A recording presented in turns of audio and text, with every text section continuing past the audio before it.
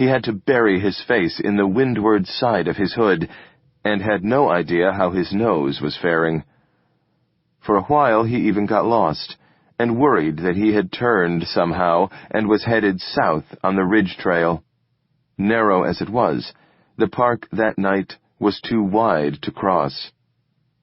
He headed uphill, hoping it was west, but knowing he would emerge eventually if he kept going up. He kicked right up the sides of snowdrifts, noticing again what a huge difference his snowshoes made. It would have been horrible to post up a slope like that in deep snow. And yet he was one of the few people using snowshoes in the city. Only the fog people used them, as far as he had seen. Surely the Fearles must be into it, if they weren't skiing. He came out on Broad Branch Road, almost exactly where he had hoped to be. God bless the unconscious mind. He was very happy to hear his van start when he turned the key. After revving the engine for a while, he drove off with the heater on high. The van rocked on the gusts.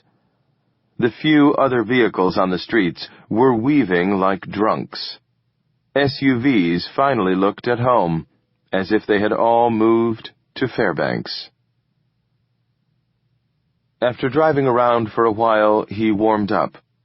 The day arrived on a broad, red sky. He snowshoed back out into the park, went first to 21 to check on the bros. "Hey, Noseman, you should have a fucking barrel of brandy under your chin." "I'm amazed you guys are alive. How did you do it?" "The fire?" Zeno gestured at it, pale in its giant mound of ashes. "We sat right next to it all night long. We kept it real big. We had to keep running out for more branches. Shit. It was so fucking cold. I stood like 6 inches from this mother bonfire, and even so my backside was freezing. One side of me was frying, and the other was freezing." "It was cold, all right. Do you have enough firewood, or what are you burning?" "We have all the flood wood." "Isn't it green still?" "Fuck yeah, but we've got a can of gas, and Cutter keeps siphoning cars to fill it up. Car gas burns like a motherfucker. It explodes in that fire. You've got to be really careful." "Okay, well, don't burn yourself up. There's that shelter up at UDC. Yeah, go on. Go on with you. Go help some of them poor fools out there who probably need it." This was a valid point, and so Frank snowshoed off, out of the park, into the paralyzed city.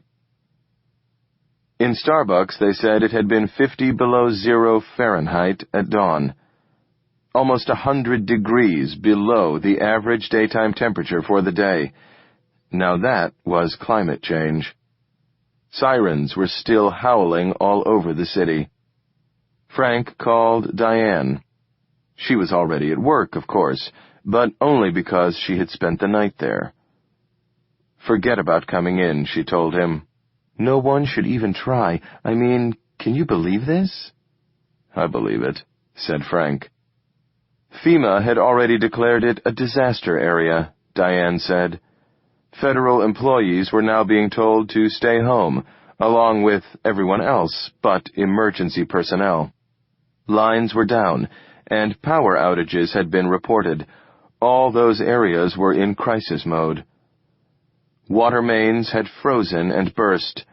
There were fires going unfought, and no doubt thousands were in danger of freezing to death in their own homes. 6 a.m., and already it was a huge emergency. "Okay, Diane, I'll stay in touch today and I'll keep my phone on." "What are you going to do?"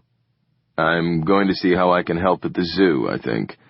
There are still a lot of animals at large." "You be careful. It's dangerous when it's this cold." "Yeah, I will. I've got polar gear. I'll be okay." "Good. Okay, let's talk." So Frank was free to do what he had wanted to anyway. Oop! All the streets in Northwest were empty. or very close to it. No more blue jeans and windbreakers. The only people out and about were dressed as for polar exploration, or at the very least, a day of very cold skiing. These people greeted each other with the cheeriness of people who have survived a rapture and inherited the world. They were mostly men at first, out to see if they could help somehow, out for the hell of it, really. And then there were quite a few women out too, more and more as the day wore on, often in bright ski colors. Esprit de corps was high. People waved to each other as they passed, stopped to talk on the street. Everyone agreed that anybody out in this without good gear would quickly go hypothermic, while on the other hand, good gear and constant exertion meant one could thrive. It was a stunning experience of the technological sublime, an evident natural religion. Space was indeed felt as a great thing, and some of the coffee shops were still open, so Frank ducked in them from time to time, like everyone else, for a break from the penetrating chill. Heated caves, there to take shelter in any time it got to be too much, as long as the area still had electricity, of course. The areas without power would be in trouble, perhaps in need of evacuation. "I'm from Ohio," one man said to Frank outside a Starbucks. "This is nothing." "Well, it's pretty cold," Frank said. "True, but it's not windy. Thank God for that, because it's not the cold, it's the—" Having toured Connecticut Avenue, Frank began a comprehensive hunt through Rock Creek Park, walking the Western Ridge Trail and venturing down every side trail. He was relieved to find that the park was basically empty. The deer were tucked into their breaks and hollows. He wondered whether these would be enough. This could be a major die-off. But you never knew. Snow was a tremendous insulator and wind guard, and these deer had gone through winters before. And the truth was, they could use some culling. It was the ferals he was really worried about. Then he found 3 people, still huddled together in a wood and cardboard shelter down by Site 9. At first he thought they were dead. Then they stirred. He called 911 and waited, getting colder and colder as he tried unsuccessfully to rouse them until some firemen got there. He helped them get the 3 up to the road and the truck, 2 on stretchers. The one who had been in the middle had done a bit better. He went back to look for more. Rock Creek itself was frozen to its bottom, of course. The whole park was quiet. The city beyond it unusually quiet, too, except for the ongoing wail of sirens, crisscrossing like tortured coyotes, or the gibbons with megaphones.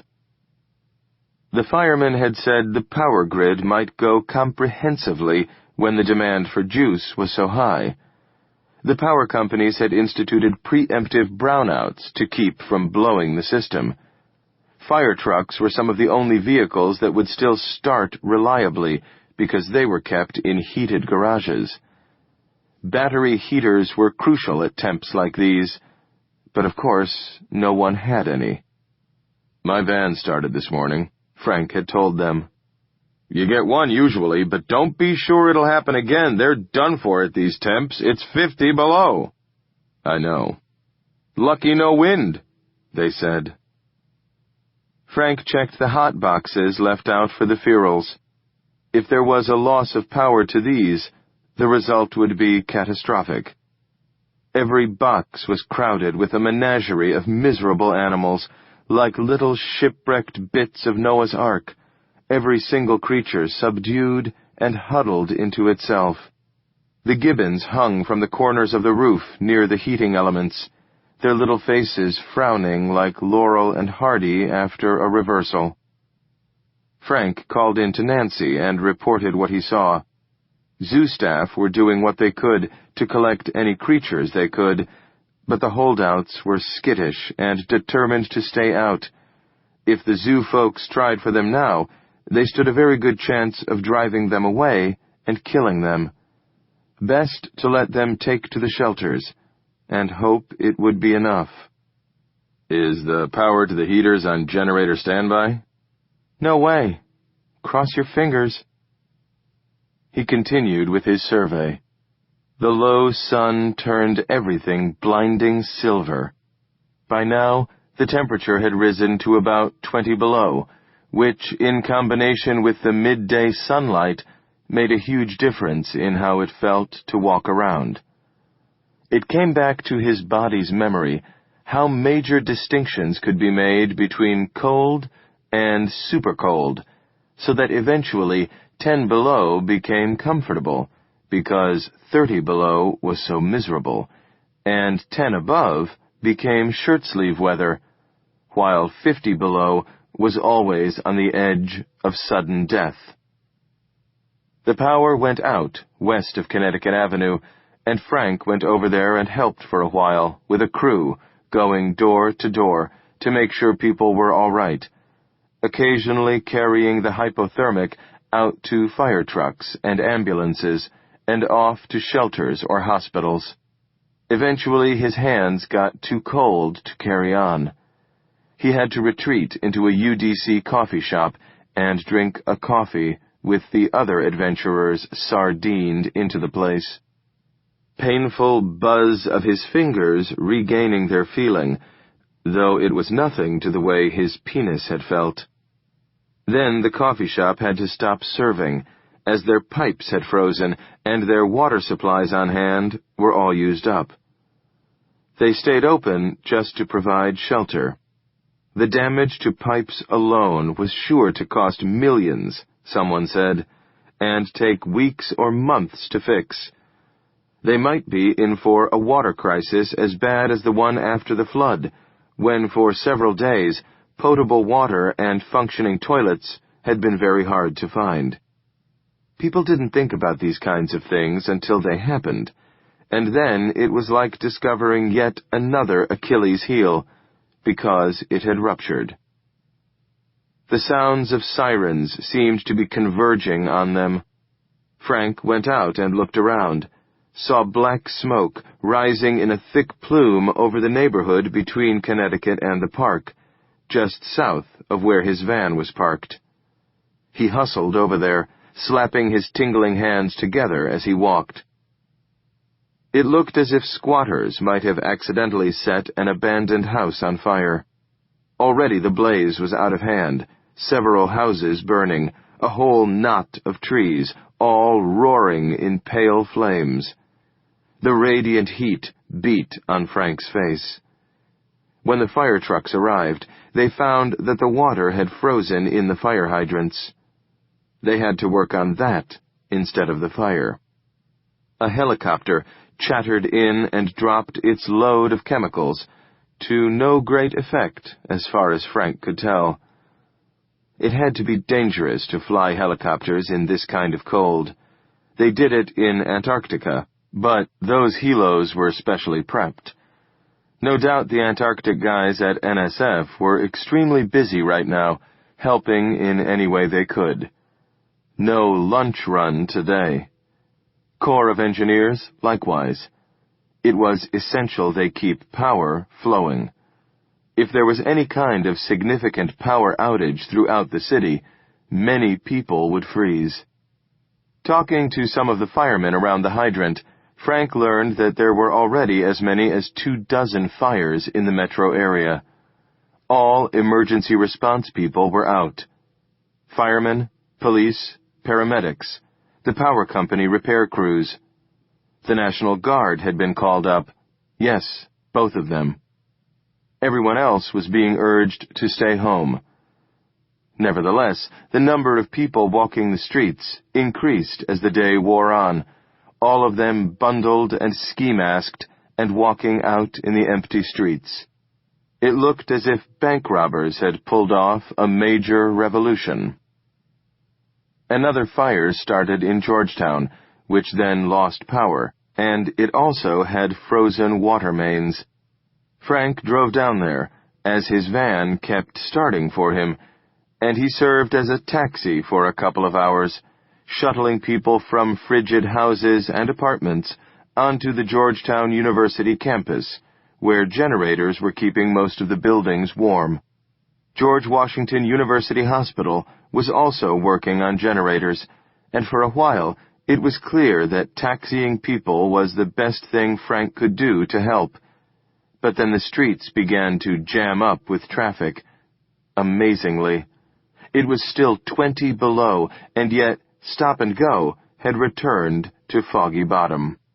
So he parked in Georgetown again and joined a group of volunteers going door to door in the outage area, making sure everyone was out who wanted to be out. The residential streets of Georgetown were a surprise to Frank. He had never walked around, or even driven in this part of town, and it was like being transported to some quaint and comfortable old quarter of a northern European town. Colorful, neat, handmade, human scale. The streets were like what Main Street in Disneyland had always hoped to suggest. Much more real, of course, but still toy-like. Like the village in a snow-filled paperweight. He would have to return and check it out under more normal circumstances. The sky overhead was unlike that in any paperweight, dark with smoke that streamed in fat bands all across the sky. A huge population lived hidden in the forest around the city, and nearly every single fireplace must have had a blaze in it, and a certain percentage had gone wrong and burned down their houses and added their greater smokes to the chimney fires, so that now the sky was streaked with black, and flakes of ash drifted down, lighter than snowflakes. Frank's nose kept him from smelling the smoke, but he could taste it as grit on his tongue, a little acrid. He wondered if he would ever be able to smell again. A fire truck wailed down Wisconsin, and the firemen in it jumped out and ran a pump and hose line down to the Potomac. It took some awkward work with chainsaws to break through the ice covering the river, which was now a big white sheet from bank to bank. A crowd gathered to watch and cheer, their breath frosting over them in a small cloud. Sputter and roar of a big Honda generator powering up. Downshift as the pump motor was engaged. A moment of suspense while nothing happened. Then the flattened hose bulked like a snake swallowing a mouse, and water shot out of the big nozzle held by two firemen, who quickly secured it to a stand and aimed the white flow at the leading edge of their blaze. The crowd cheered again. Spray flying upward from the jet of water had time to freeze in the air, flocking the nearby rooftops with the kind of snow one saw at ski resorts. A tall black man grinned hugely at Frank. "They froze that fire." Late in the day, Frank went back down to the Potomac to walk out on the ice. Scores of people had had the same idea. It had happened the same way in London 2 weeks before, and all over the world people had seen images of the grand festival the Londoners had spontaneously thrown, celebrating the freeze in the Elizabethan style. Now on the Potomac, people were mostly standing around or skiing, playing football, or soccer ad hoc versions of curling.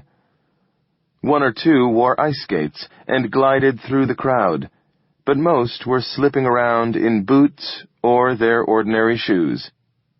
A hot dog cartman was busy selling out his entire stock. The ice on the river was usually white, but here and there was as clear as glass, the moving black water visible below. It was freaky, at first, to walk on these clear sections, but even big groups and giant leaps into the air did not cause even a shudder in the ice, which looked, from the occasional hole chopped in it, to be about 2 foot thick, maybe more.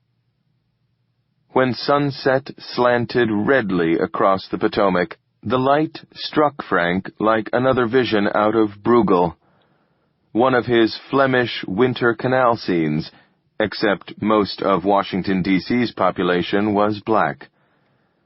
Out here on the river, you could finally see that in a way that Northwest and Arlington never revealed. It was like Carnival on ice, the celebrants improvising clothing that was warm enough to keep them out there, which then became costumes too. A giant steel drum band added to the Caribbean flavor. Snow fights and slip-and-slides, break-dancing and curling that was more like bowling, touch football, tackle football. It all was happening out there between Virginia and the district, on this sudden new terrain. In the fading light, the whole world took on a smoky, red cast, the river ice both white and red, and the contrast between the snow and the dark faces finally diminished to the point where Frank could see people properly. It seemed to him to be an extraordinarily beautiful populace, every race and ethnicity on earth represented. The many black faces, vivid and handsome, cheerful to the point of euphoria, laughing as they took in the scene. The white folk, flushed as red as the sunset snow, dressed like L.L. Bean, or gypsies, or Russians, or anything they had at hand, all partying together on the frozen Potomac, until, with the dark, it got too cold to stay out any longer. The fires burned all night and into the next day, but on the other hand, the temperatures never dropped lower than 10 below. Some in the coffee shops next morning thought all the smoke had created a smudge pot effect, the ultimate urban heat island insulator, but even out in the country, the temperatures had not dropped as low as they had gotten the night before. The low had been a freak thing, an all-time record for the city, and even the Post the next morning had a headline like a London tabloid: 50 degrees below. Though it never got that cold again in the days that followed, it always remained well below zero, keeping the city somewhat in crisis mode. First the Great Flood, now the Great Freeze, with widespread fires as well. What next? "There's an excellent chance of drought next summer," Kenzo cackled when Frank talked to him on the phone. "We could hit for a cycle, and it's going to get windy tomorrow." NSF stayed closed, along with the rest of the federal government. Frank called Diane every morning, and once, when he lamented the lost work time, she said, "Don't you worry about that. I'm working Congress every day. I take them out until they look like they are frostbit, and every one of them will vote for what we ask next time. It couldn't be better." So Frank would wish her good luck, and spend that day cruising up and down Connecticut, hiking into the park, and helping out wherever he could, mostly with fog work. Repair a hotbox, keep them supplied with food, help lift out a tranquilized camel, always keeping an eye out for Chessman or the Bros. Down to DuPont Circle, up to Adams Morgan, crossing the frozen creek bed to get to Georgia Avenue, marveling at the stream's white arabesques, the frolic architecture of ice and snow. On the third night of the snap, he ran into the Bros, hunkered in a concrete embayment surrounding a DuPont metro station grating.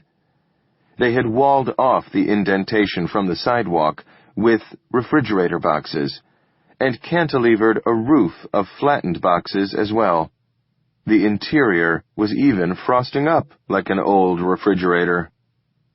"Come on, you guys," Frank said. You should get to one of the shelters. The wind is supposed to hit soon. This is serious. It's always been serious, bleeder.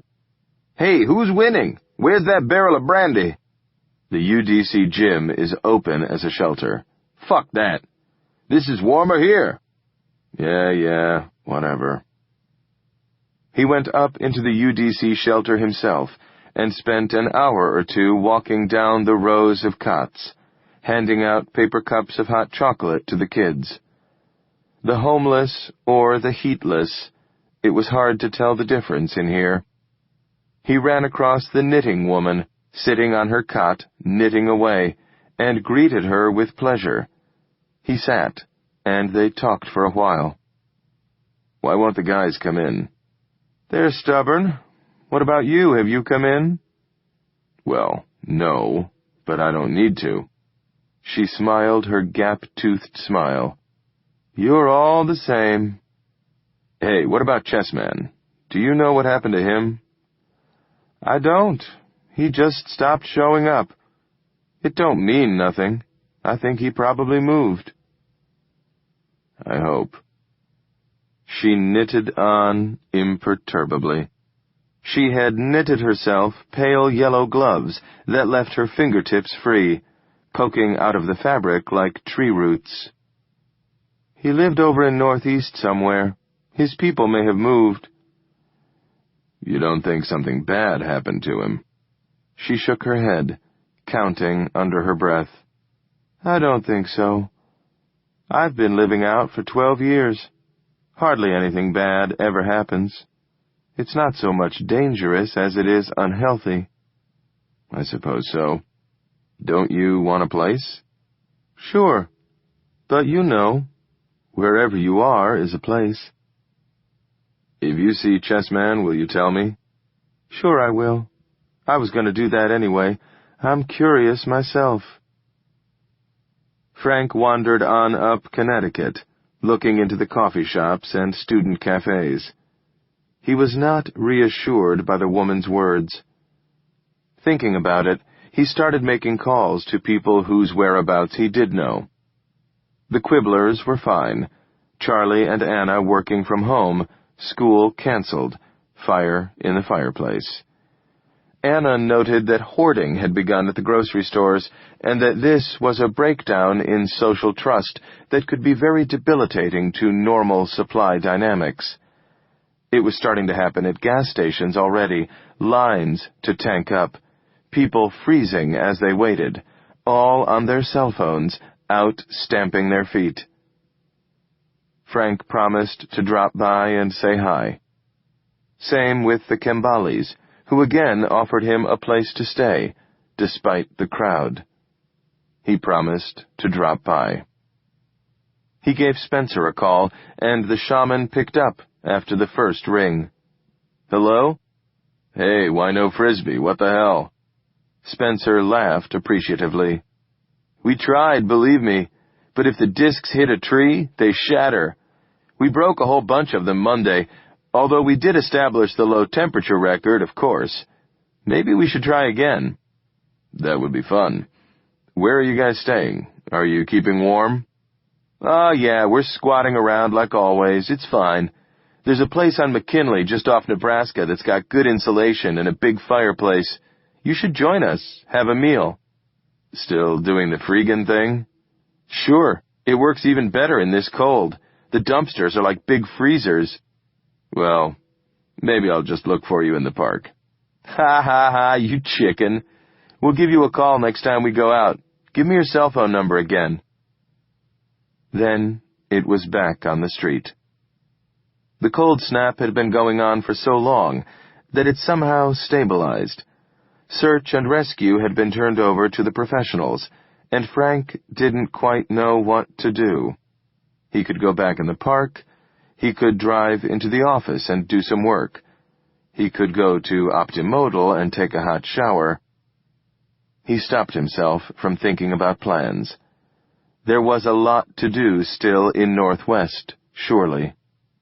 And just as he thought that, he saw Cutter, out in the street working on a tree that had split and fallen across 3 of the 4 lanes. Frank joined him and offered help that Cutter gladly accepted. As they worked, Cutter said that a column of water had evidently filled a crack in the trunk, then frozen and split the tree apart. Frank picked up cut branches and carried them to the pile they had established on the sidewalk. Cutter thanked him without taking an eye off his work. "You seen the park guys?" "Yeah, I ran into them. They appear to be okay." Cutter shook his head. "They ought to get a place." "No lie. You've got a lot of new work like this, I take it?" "Oh, Lordy, we should cut down every tree in this city. They all gonna fall on something they not supposed to." "I'm sure. When it's this cold, will it kill them?" "Not necessarily. Not except they split open like this." "So, how do you choose which ones to work on?" "I drive till I see one in the street." "Huh. Is it okay if I help you some more?" "Of course." It was good work, absorbing and warm. Dodge around the work and the cars, never stop moving, get the wood off the street. The chainsaw was loud. It took 4 people lifting together to get the biggest section of trunk over into the gutter. Frank stayed with them through the rest of that afternoon. The days were getting a little longer. After a while, he felt comfortable enough to say, "You guys shouldn't wear cotton against the skin. It's the worst possible stuff for cold." "What, are you a vapor barrier man? I hate that shit." They were all black. They lived over in Northeast, but had worked mostly Northwest when they had worked for city parks. One of them went on about being from Africa and not capable of handling this kind of cold. "We're all from Africa," Frank said. "Very true, but your people obviously left there before mine did. Your people look to have gone directly to the North Pole." "I do like the cold," Frank admitted. "Like to die in it." That night, Frank slept in his van and rejoined Cutter's tree crew for the morning after a dawn walk up and down the park. Deer nibbled unhappily among the snowdrifts. The rest of the animals stuck near the hot boxes. The gibbons looked more and more unhappy, but Nancy said an attempt to capture them had only caused them to swing away through the trees, hooting angrily.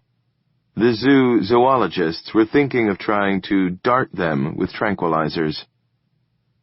The air temperature remained well below 0, but now there was an almost full load of traffic back on the streets, and a great number of trees and branches to be cleared. More people walked the sidewalks, some bundled up like the Michelin Man. The tree crew put out orange plastic stripping to keep crowds away from their work, especially when things were falling. Frank carried wood. No way did he want to go up in a tree and end up like poor Byron, hollering, "My leg! My leg!" Chop wood, carry water. Chop water, carry wood. When they took a break for lunch, he left them and walked down to see how people were doing in the UDC shelter and at the DuPont Metro vent. Then back up to the zoo, where many people from Fogg and Fonz were still working to capture the ferals. In the zoo enclosures, they were reduced to supplementing the regular heating system with weird combinations of battery-powered space heaters to try to keep the enclosures a bit warmer. The animals looked miserable anyway, and quite a few had died.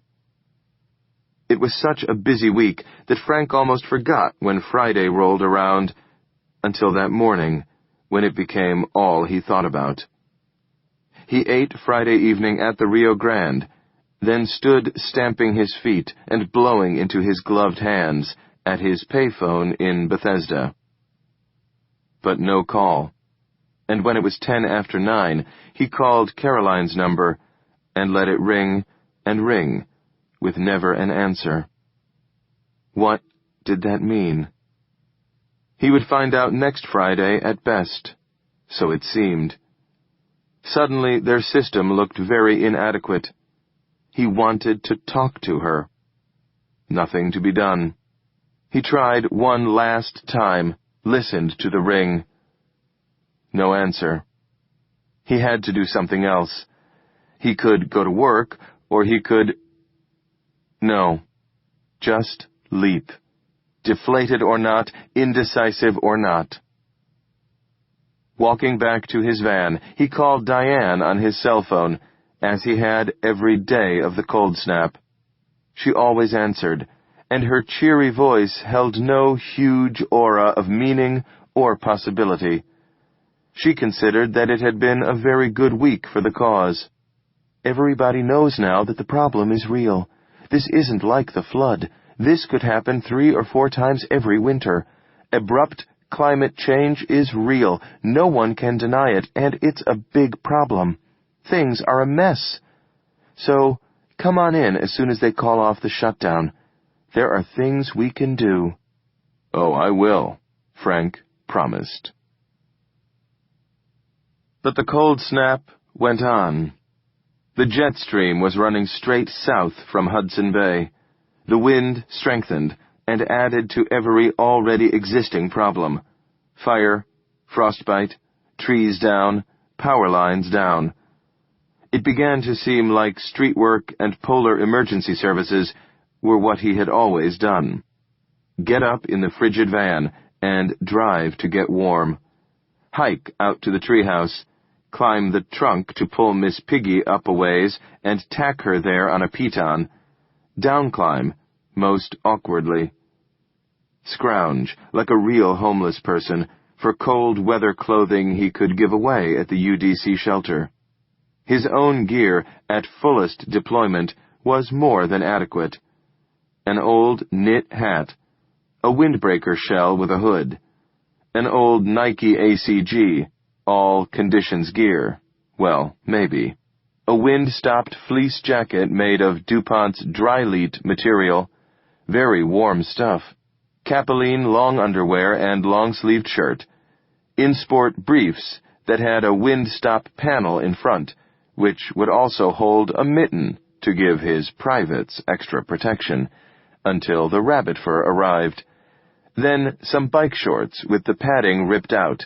Some fleece knickerbockers, and then Koch pants, which covered the feet and went up to the waist, though they should have gone higher. Frank couldn't imagine what Koch had been thinking. Then his low-topped Salomon walking boots and Thorlo synthetic socks, seamless and perfect. He even started putting one of them down the front of his pants instead of a mitten. Very rabbit fur-like. And low-topped gaiters to keep the snow out of his boots, stylish, like black spats. Over all that, on windy days, a jacket that went down to the thighs, and covered the hands, and stuck out far beyond the face. A baseball hat to keep snow off the face, help with sun in eyes. Ski gloves, snowshoes, and ski poles. Frank could not be more set. He was probably the best-dressed man in the city. He was the Alpine man come back to life. And his goal, Johnny Appletent-like, was to get everybody else living out of doors into gear that was at least adequate.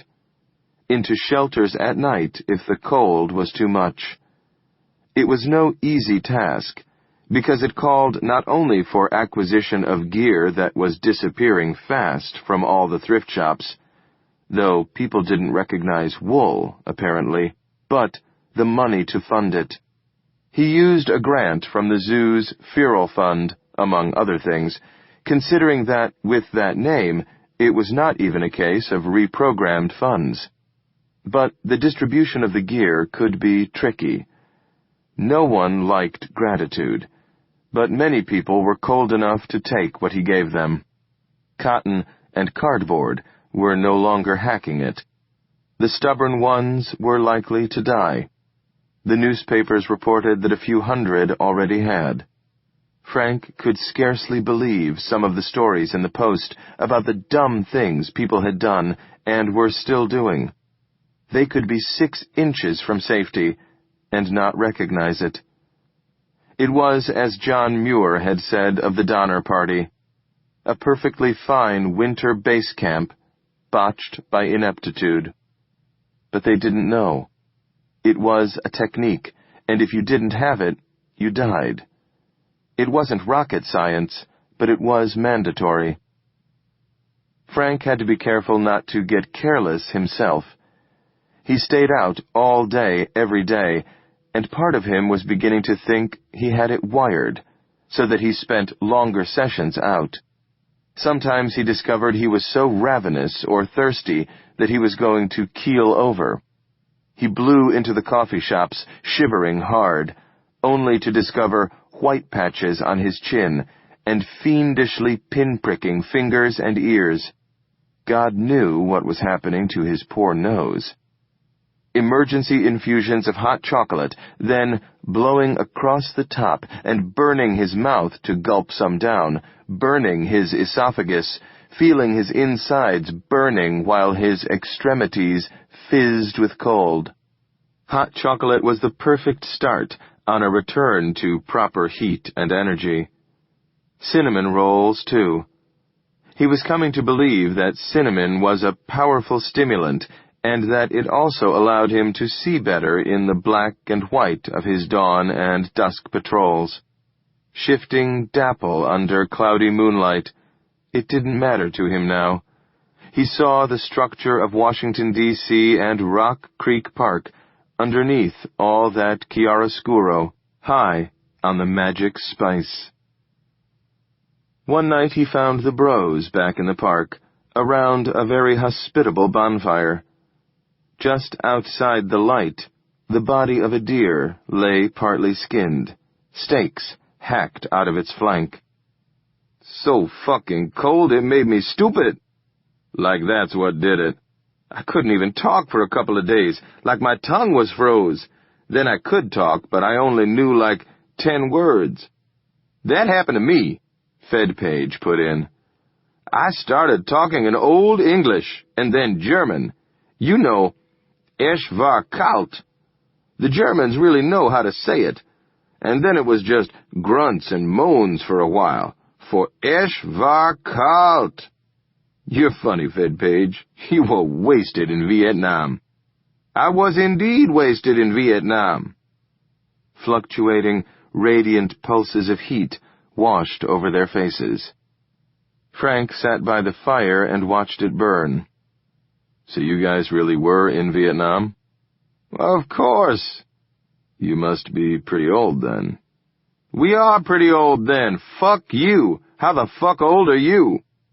43. What a kid. We're twice as old as that, kid. No wonder your nose bleeds. In point of fact, I'm 55, said Fedpage. Boomer scum? Yeah, he went to the University of Vietnam.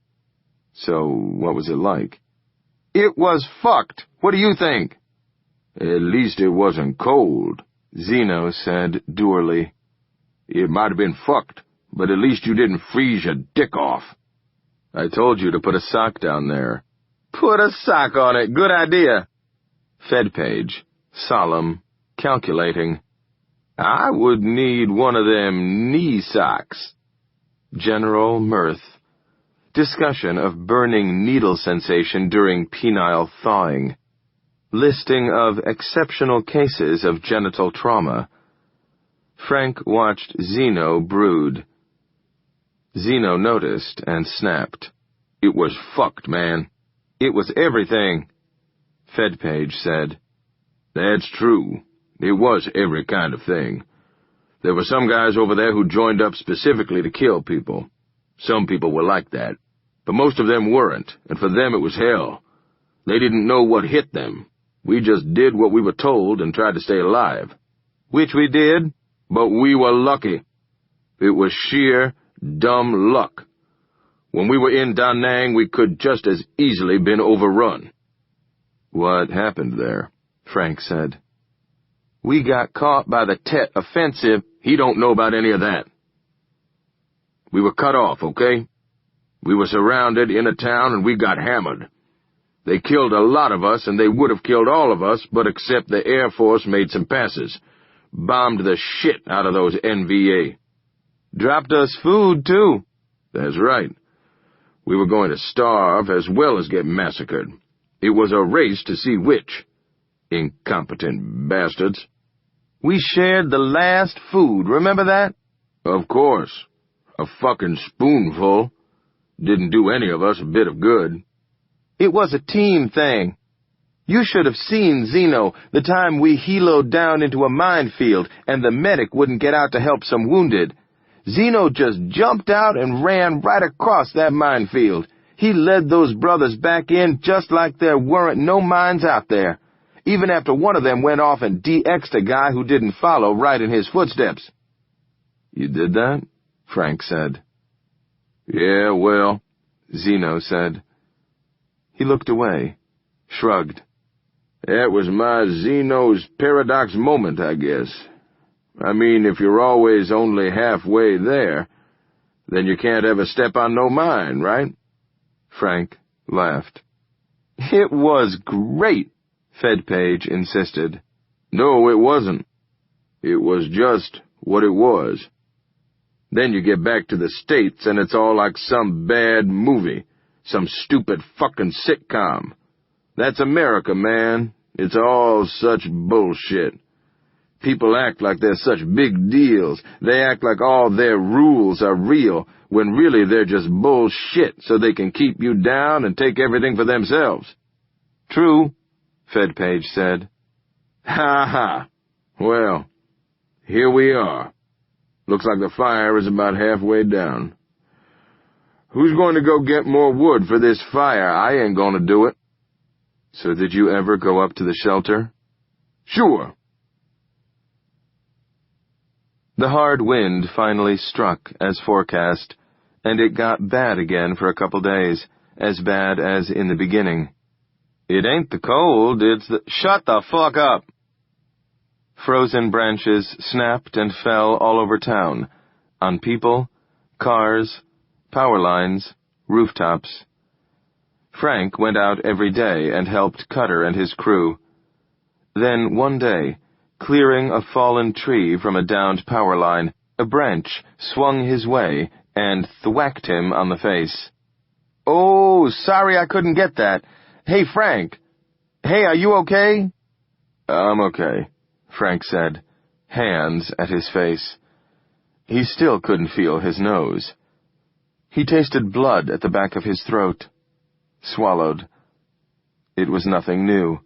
It happened from time to time. It even tasted like old blood, left over from the original injury. He shook it off, kept on carrying wood.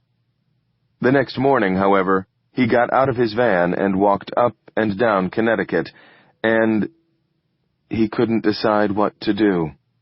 Time for a leap before you look, therefore do whatever came to hand. But where to start? He never got started. He walked up Connecticut to Chevy Chase Circle, then back down to the zoo. How big the world became when it tasted like blood. He stopped at a stoplight to think it over.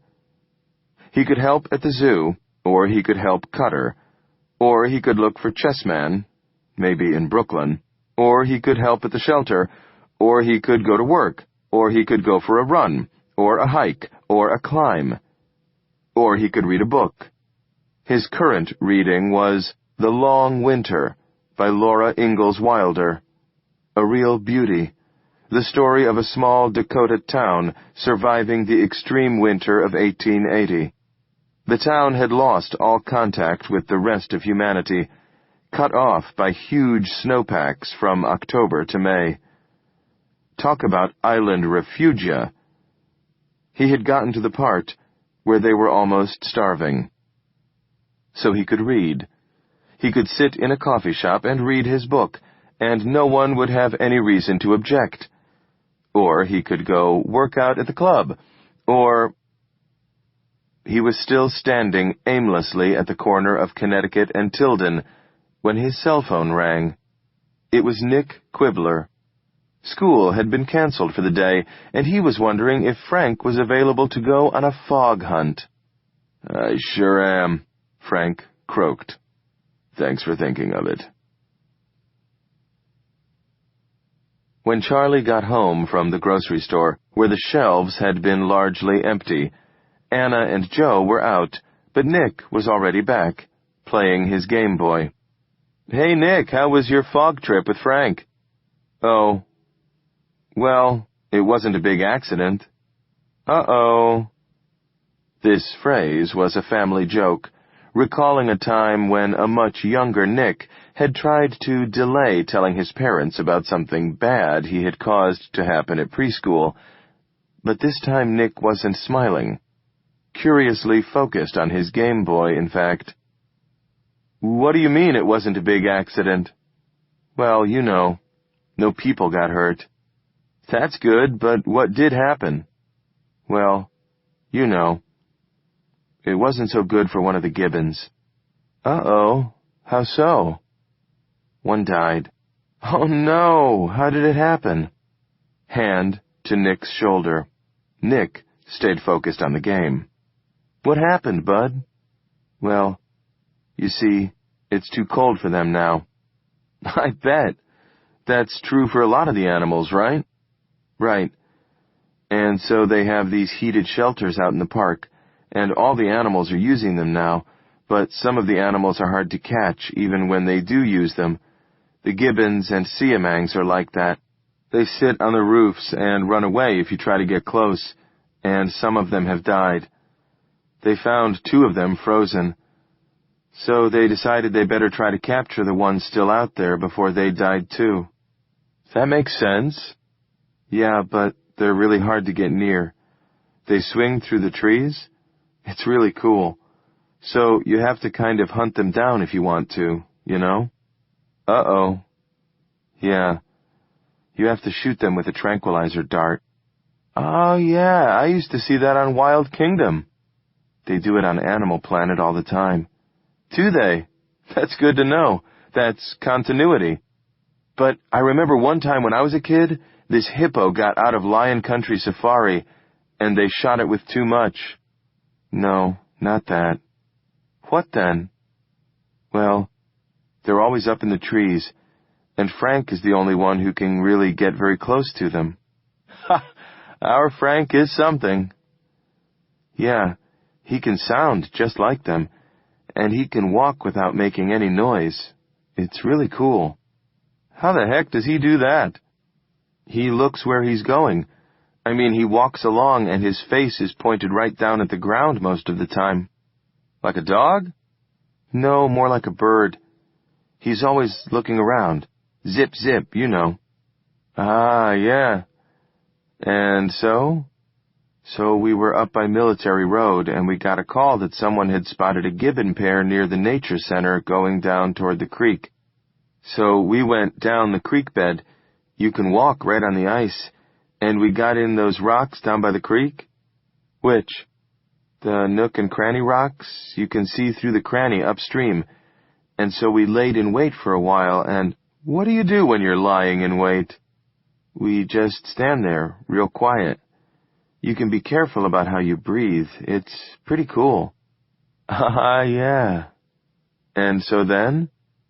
"So then 3 gibbons came past us, and they weren't up very high, and Frank had the gun balanced on the nook and was ready for them. He shot one right in the butt, but then some people yelled." "Other fog people?" "No, just we didn't know who, and the gibbons took off, and Frank took off running after them." "Didn't you too?" "Yeah, I did, but he was fast. I couldn't keep up. So, but neither could he, not with the gibbons. They just fly along, but the one he shot fell. From way up there." "Oh, no." "Yeah." "Oh, no." "So Frank couldn't—" "No, he tried, but he couldn't keep up. He wasn't there to catch it." "So it died?" "Yeah. Frank picked it up. He checked it out. He was hoping it was still alive." "Yeah, but it wasn't. It got killed by the fall. I mean, it looked okay, but it was loose. It wasn't there." "Oh, no." How awful. What did Frank do? He was kind of upset. The bare branches overhead were like black lightning bolts striking out of the earth into the clouds. Like decision maps. First choose this, then that. He was cold in his head somehow. All his thoughts congealed. Maybe if he weren't injured. Maybe next winter. Maybe if it wasn't a long winter. Maybe they all had to find their cave. Für es war kalt. Wind ripped through the branches with a sound like tearing cloth. A big sound. Under it, the city hummed almost inaudibly. Snow cracked as he stepped on it. There was no way to walk quietly now. The branches overhead were like black fireworks, flailing the sky. He moved under them toward the gorge, shifting his weight 1 pound at a time. Eventually he came to one of the heated shelters. Little square hut, its open side facing south. Hot box. All interior surfaces emanated heat, like a big toaster oven left open.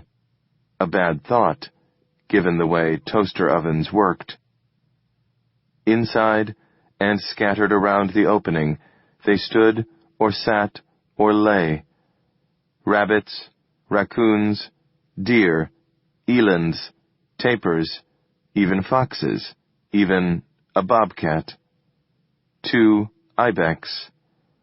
None meeting the eye of any other, all pretending they were each alone, or with only their own kind. As on an island created in a flood, it was a case of stay there or die. Truce. Time out. Very slowly he approached.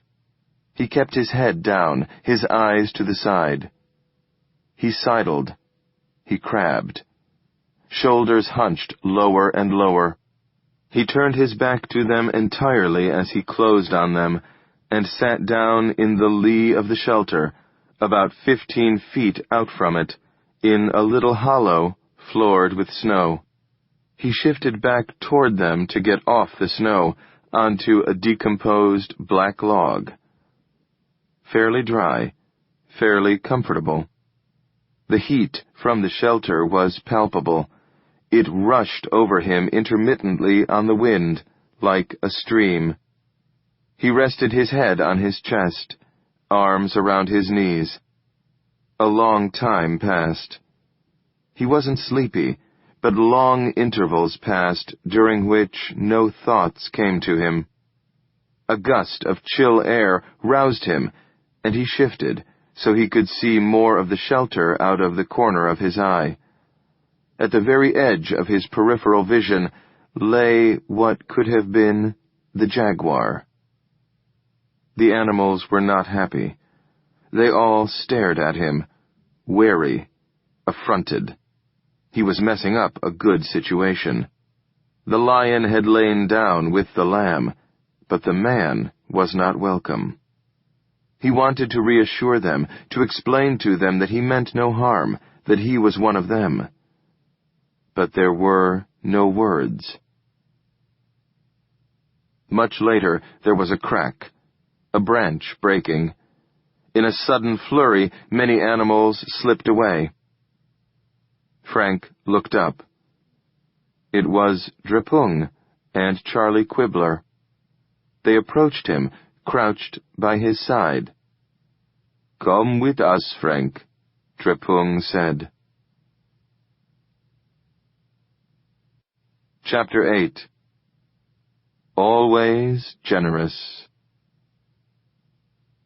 The scientific literature on the effects of damage to the prefrontal cortex was vast.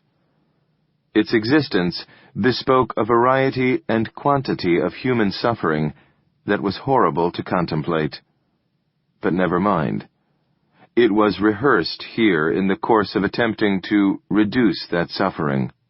Among the cases discussed were traumas so much worse than what Frank had suffered that he felt chastened, abashed, lucky, frightened. He wasn't even sure his brain had been injured. He wasn't sure it wasn't just a broken nose and the taste of blood at the back of his throat. Not much compared to an iron spike through the skull. Nevertheless, it was his injury, and how he felt about it was now also part of the symptomology, because emotions were generated or coordinated or felt in the prefrontal cortex, and so the precise kind of emotional change experienced was an indication of what trauma might have occurred. The dysfunction could be very precise and limited. Some subjects were rendered incapable of compassion or embarrassment, but could still feel happiness or fear. Others felt no dismay, or even laughed at crippling disabilities they were quite aware of, and so on. Trauma victims thus became, in effect, experiments, testing what happened if you removed parts of a very complex system. Frank clicked and read apprehensively, reminding himself that knowledge was power. Fear and anxiety, possible roles of the amygdala and bed nucleus of the stria terminalis. Impaired recognition of emotion in facial expressions following bilateral damage to the human amygdala. The amygdala was behind the nose, a little distance in. A famous case of short-term amnesia had been nicked in the amygdala when a fencing foil went in through his nose. Emotion, an evolutionary byproduct of the neural regulation of the autonomic nervous system. The sociobiological view, for once of less interest to Frank. He would come back to that later. Reciprocal limbic cortical functioning and decision-making, converging PET findings in lack of affect and indecision. Neuroanatomical correlates of happiness, sadness, and decisiveness. Both studies of the emotion-decision connection. Subgenual prefrontal cortex abnormalities in mood disorders. Study of a case who was unusually wild and incompetent in life decisions, unlike anyone else in her family. And then they remembered that when she was an infant, a car had run over her head. From the nose to the brain. Oh my. There were synapses that ran from one end of the head to the other. They went from the nose to everywhere. Scent, memory, behaviors associated with pleasure. These tapped into dopamine that was made available in the nucleus accumbens in the basal forebrain, behind the back of the mouth. This availability depended on a long biochemical sequence functioning well at every point. The right frontal cortices were more associated with negative emotions than the left. The right somatosensory cortices were active in integrating body management, which might be why it was the apparent seat of empathy. Blocking oxytocin in a female prairie vole did not interfere with its sex drive, but with the attachment to its partner that would usually correlate to sex. Suppressing vasopressin had the same effect on male voles, who would normally be faithful for life, voles being monogamous. You needed both the insula and the anterior cingulate working well to be able to experience joy. Fluency of ideation increased with joy, decreased with sorrow. The brain was often flooded with endogenous opioid peptides such as endomorphins, enkephalin, dynorphin, endorphins, all painkillers. You needed those. Brain systems that supported ethical behaviors were probably not dedicated to ethics exclusively, but rather also to biological regulation, memory, decision-making, and creativity. In other words, to everything. You needed joy to function well. In fact, it appeared that competent or successful decision-making depended on full capability in all the emotions, and these, in turn, depended on a healthy prefrontal cortex. It looked to Frank like all the new research was adding up to a new understanding of the roles played by the various elements of human thought, consciousness, behavior. A new model or paradigm in which emotion and feeling were finally understood to be indispensable in the process of proper reasoning. Decision-making, in particular, was a reasoning process in which the outcomes of various possible solutions were judged in terms of how they might feel. Without that, the ability to decide well was crippled. This was Damasio's main point. The definition of reason as a process that abjured all emotion had been wrong. Descartes and most of Western philosophy since the Greeks had been wrong. It was the feel one was looking for. Judging from the evolutionary history of the brain, it seemed clear that feelings had entered the picture in pre-human species as part of social behaviors. Sympathy, attachment, embarrassment, pride, submission, censure and recompense, disgust at cheaters, altruism, compassion. These were social feelings and arrived early on, perhaps before language and the string of sentences that often seemed to constitute conscious thought. And they were perhaps more important, as overall cognitive strategy was formed by unconscious mentation in regions such as the ventromedial frontal lobe, right behind the nose.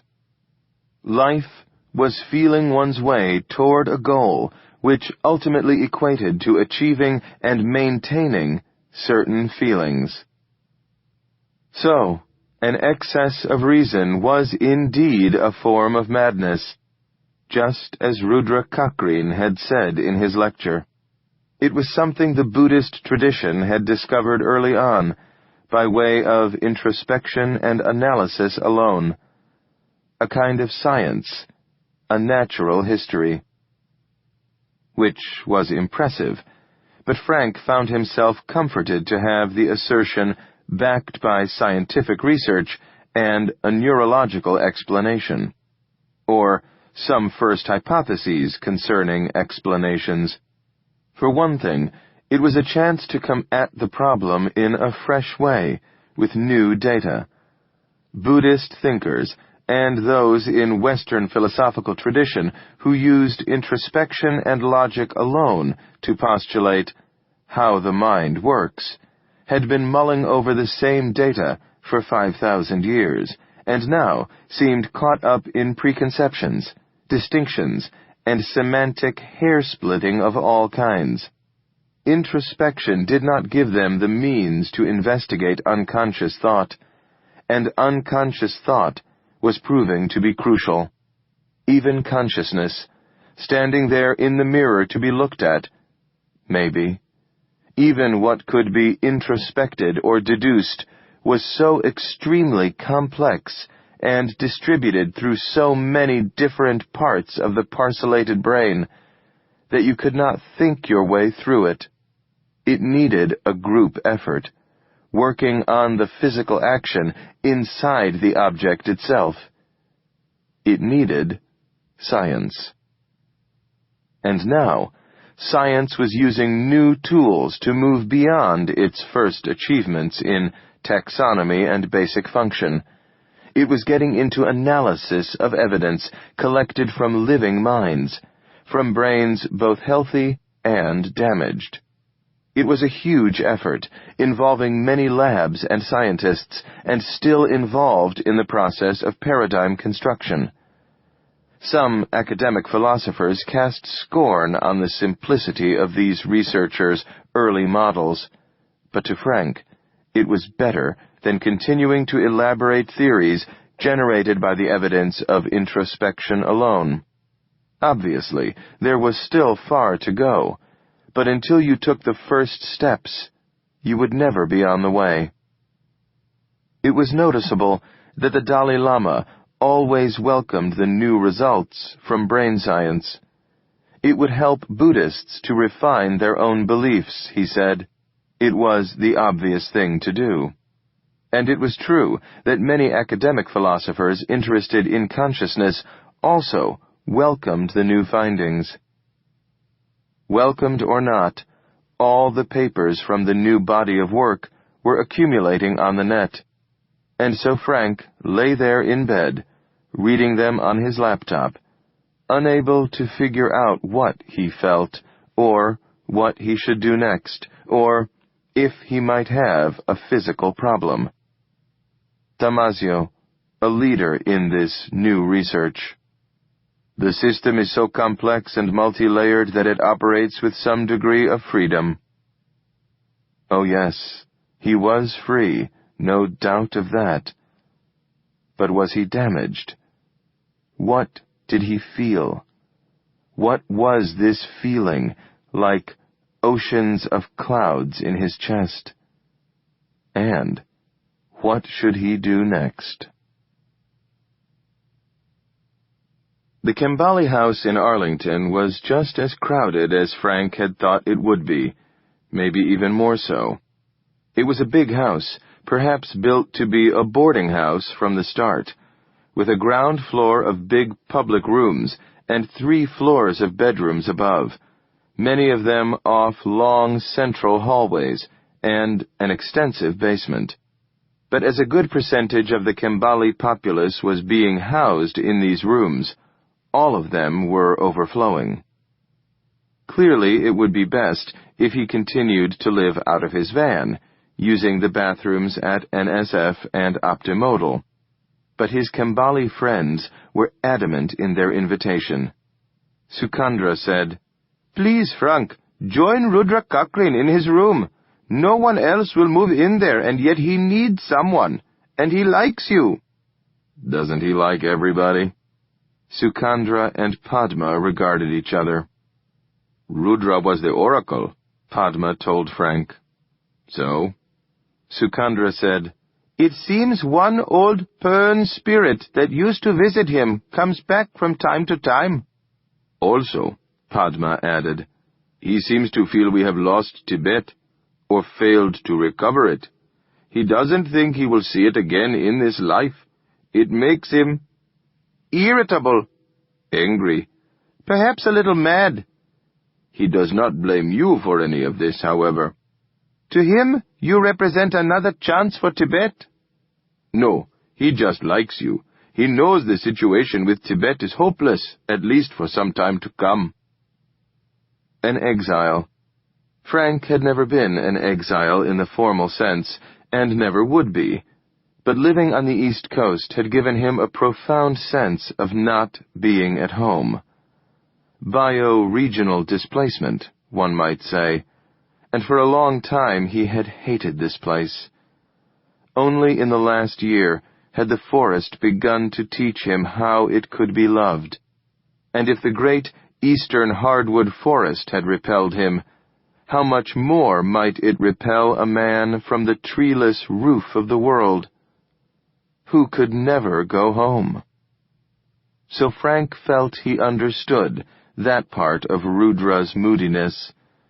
The visiting demon, however, well, these were religious people. They weren't the only religious people Frank knew. It should resemble talking to Baptists, and he had gotten used to that. It was just another world view in which the cosmos was filled with invisible agents, intervening in human affairs. He could always focus on the shared pain of displacement. Besides, Sukandra and Padma were asking for his help. So that night, Drepung took him in to see Rudra Cochrane in a tiny room off the stair landing before the flight to the attic, a space that might once have been a closet. There was only room for a single bed and a slot between it and the wall. Rudra was sitting up in bed. He had been ill, and looked much older than Frank had ever seen him. "Pleased to see you," he said, peering up at him as they shook hands. "You are my new English teacher, Drepung say. You teach me English, I teach you Tibetan." "That would be good," Frank said. "Very good. My English better than your Tibetan." He smiled, his face folding into its map of laugh wrinkles. "I don't know how we fit 2 beds in here." "I can unroll a ground pad down here," Frank suggested. "Take it up by day." "Good idea. You don't mind sleep on floor?" "I've been sleeping in a tree." Startled, Rudra refocused on Frank. Again, the strange intensity of his gaze. He looked right into you.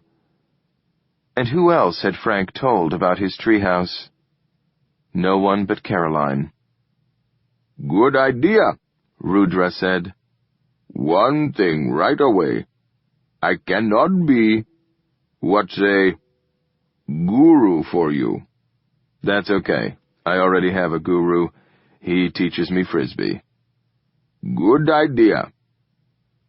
Afterward, Frank said to Drepung, "He seems fine to me." "So you will share a room with him?" "Whatever you like. I'm your guest. You decide." "Thank you. I think it will be good for both of you." There was no denying that Frank felt deeply uneasy about moving indoors, as if he were breaking a promise to someone. A kind of guilt, but more importantly, a profound physical unease, a tightness in the chest, a numbness in the head. But it was more all-encompassing than that. On waking in the mornings, he would get up from his ground pad in Rudra's room, roll it up, stick it under Rudra's bed, go downstairs and out the door, almost sick to his stomach with anxiety. Shivering in the driver's seat of his van, he would wake up the rest of the way, then drive over to Optimodal, getting there just as they unlocked the doors. Diane was often already there waiting, slapping her mittened hands together. She always had a cheery smile to greet him. He found her consistency impressive. Sometimes his smile in response must have looked wan indeed. And in fact, she sometimes put a hand to his arm and asked if he were all right. He always nodded. Yes, all right. Not good, not bad. Not anything he could define. Nose still stuffed up, yes, but otherwise okay. Ready to go. And in they would go, for a workout that now had the 2 of them wandering semi-autonomously. They had got past feeling they needed to team up to be friendly, and merely did their own things in such an order that they were often in the same room, and could sometimes talk, or help out with weights or holding ankles. Then it was off to the showers, and the daily blessing of hot water running over him. Presumably, on the other side of the wall, Diane was doing the same under a shower of her own. By now, Frank could visualize pretty well what Diane would look like. She would look good. Probably this didn't matter. It only made him worry about Caroline and what might have happened to her. But he worked every day with Diane, and he couldn't help but admire how skillful she was and determined. They were entering the final stage of arrangements for the North Atlantic intervention, and Diane now devoted a good part of every day talking to the people running the various parts of it. The International Maritime Organization was in charge of shipping. UNEP was making arrangements for salt. The big 4 reinsurance companies were providing or raising most of the funding. RAC and the Corps were providing engineering and logistics. There were some 3,500 oil tankers in operation around the world, they had learned, and about 30% of those were still the older, single-hulled kind that were legally required to be replaced. 500 very large crude carriers were identified by the IMO as being past due for retirement and potentially available for sale or lease, and as the alternative to a deal would be either the breaker's yard or legal complications, the ship owners were being very accommodating. These old, single-hulled VLCCs had an average capacity of 10 million tons, small compared to the ultra-large crude carriers now replacing them, but taken all together, enough to do the job. The real problem here would be maintaining oil supplies at an adequate level with so much shipping taken out of transport all at once. But plans were being made to build up reserves, speed the construction of new double-hulled ULCCs, and return some of the superannuated fleet to oil transport once the salt operation was done. So, shipping capacity was not proving to be the choke point on the operation. More difficult was coming up with enough salt. 500 million metric tons turned out to be equal to about 2 years of total world production. When the working group first learned this, they wondered if the project was impossible, at least in the time frame Diane was calling for. But Diane ordered the group to find out how quickly supplementary salt production could be ramped up. It soon became clear that the 225 million tons a year was more a matter of demand than supply. The salt industry in the Caribbean alone had years of salt dried in the pans ready to go, and the hard rock mines of New Brunswick and the rest of Canada also had a huge inventory, although it was more difficult to speed up extraction there than in the salt pans. In general, there was a much greater productive capacity than was needed. Annual supply of highway rock salt in the U.S. only amounted to 30 million tons a year. So there was excess salt, ready at hand in almost every drying pan and hard rock mine on the planet. So the plan was physically possible, and the winter's unprecedented harshness meant it was now greeted with cries of hope and anticipation, rather than the raised eyebrows and shaking heads that had met it the previous summer. Indeed, the futures market in salt had already jumped. Frank was interested to learn. Prices had shot up 500%. Fortunately, enough futures had been bought by Swiss Re to bypass this inflation. Already, production had been amped up, and the full complement of salt would be ready later that year. At about the same time, the fleet of tankers was ready to be filled. As far as Diane could tell, the project was on course for a rendezvous of the fleet in the North Atlantic that fall. The unlikely-sounding idea, first broached in Diane's office, was going to happen, at a total cost of what looked to be about $100 billion. Swiss Re reported that they were on schedule in their fundraising and anticipated no problems. "That's how desperate this winter has made people," Edgardo observed. "I told you the cold snap was a good thing," Diane replied. Frank found it interesting, but beyond that, felt little. It was hard to connect all the activity to the brainstorming of last summer, when it had been only one of many ideas, and not the most likely at that. Now it had the look of something obvious and inevitable, what Edgardo called a silver bullet solution, a grand exercise in planetary engineering that was exciting worldwide attention, funding, and controversy. Very interesting indeed, but now it was out of their hands, and Frank's daily work centered on other things. The carbon capture campaign legislation was about to be introduced by one of Phil Chase's allies on the House Resources Committee, and Frank was involved with the graphs and tables evaluating various options and scenarios. Then also, the test result evaluations on 3 different heat-to-electricity transformers had to be finished, and the SEEP project was still generating huge amounts of trouble for NSF, as many accused them of illegally entering into presidential politics, and in a most crassly unfashionable old left way at that. Diane occasionally thought she would get fired over it, although there was no mechanism or precedent. The heat was coming from all directions, even the Phil Chase campaign, which now appeared to regard the SEEP platform as some kind of third-party competition. Judging by the results so far, it had possibly been a bad idea to suggest a scientific approach to political problems, but on most days, Frank was still glad they had tried it. Something had to be done, although choosing which something remained a problem.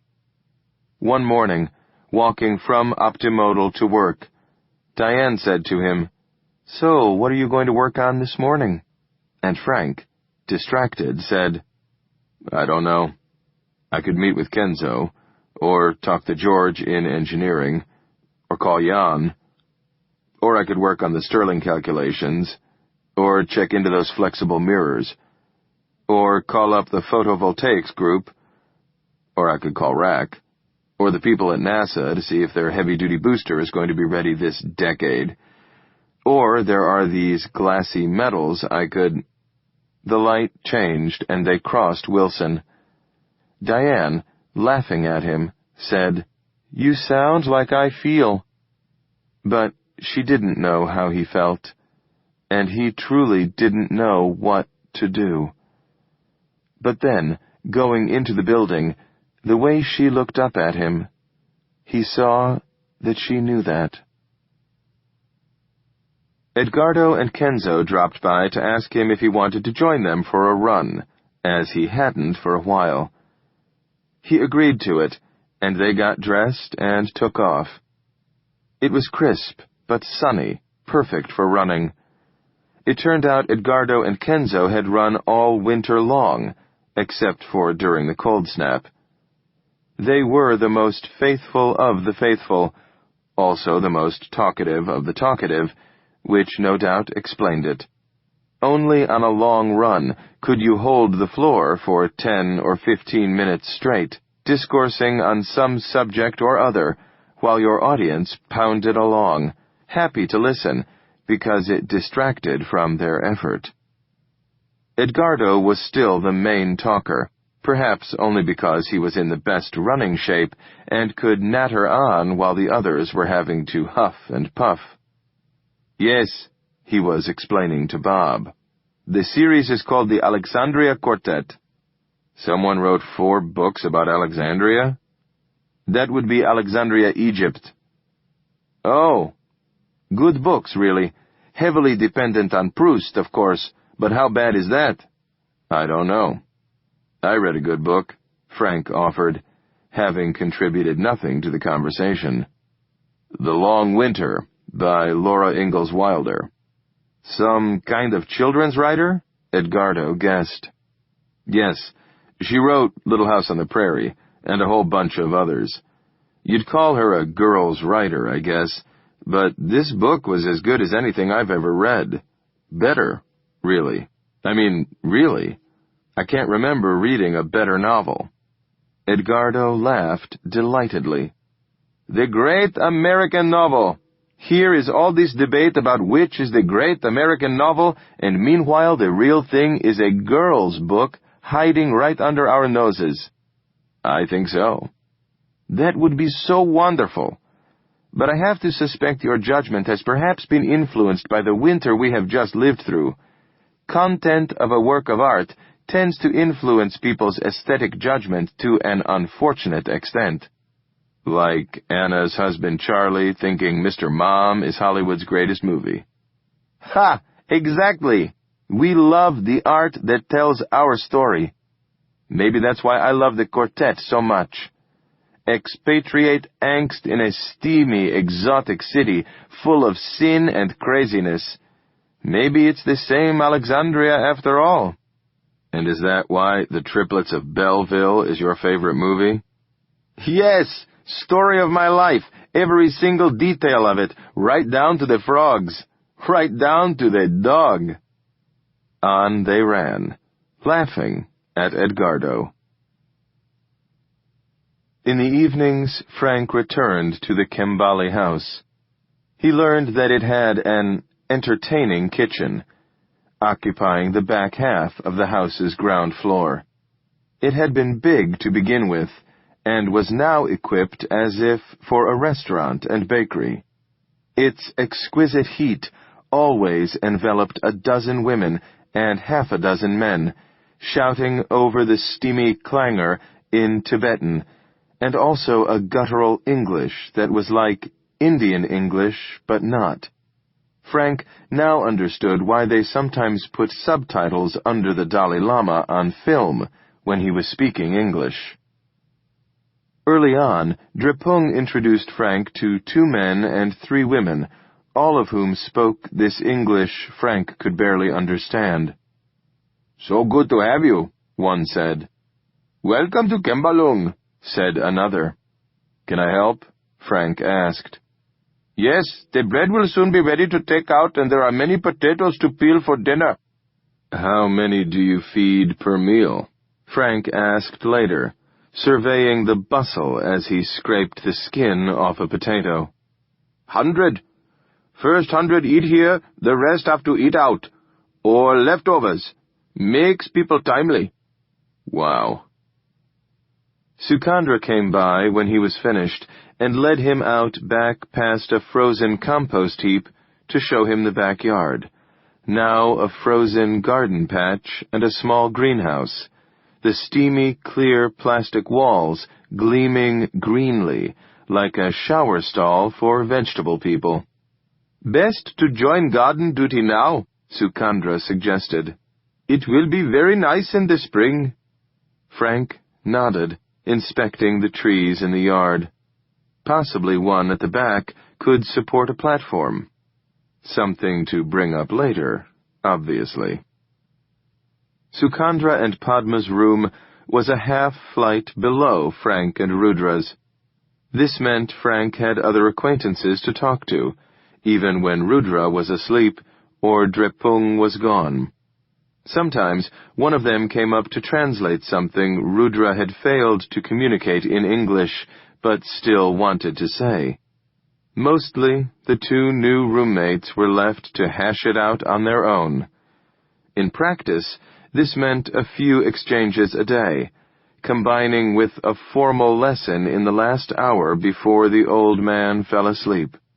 Rudra would nod out over Richard Scarry's best word book ever, muttering in his gravelly, low voice, "Chalk, pencil sharpener, milk, cookies, paperclip, thumbtacks, lost clothing drawer," chuckling as his finger tapped on the latest appearance of the pig man with the wind-blown hat. He would tell Frank the Tibetan words for these items, sometimes, but the main focus of their sessions was on English. Frank could learn Tibetan or not. Rudra did not care. He even appeared to scoff at the idea. "What's the use?" he would growl. "Tibet gone, huh?" Many odd things appeared to strike him funny, and he laughed with an abrupt, low, "huh?"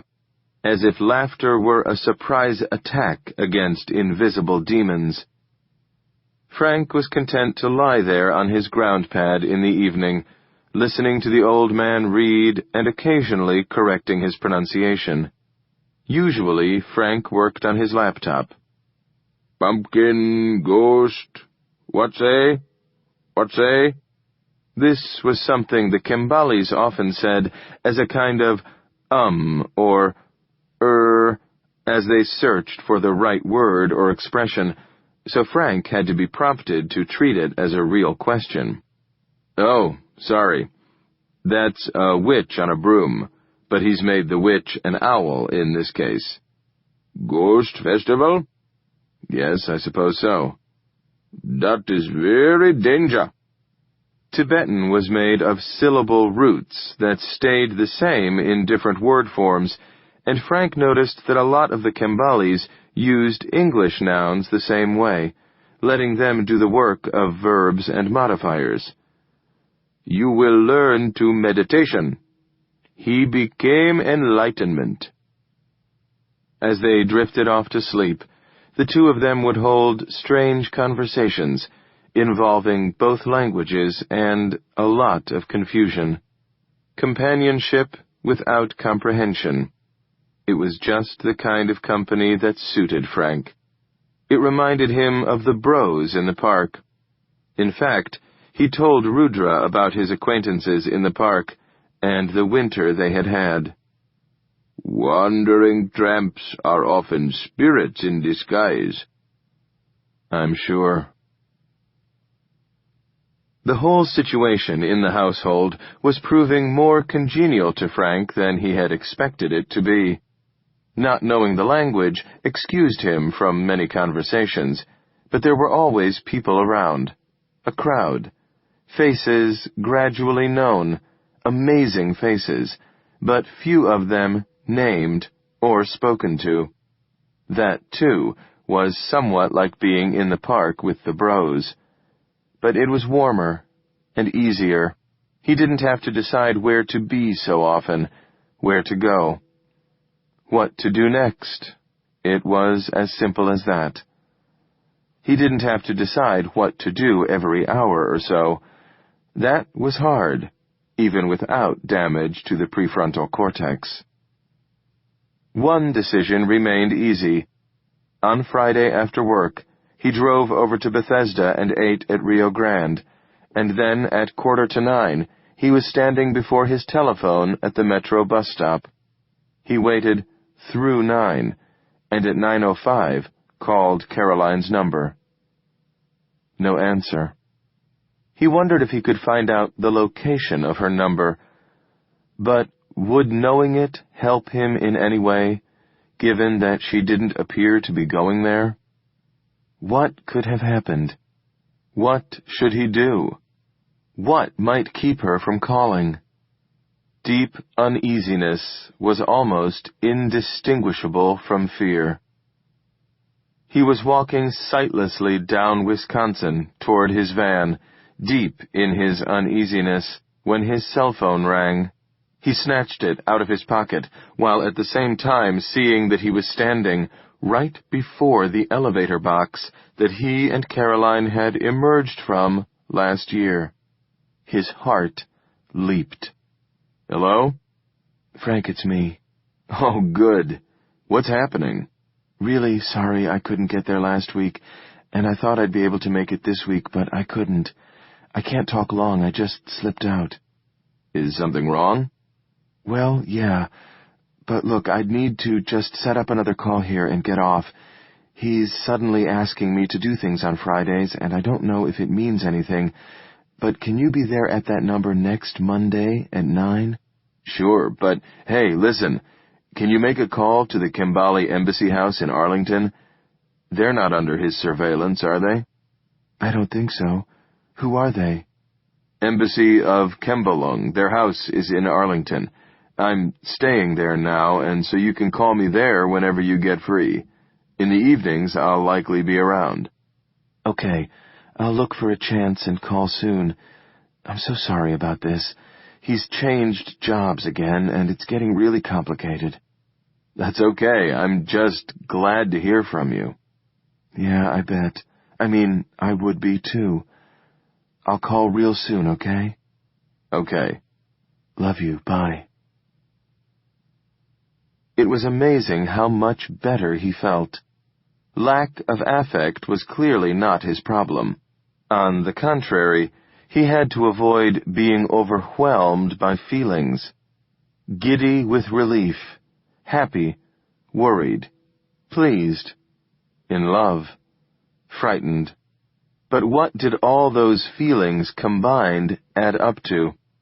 This was what the studies never seemed to discuss, that you could feel so many different things at the same time.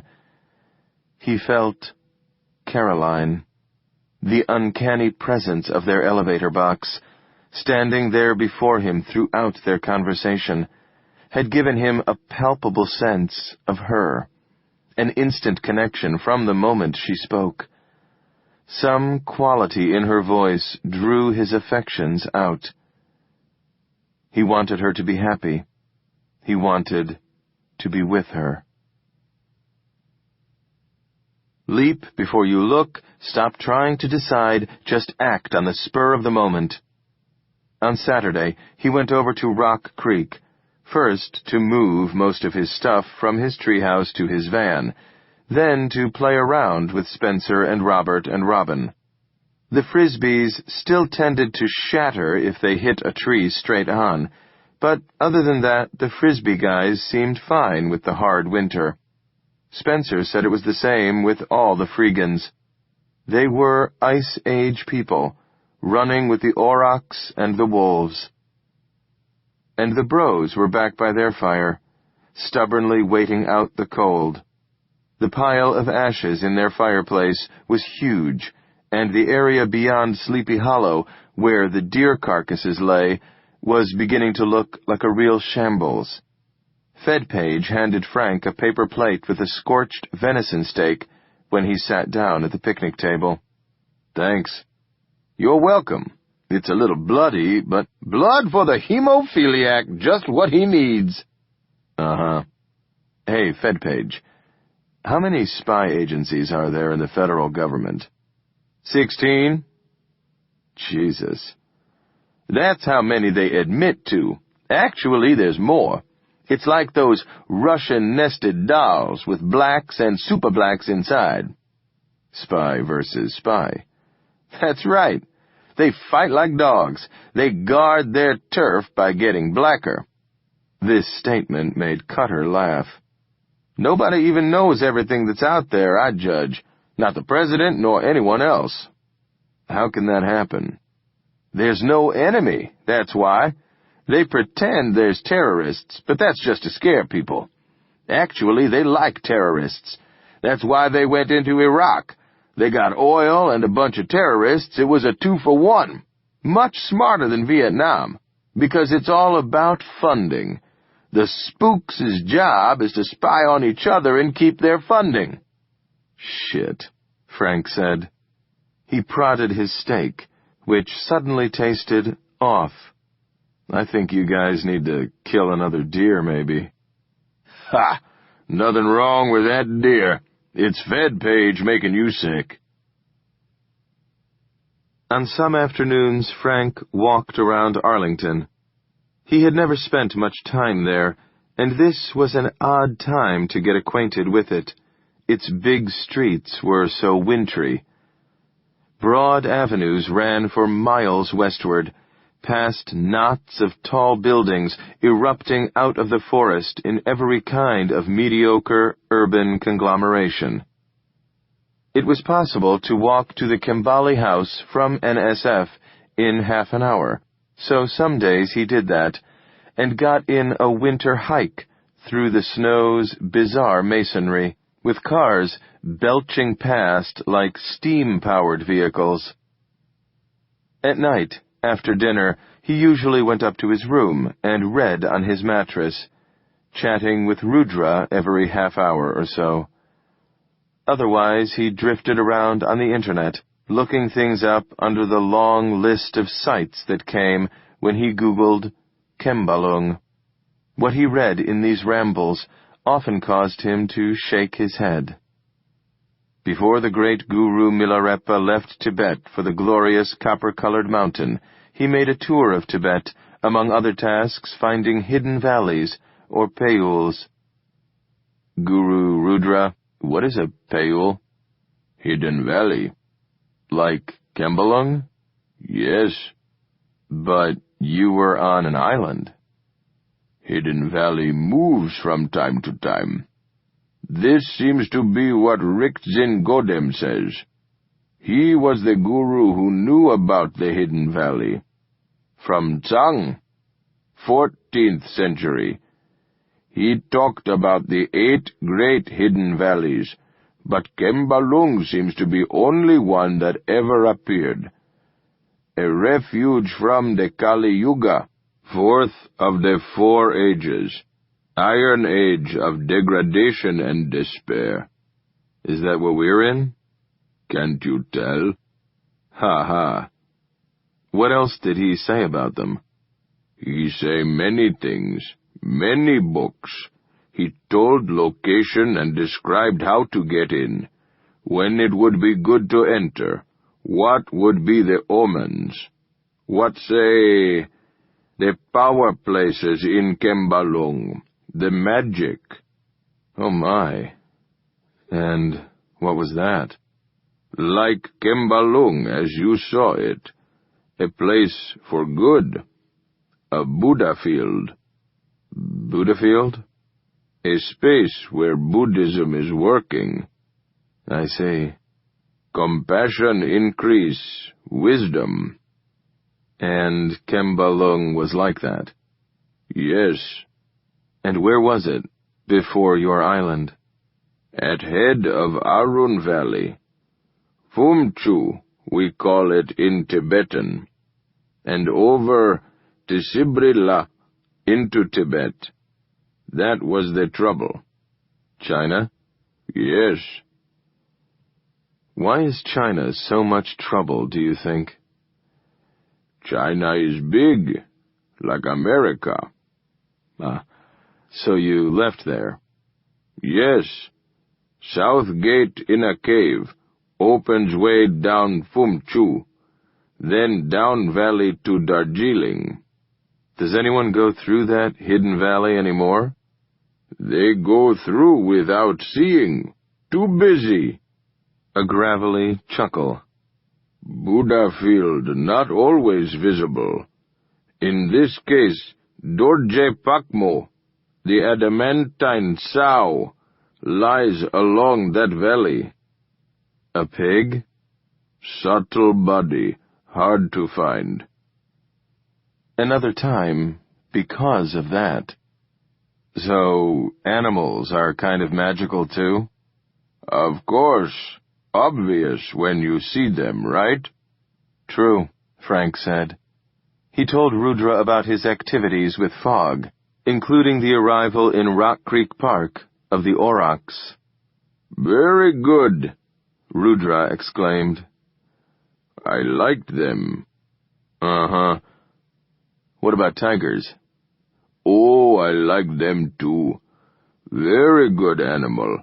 Scary, but good. They have scary masks, but really they are friendly helpers. At power places, they are tame. Tame? Tame. Friendly. Helpful. Courteous. Kind, obedient, cheerful, brave, clean, and reverent? Yes, all those.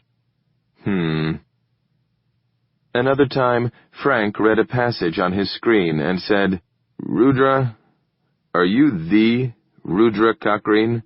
The one people write about? No. You're not? There's more than one? Yes. He is very old. 16,000 years before the birth of Christ, it says here. Yes, very old. I am not that old. Gurgle. Almost, but not. So, are you some kind of bodhisattva? No. Not so good as that, no. But you are a lama, or, say, a tulku, or what have you? What have you, I guess you say. I am a voice. A voice? You know, vehicle for voice. Spirits seem to speak through me. Like in those ceremonies, you get taken over and say things? Yes. That looks like it must hurt. Yes, it seems so. I don't remember what happens then, but afterward I often seem to be sore. Does it still happen? Sometimes. Are you scheduled for a ceremony anytime soon? No. You know, retired.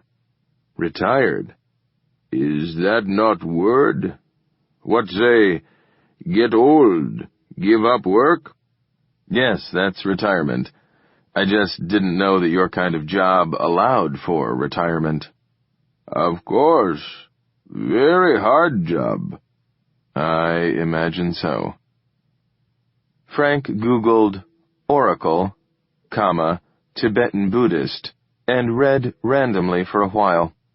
It was pretty alarming stuff. What always got him was how elaborated everything was in Tibetan Buddhism. It was not a simple thing, like he imagined American Protestant churches being, with their simple creeds. I believe in God, an abstract or maybe a human image, with some vague tripartite divisions and a relatively straightforward story about a single visit to Earth. Not at all.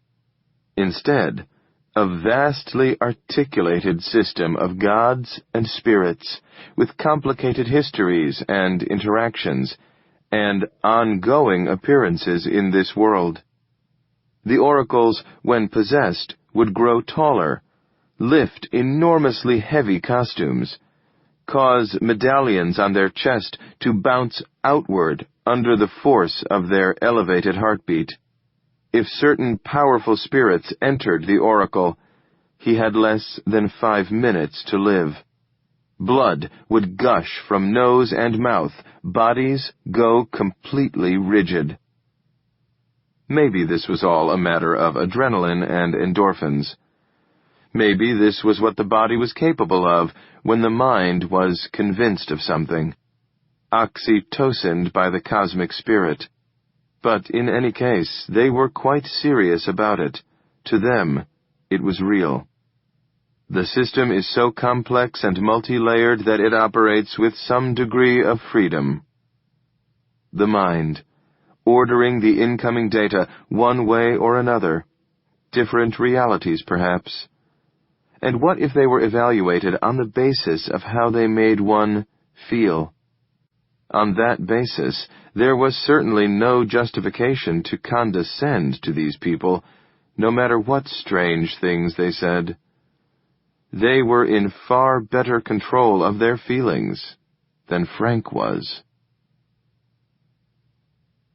Through all of March, the winter stayed as cold and windy as ever.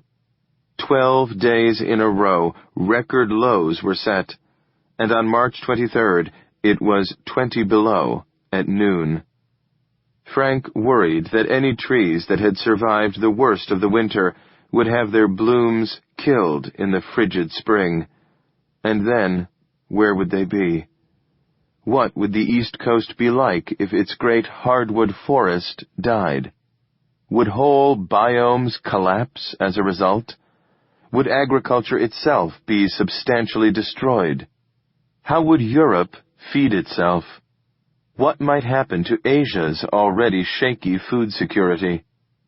It seemed to him sometimes that a winter this severe might change things for good.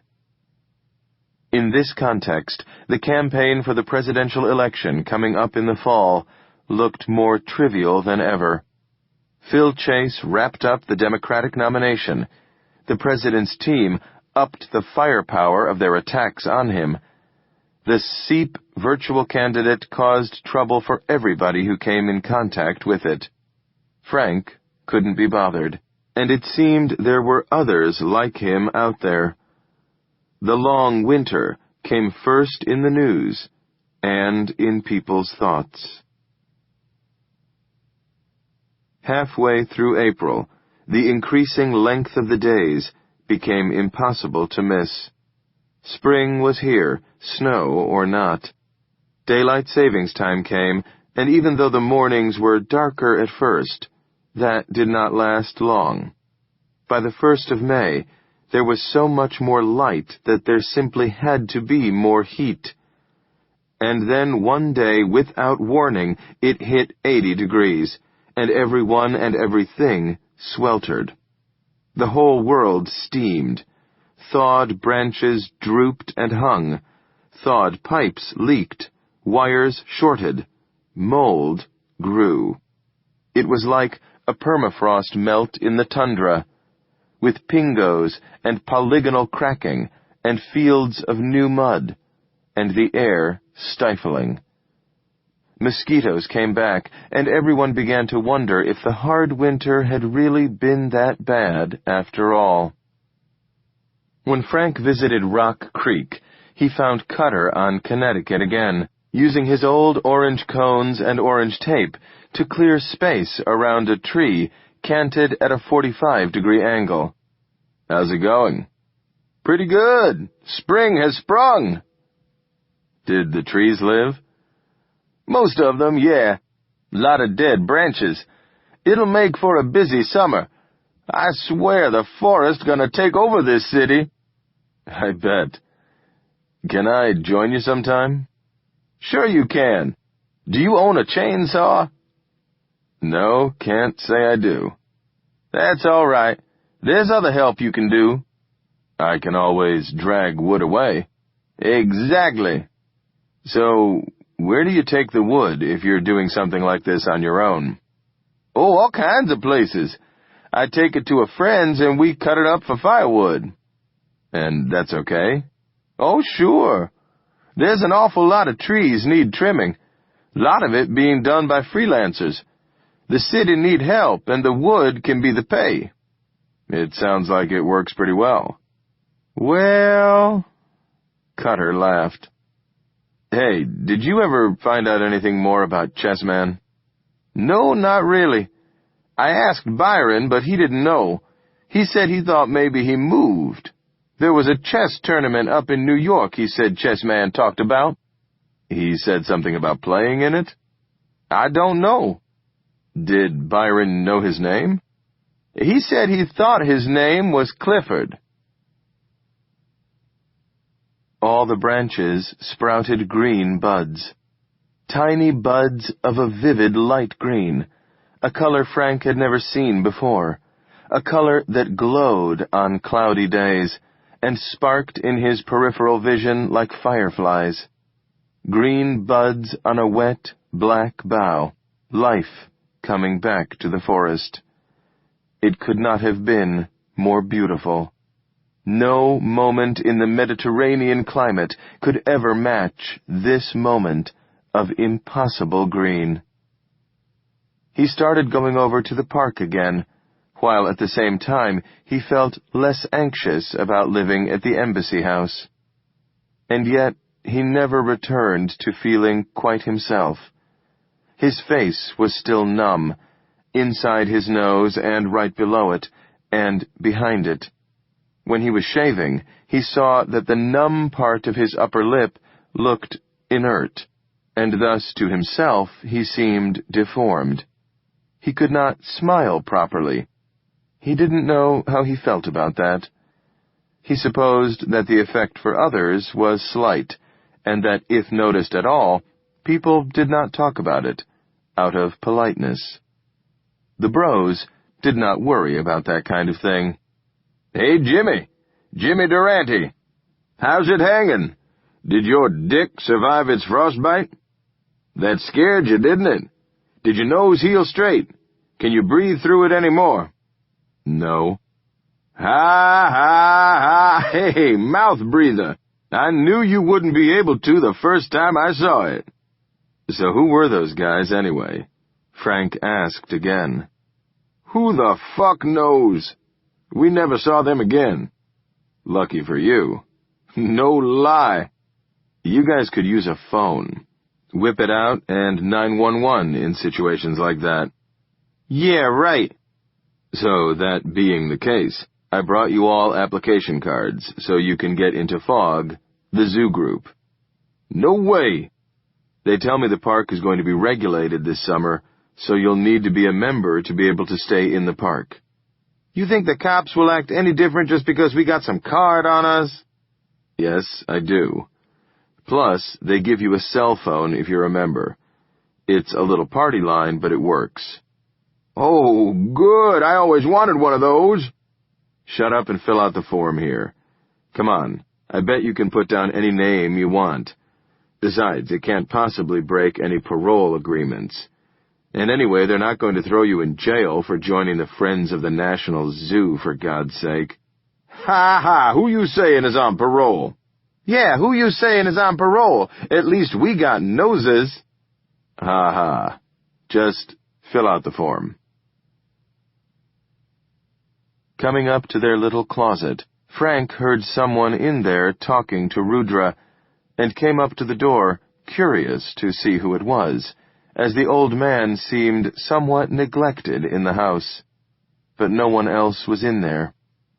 Rudra started at the sight of Frank, stared up at him with an addled look, as if he had forgotten who Frank was.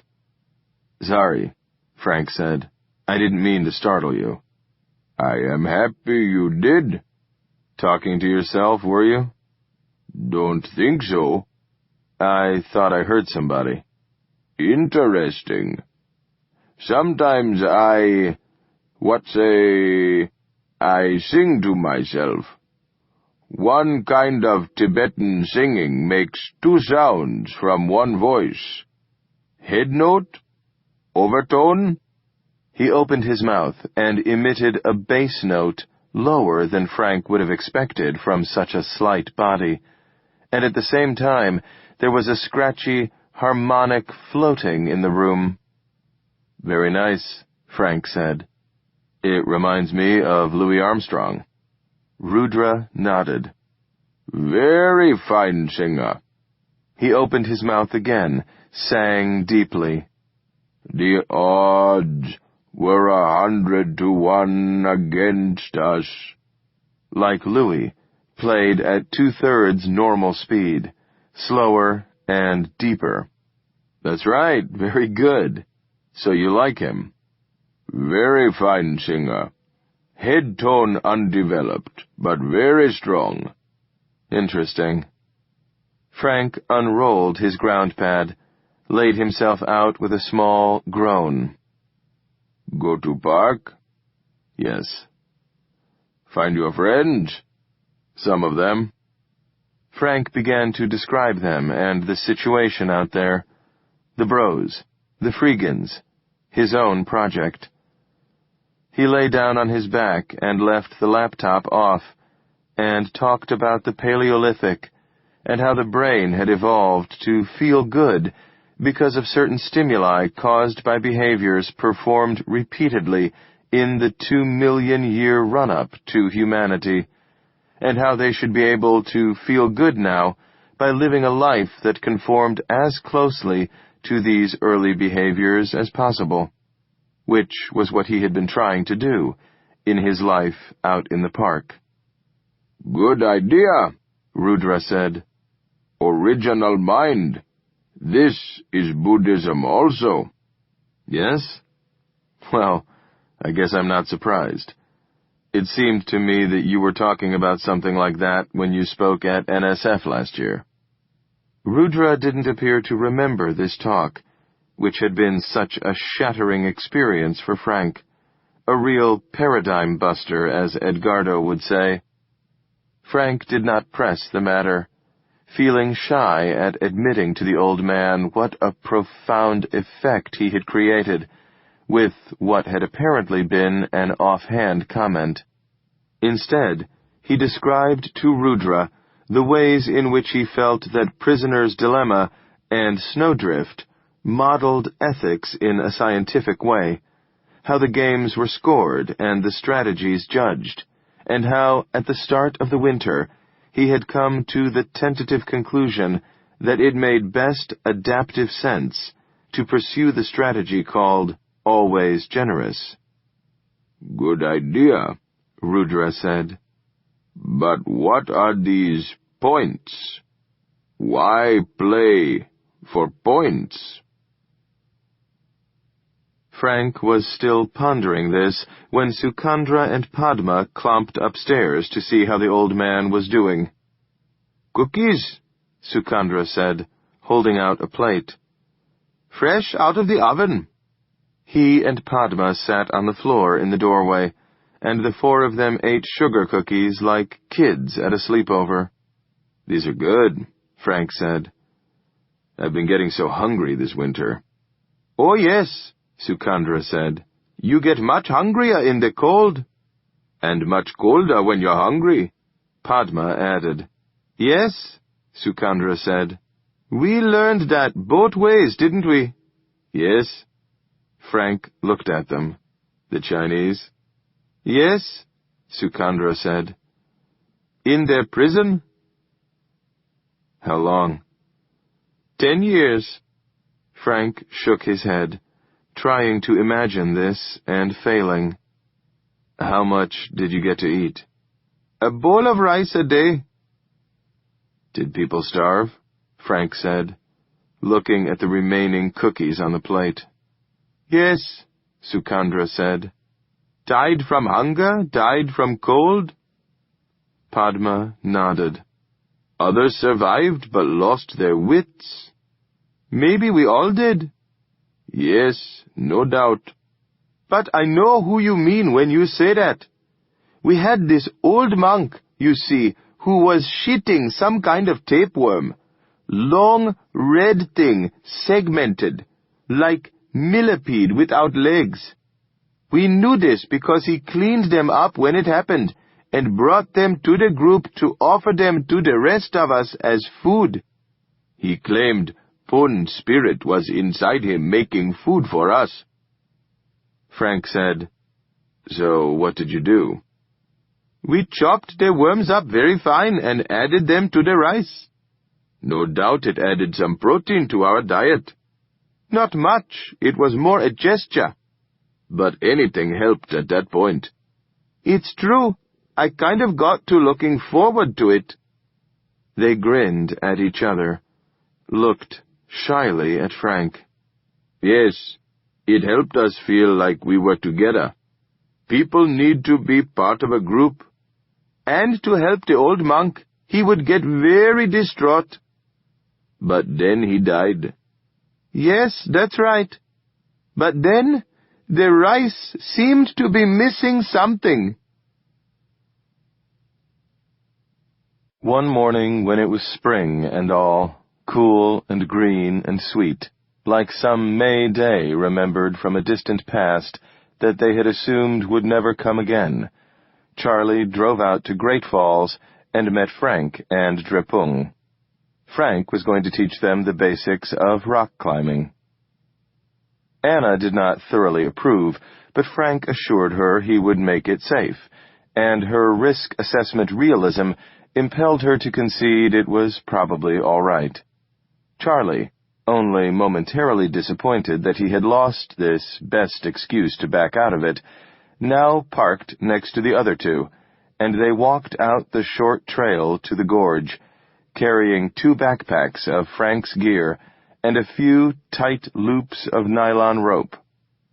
After coming to an overlook, the trail paralleled the cliff top, and they followed it to a spot under a prominent tree, which Frank declared was the top of a good teaching route.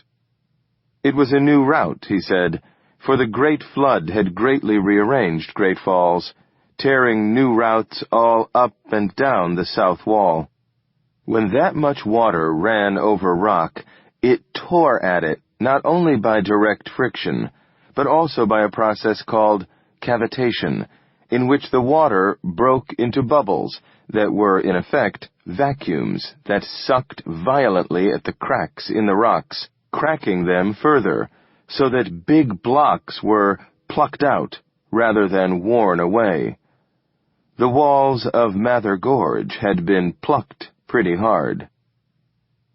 Frank uncoiled one length of rope and tied it off around the trunk of the tree.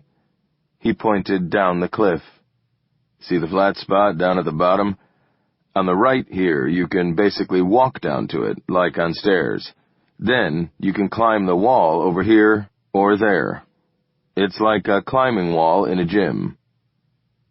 The knobby black rock was schist, he said. The gorge was an unusual feature in this region. There was another smaller one on the Susquehanna, but mostly the eastern Piedmont lacked this kind of rocky outcropping. It had been cut in discrete bursts, the geologists had found, perhaps in the big floods that punctuated the end of ice ages. Their recent flood was a minor scouring compared to those. Now, they stood on the rim of the cliff, looking down at the river's white roil and rumble.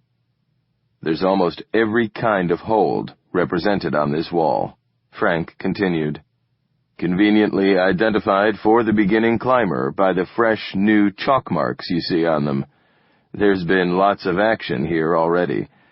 I'll have you top belayed the whole time today from this tree here, so even if you slip and come off, you'll only bounce in place a little. The rope has some flex, so you won't be brought up short if it happens. I'll have you jump off on purpose, so you know what it feels like. Charlie and Dripung exchanged a reassured glance. It was going to be okay. Neither would die as the result of being a bad student, something they both had been a few times in the past. That being established, they became happier and put on their harnesses cheerfully, indeed prone to sudden bursts of muffled hilarity, ostensibly caused by the difficulties of getting their legs in the proper holes. It was pretty lame, and Frank shook his head. Then they were solemnly studying Frank's knots, and learning the simple but effective suspension belaying systems used by climbers, techniques that held without fail when needed, but also would run freely when desired. Frank was very clear and businesslike in his explanations, and patient with their fumbling and misunderstanding. He had done this before. When he seemed to feel they had absorbed the necessary minimum, he retied all their knots himself, then ran Charlie's rope through a carabiner tied to their tree, and wrapped it around his waist. Charlie then carefully descended the staircase analog that ran down to a floor just above the river. Standing at the bottom, Charlie turned to look up at Frank. "Okay," Frank said, pulling the rope between them taut through the carabiner. "On belay." "On belay," Charlie repeated. Then he started climbing, focusing on the wall and seeing it hold by hold. The chalk marks did indeed help. Monkey up, using the knobs and nicks they indicated. He heard Frank's suggestions as if from a distance. Don't look down. Don't try to pull yourself up by the arms. Use the legs as much as possible. Keep 3 points attached at all times. Move smoothly, never lunge. His toe slipped and he fell. Boing! Fend off wall, bounce gently. He was okay. Relocate holds, get back to climbing. Was that all? Why, it wasn't anywhere near as bad as he had thought it would be. With such a system, there wasn't the slightest danger. The way Frank failed to agree with this served to refocus Charlie's attention on the wall. Some of what Charlie was doing was familiar to him already, as it resembled the scrambling he had done on backpacking trips in the Sierra. The steps, grabs, and motions were the same, but here he was performing them on a surface drastically more vertical than any he and his backpacking friends would have attempted. Indeed, if he had ever wandered onto such a face during a scramble in the Sierra, he would have been paralyzed with fear. But being top-roped really did remove the source of that fear, and with it gone, there was room to notice other feelings. The action felt like a kind of acrobatics, unrehearsed and in slow motion. Charlie became absorbed in it for a long time, slowing down as the holds seemed scarcer, until his fingers began to hurt. For a while, nothing existed except for the rock face and his search for holds.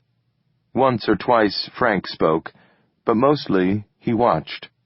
The tug of his belay, while reassuring, did not actually pull Charlie up, and now he began to struggle, with only a final, awkward lunge getting him up to the rim. Very absorbing stuff. And now a surge of some kind of "I'm still alive" glow was flowing through his whole body. He saw how it was that people might get hooked. Then it was Drepung's turn. Charlie sat with his feet swinging over the edge, watching happily. From above, Drepung looked bulky, and his expression as he searched the rock face was uncomfortable. Charlie had his years of scrambling experience. Drepung did not. After hauling himself up the first few holds, he looked down once between his feet, and after that he seemed a bit glued to the rock. He muttered something about a traditional Tibetan fear of falling, but Frank would have none of it. "That's a tradition everywhere, I assure you. Just focus on where you're at, and feel the belay. Jump off if you want to see how it'll feel. It seems I will get to find out soon enough anyway." He was slow, but he kept trying. His moves were pretty sure when they happened. His small mouth pursed in a perfect little O of concentration. In a few minutes more, he made it up and hauled himself around to sit beside Charlie, uttering a happy, "Ha!" Frank had them do it again, trying other routes on the face. Then they belayed each other, nervously, with Frank standing beside the belayer, making sure all was well. Lastly, he had them rappel down, in a simple but scary operation, like the old Batman, but for real. They practiced until their hands got too tired and sore to hold on to anything. After that, it had taken a couple of hours, Frank changed his belay to another tree on the cliff top. "It looks like both Juliet's balcony and Romeo's ladder survived. I'm going to do one of those, or Gorky Park." He dropped away, leaving Charlie and Drepung sitting happily on the cliff's edge, kicking their heels against the rock, and taking in the view. To their left, the rearranged falls roared down its drops, every step along the way boiling whitely. Below them, Frank was climbing slowly. Suddenly Charlie leaped to his feet, shouting, "Where's Joe?" and looking around them desperately. "Not here," Drepung reminded him. "You with Anna today, remember?" "Oh, yeah." Charlie sank back down. "Sorry, for a second there I forgot." "That's okay. You must be used to watching him all the time." "Yes." He sat back on the cliff's edge, shaking his head. Slowly Frank ascended toward them. As he looked up for his next hold, his face reminded Charlie of Buster Keaton. He had that same wary and slightly baffled look, ready for anything, unflappable, although not imperturbable, as his eyes revealed just as clearly as Keaton's that in fact he was perturbed most of the time. Charlie had always had a lot of sympathy for Buster Keaton. Life as a string of astonishing crises to be dealt with. It seemed right to him. He said, "Drepung?" "Yes?" Charlie inspected his torn hand. Drepung held his own hand next to it. Both were chewed up by the day's action. "Speaking of Joe." "Yes?" Charlie heaved a sigh. He could feel the worry that had built up in him. "I don't want him to be any kind of special person for you guys." "What?" "I don't want him to be a reincarnated soul." "Buddhism says we are all such." "I don't want him to be any kind of reincarnated lama, not a tulku or a bodhisattva or whatever else you call it, Not someone your people would have any religious interest in at all. Trepung inspected his palm. The skin was about the same color as Charlie's, maybe more opaque. Let that stand for us, Charlie thought. At least as far as Charlie's sight was concerned. He couldn't tell what Trepung was thinking, except it did seem that the young man didn't know what to say. This tended to confirm Charlie's suspicions. He said, "You know what happened to the new Panchen Lama?" "Yes. I mean, no, not really."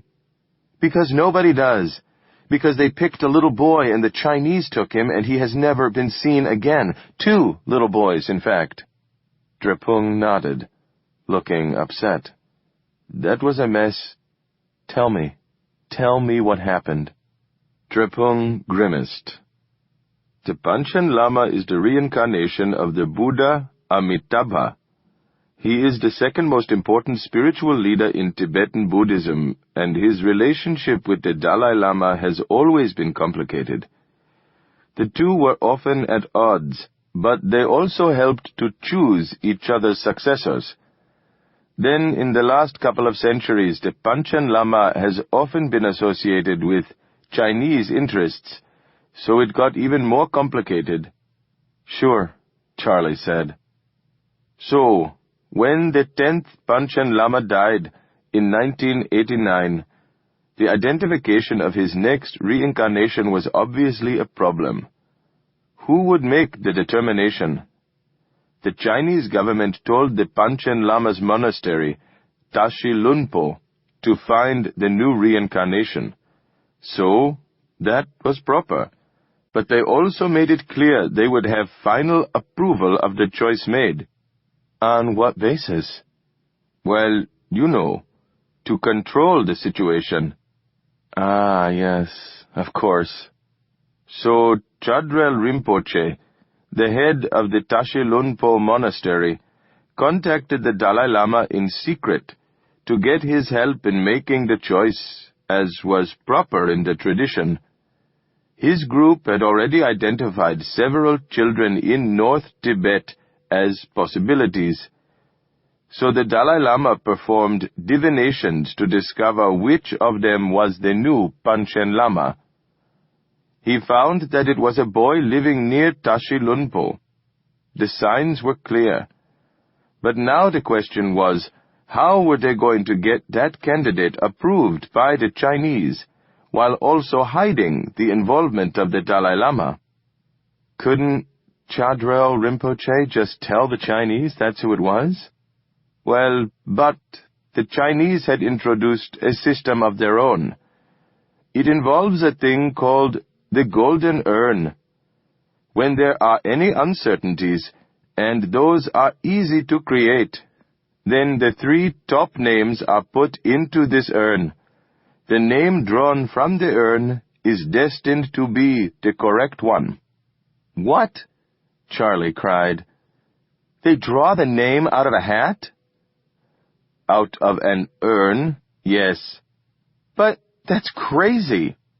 I mean, presumably if there is a reincarnated Lama in one of these kids, he is who he is. You can't be drawing a name from a hat."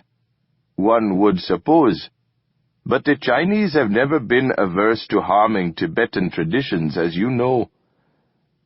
Anyway, in this case, the Dalai Lama's divination was a boy in a region under Chinese control, so it seemed as if chances for his confirmation were fairly good.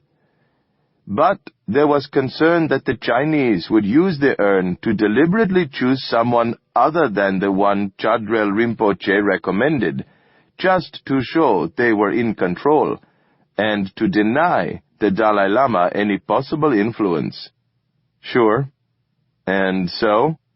"And so, the Dalai Lama eventually decided to announce the identity of the boy, thinking that the Chinese would then be pressured to conform to Tibetan wishes, but satisfied that it was a boy living under their control." "Oh no," Charlie said. "I'm surprised anyone could have thought that, knowing the Chinese." Trepung sighed. It was a gamble. The Dalai Lama must have felt that it was the best chance they had. But it didn't work. No. So what happened to the boy? He and his parents were taken into custody. Chadrel Rinpoche also. Where are they now? No one knows. They have not been seen since that time. Now, see, I don't want Joe to be any part of that sort of thing. Drepung sighed. Finally, he said, The Panchen Lama is a special case, very highly politicized because of the Chinese. Many returned lamas are identified without any such problems. I don't care. Besides, you can't be sure whether it will get complicated or not. No Chinese are involved. I don't care.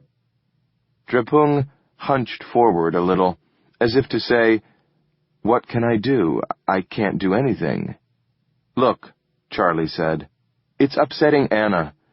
She doesn't believe in anything you can't see or quantify. You know that. It upsets her even to try. You make this kind of stuff be about Joe, and it will just freak her out.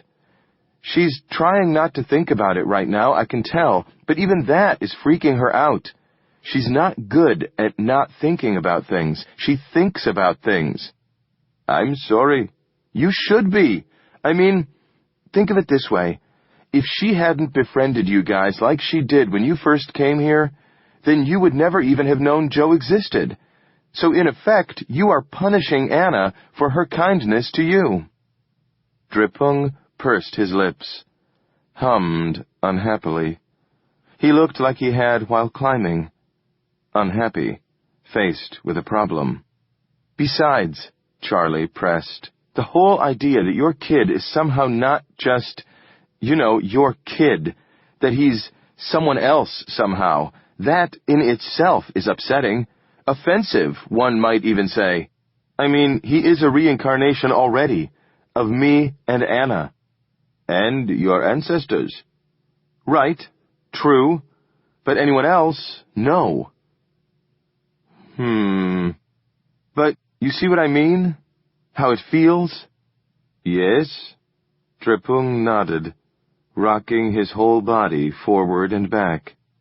Yes, I do. They sat there, looking down at the river. A lone kayaker was working her way upstream against the white flow. Below them, Frank, who was standing by the shore again, was staring out at her. Charlie gestured down at Frank. He seems interested. Indeed he does. They watched Frank watch her. So, Charlie persevered, maybe you could talk to Rudra Cochrane about this matter for me. See if he can do something. See if there is some kind of, exorcism he can do. Not that I mean to imply anything, just some kind of, re-individuation ceremony. To clear him out and, leave him alone. Are there such ceremonies? Well, in a manner of speaking, yes, I suppose. So will you talk to Rudra about doing it? Maybe just without much fanfare so Anna doesn't know about it? Drepung was frowning. If she doesn't know, then it would be for me. Yes, for me and Joe. And then it would get to Anna by way of us. Why? Does it have to be public? No, it's not that. What? You don't want to talk to Rudra about it? Well, Rudra would not actually be the one to decide about such a matter. No? Charlie was surprised. Who then? Someone back in Kembalung? Or Tibet? Drepung shook his head. Well, who then? Drepung lifted his hand as if to inspect it again. He pointed the bloodied thumb at himself, looked at Charlie. Charlie shifted on the ground to get a better look back at him. What? You? Drepung nodded with his body again. Charlie laughed shortly. All of a sudden, many things were becoming clear. "Why, you rascal, you!" He gave the young man a light shove. "You guys have been running a scam on us the whole time." No, not a scam." "So what is Rudra, then? Some kind of servant? Some old retainer you're doing a prince and pauper switch with?" "No, not at all. He is a tulku too, but not so. That is to say, in the Kembali order there are also relationships between tulkus, like the ones between the Dalai Lama and the Panchen Lama." "So you're the boss, you're saying?" Drepung winced. "Well, I am the one the others regard as their, leader." "Spiritual leader? Political leader?" Drepung wiggled a hand. "What about Padma and Sukandra?" "They are in effect like regents, or they were. Like brothers now, advisors. They tell me so much. They are like my teachers. Brothers, really." "I see. And so you stay behind the scenes here." "Or in front of the scenes, really. The greeter." "Both in front and behind." "Yes." "Very clever." "It's just what I thought all along." "Really?" "No. I thought Rudra spoke English." Drepung nodded. "His English is not so bad.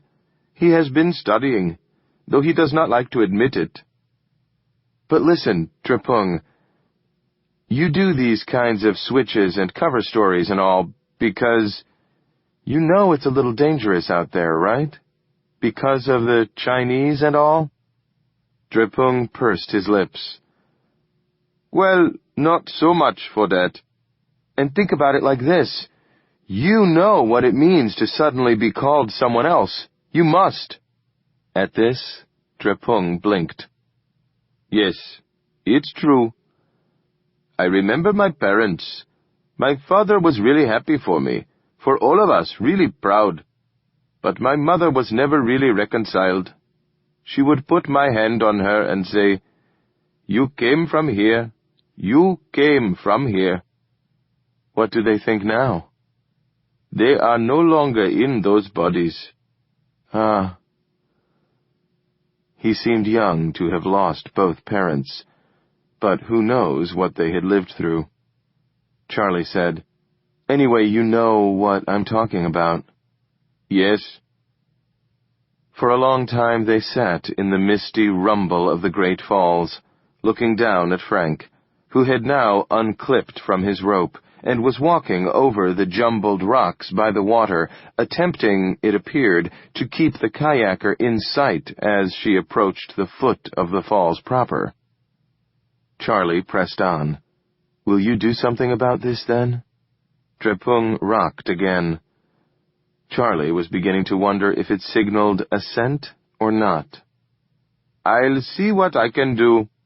"Now, don't you be giving me that." "What?" Oh, no, I meant it for real."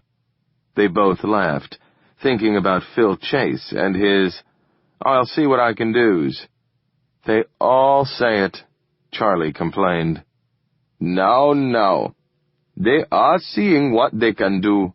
You must give them that." "I don't give them that. They're seeing what they can't do." Drepung waggled a hand, smiling. He, too, had had to put people off, Charlie saw. They leaned out to try and spot Frank. As they peered down, Charlie found that he felt better. Talking with someone else about this matter had eased the sense of isolation that had been oppressing him. He wasn't used to having something he couldn't talk to Anna about, and without her, he had been at a loss. And the news that Drepung was the true power in Kembali affairs, once he got over it, was actually quite reassuring. Rudra Kakrin, when all was said and done, was a strange old man. It was far better to have someone he knew and trusted in charge of this business. "I'll talk to Rudra Cochrane about it," Tripung said. "I thought you said he was a front man." No, a colleague. I need to consult with him for sure. For one thing, he would probably conduct the ceremony. He is the oracle. But that also means he will know what ceremonies I refer to. There are some precedents. Certain accidents, mistakes rectified. There are some things I can look into." Charlie nodded. "Good. You remember what I said about Anna welcoming you to NSF?" "Yes." Tripung grimaced. "Actually, it was the oracle who told us to take that office." "Come on, what? He said move to 4201 Wilson Boulevard?" "Not exactly." "No, I guess not." "Well, whatever. Just remember how Anna feels about it. It's probably very much like your mom felt." Charlie was surprised to hear himself going for the jugular like that. Then he thought of Joe clutching at him, frightened and pitiful, and his mouth clenched. He wanted all this business cleared away. The fever would follow. They watched the river roil by, white patches on black water. "Look! It looks like Frank is trying to catch that kayaker's attention." "It sure does." The woman was now resting, paddle flat across the kayak in front of her, gliding downstream. Frank was hurrying downstream to stay abreast of her, stumbling once or twice on the rocky bank, hands to his mouth to cup shouts out to her. He started waving his arms up and down. He came to a flatter patch and ran to get ahead of her. He semaphored with his arms, megaphoned with his hands, jumped up and down. He must know that person. Or something. But she must be hearing him, don't you think? It seems like it. Seeing him, too, for that matter. She must not want to be interrupted. I guess. It was hard to see how she couldn't be noticing him, which meant she must be ignoring him on purpose. She floated on, and he continued to chase her, scrambling over boulders now, shouting still. She never turned her head. A big boulder blocked Frank's way, and he slipped, went to his knees, held out his arms. But now she was past him, and did not look back. Finally his arms fell. Head bowed, shoulders slumped.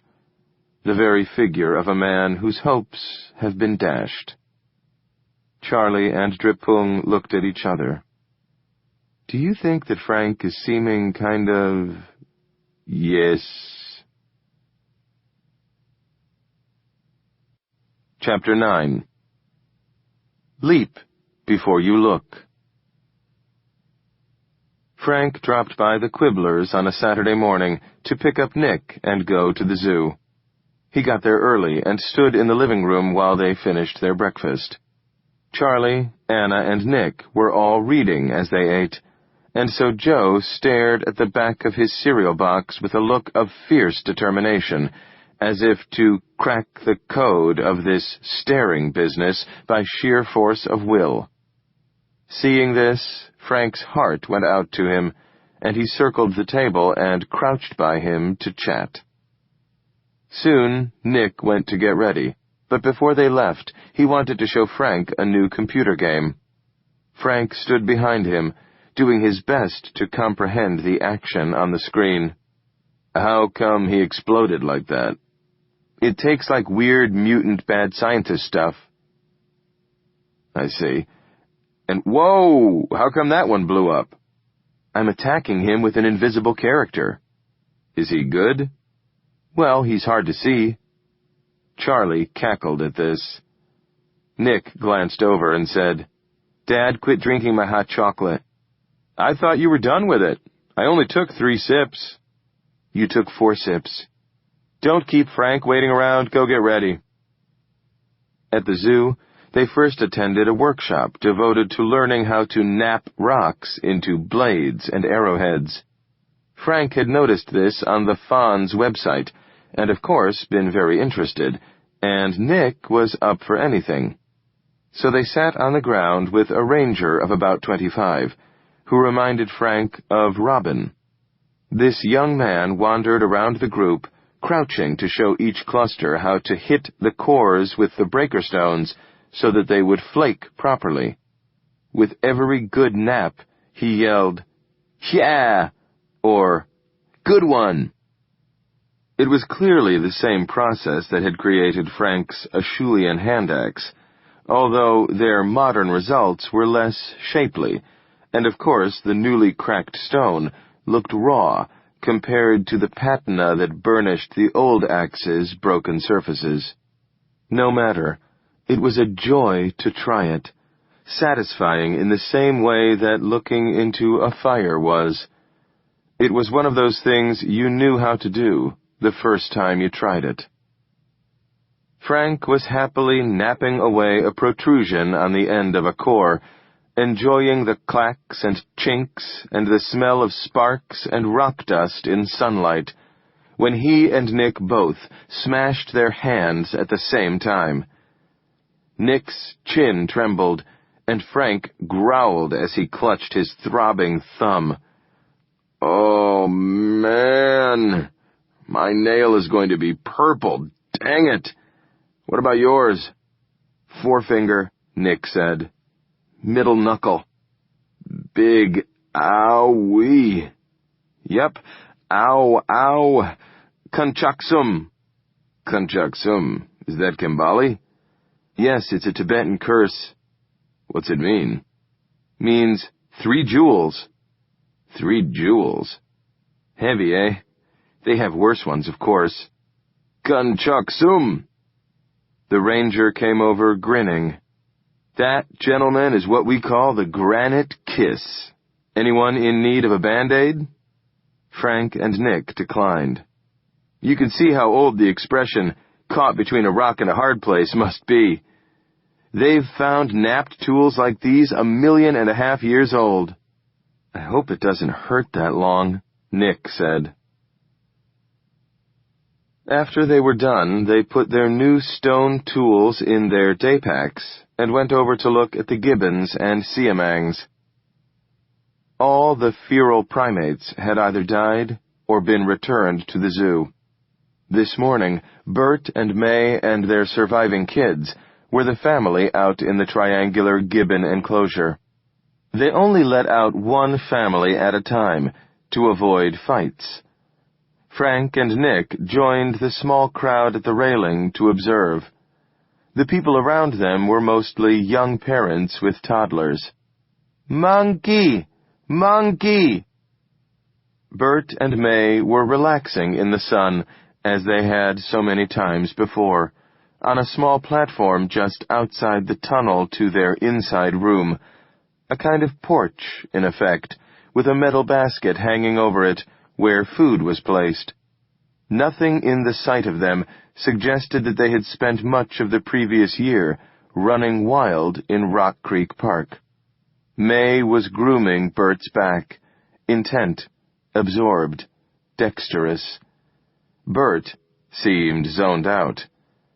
Never did they meet the gaze of their human observers. Bert shifted to get the back of his head under her fingers, and she immediately obliged, parting his hair and closely inspecting his scalp. Then something caused him to give her a light slap, and she caught his hand and tugged at it. She let go and climbed the fence to intercept one of their kids, and suddenly those two were playing tag. When they passed Bert, he cuffed at them, so they turned around and gang-tackled him. When he had disentangled himself from the fray, he swung up the fence to the south corner of the enclosure, where it was possible to reach through and pull leaves from a tree. He munched a leaf, fended off one of the passing kids with an expert backhand. It seemed to Frank that they were restless. It wasn't obvious. At first glance, they appeared languid, because any time they were not moving, they tended to melt into their positions, even if they were hanging from the fence. So they looked mellow, especially when sprawled on the ground, arm flung overhead, idly grooming partner or kid, a life of leisure. But after watching for a while, it became evident that every 10 minutes they were doing something else. Racing around the fence, eating, grooming, rocking. Eventually it became apparent that they never did anything for more than a few minutes at a time. Now the younger son caught fire and raced around the top of the fence, then cast himself into space in a seemingly suicidal leap. But he crashed into the canvas loop that crossed the cage just above the tops of the ground shrubs, hitting it with both arms, and thus breaking his fall sufficiently to avoid broken bones. Clearly, it was a leap he had made hundreds of times before, after which it was his habit to run over and bushwhack his dad. Wrestling on the grass. Did Bert remember wrestling his elder son on that same spot? Did the younger son remember his brother? Their faces, even as they tussled, were thoughtful and grave. They seemed lost in their thoughts. They looked like animals who had seen a lot. This may have just been an accident of physiognomy, the look of the species. Some teenagers came by and hooted inexpertly, hoping to set the animals off. They only do that at dawn, Nick reminded Frank. Despite that, they joined the youth's effort. The gibbons did not. The teenagers looked a bit surprised at Frank's expertise. Oop, oop, oop, oop. Now Bert and May rested on their porch in the sun. Bert sat looking at the empty food basket, one long-fingered, thumbless hand idly grooming May's stomach. She lay flat on her back, looking bored. From time to time she batted Bert's hand. It looked like the stereotypical dynamic, male groping female who can't be bothered. But when May got up, she suddenly bent and shoved her butt at Bert's face. He looked for a second, leaned in and licked her, pulled back, smacked his lips like a wine taster. No doubt he could tell exactly where she was in her cycle. The humans above watched without comment. After a while, Nick suggested checking out their tigers, and Frank agreed. Walking down the path to the big cat island, the image of May grooming Bert stuck in Frank's mind. White-cheeked gibbons were monogamous. Several primate species were, though far more were not. Bert and May had been a couple for over 20 years, more than half their lives. Bert was 36, May 32. They knew each other. When a human couple first met, they presented a facade of themselves to the other, a performance of the part of themselves they thought made the best impression. If both fell in love, they entered into a space of mutual regard, affection, lust. They fell in love.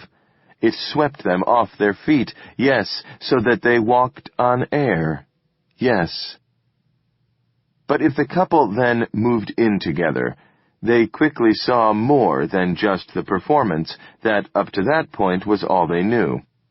At this point, they either both stayed in love, or one did while one didn't, or they both fell out of love. Because reciprocity was so integral to the feeling, mostly one could say that they either stayed in love or they fell out of it.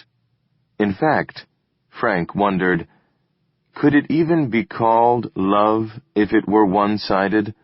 Or was that just some kind of need, or a fear of being alone, so that the one still in love had actually fallen out of love also, into denial of one sort or another? Frank had done that himself. No, true love was a reciprocal thing. One-way love, if it existed at all, was some other emotion, like saintliness or generosity, or devotion, or goodness, or pity, or ostentation, or virtue, or need, or fear. Reciprocal love was different from those. So when you fell in love with someone else's presentation, it was a huge risk, because it was a matter of chance, whether, on getting to know one another, you both would stay in love with the more various characters who now emerged from behind the mask. Bert and May didn't have that problem. The swimming tigers were flaked out in their enclosure, lying like any other cats in the sun. Tigers were not monogamous. They were, in effect, solitaries, who went their own way and crossed paths only to mate. Moms kicked out their cubs after a couple of years, and all went off on their own. These two, however, had been thrown together, as if by fate, swept out to sea in the same flood, rescued by the same ship, kept in the same enclosures. Now the male rested his big head on the female's back. He licked her fur from time to time, then plopped his chin on her spine again. Maybe there was a different way of coming to love. Spend a lot of time with a fellow traveler. Get to know them across a large range of behaviors, then have that knowledge ripen into love. The swimming tigers looked content, at peace. No primate ever looked that peaceful. Nick and Frank went to get snow cones. Frank always got lime. Nick got a mix of root beer, cherry, and banana. The Kembali house stayed very busy. With a significant percentage of Kembalung's population cycling through it, occupying every closet and stairwell while waiting for openings in other refugia being established, the place jumped with a sense of crammed life that to Frank often felt surreal. Sometimes it was so obvious that a whole town had moved into a single house, as in some reality TV show.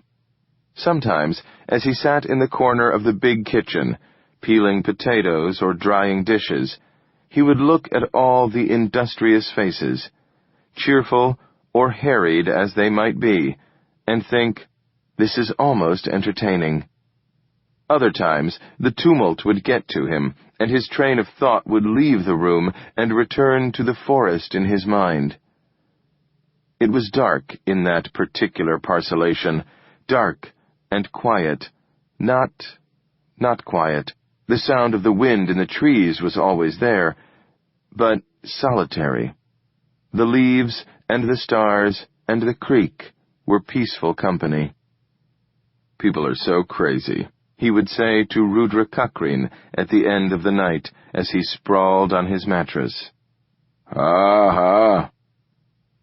Some nights he stayed late at work, working on the list or talking on the phone to a contact Diane had in Moscow, a Dmitri, who worked in the Kremlin's Environmental Resources Ministry.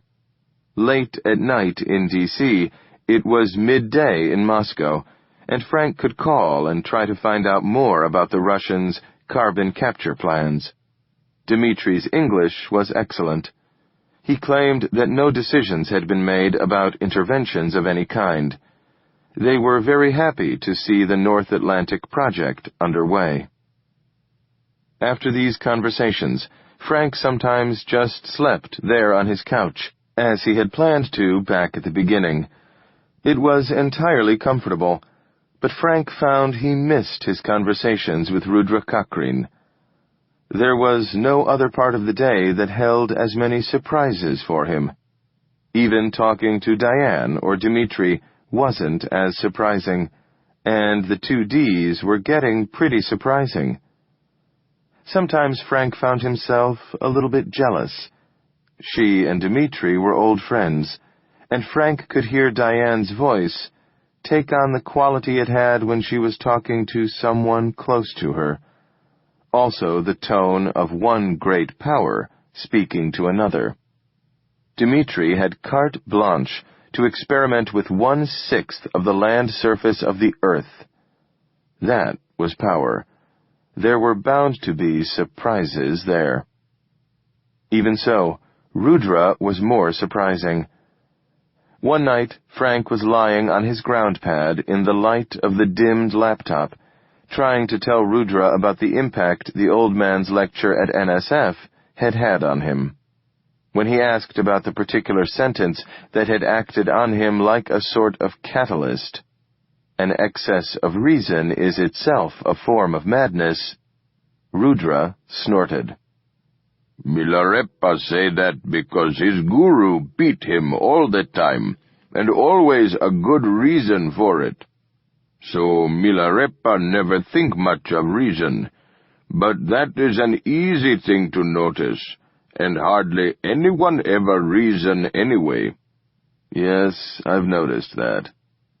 Frank described to the old man what had happened to him subsequent to the lecture containing that remark, explaining what he could of his ideas about Zen koans, or paradigm busters, and how they caused actual physical changes in the brain, leading to new systems of parcellation that reorganized both unconscious thought and the way consciousness perceived the world. Then, on the way to the Quiblers, I got stuck with a woman in an elevator. I'll tell you about that some other time. Dakini, Rudra said, eyes gleaming. Maybe, Frank said, Googling the word, some kind of female tantric spirit. Anyway, it convinced me that I had to stay in D.C. another year, and yet I had put a resignation letter in Diane's inbox that was kind of harsh. So I decided I had to get it out, and the only way to do it was to break into the building through the skylight and go into her office through the window. Good idea, Rudra said. For the first time it occurred to Frank that when Rudra said this, he might not always mean it. An ironic oracle. Another surprise. Another time, Rudra knocked his water glass over and said, Karma Pop, shortly. Karma Pa, what's that, like 3 jewels? Yes, name of founder of Karma Kagyu sect. So, like saying Christ or something. Yes. You Buddhists are pretty mellow with the curses. I guess that makes sense. It's all like, heavens to Betsy. Rudra grinned. Yak Pazo. What's that one? Eat shit. Whoa, okay then. Pretty good. What about you? What you say? No, we say eat shit also, although it's pretty harsh. Then, like, goddamn you, or whatever. Means maker of universe, condemned to hell world. Yeah, I guess that's right. Pretty harsh. Yes, laughing. And that's one of the mild ones. Another night, shockingly warm, the house stuffy and murmurous, creaking under the weight of its load. Frank complained. Couldn't we move out to the garden shed or something? Garden shed? Rudra said, holding up his hands to make a box. Yes, the little building out back. Maybe we could move out there. I like that. Frank was surprised again.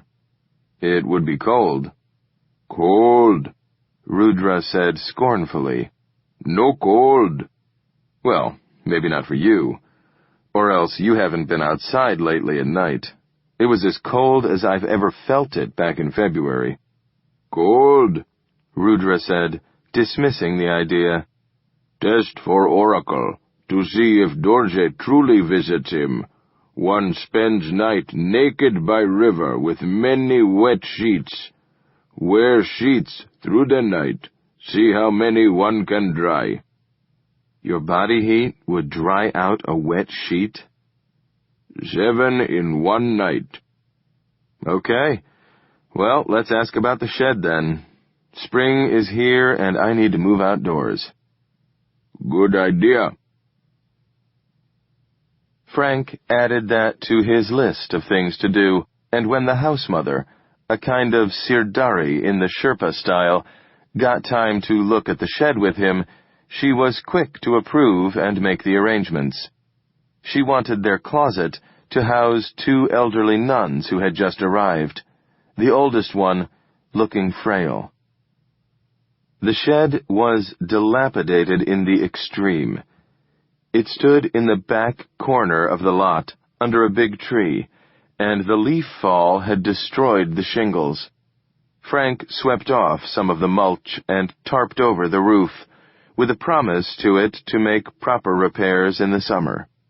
Inside its one room, they moved 2 old single beds, a bridge table with a lamp, 2 chairs, and a space heater. Immediately, Frank felt better. Nice to lose things, Rudra commented. Frank quoted the Emerson for the day. One is rich in proportion to the things one doesn't need. We seem to be getting very rich. The Kembali's vegetable garden lay outside their door in the backyard. It was obsessively tended, even in winter, and now that spring was here, the black soil mounding up in long rows from the pale mulch was dotted everywhere by new greens. Immaculately espaliered branches of dwarf fruit trees were dotted with lime green points, and no longer looked dead. If there was any sun at all during the day, the garden would be filled with elderly Kembalis sitting on the ground, weeding and gossiping. Frank joined Rudra and this group for a couple of hours on Sunday mornings, puttering about in the usual gardening way. Rudra spoke to the others in quick Tibetan, not trying to keep Frank in the conversation. Frank had his Tibetan primer and was still trying to learn, but the language's origins were not Indo-European, and it seemed to Frank a very alien system, hard to pronounce, and employing endings that sounded alike, in the same way the letters of the alphabet looked alike. To compound his difficulties, Kembali was an Eastern dialect of Tibetan, with some important differences in pronunciation that had never been written down. It made for slow going. Mostly, they reverted to English. The lengthening days got fuller, impossible though that seemed. In the mornings, Frank went to Optimodal, then to work, ran with the lunch runners when he could get away, then back to work. In the evenings, over to the park for a frisbee run, passing the bros and catching a brief burst of their rambunctious assholery, then to a restaurant, often an impulse stop, and back to the house, to help where he could, usually the final cleanup in the kitchen. By the time he went out to the shed and Rudra, he was almost asleep. Rudra was usually sitting up in bed, back against the headboard. Sometimes he seemed to be daydreaming, others observant, even if only looking at the candle.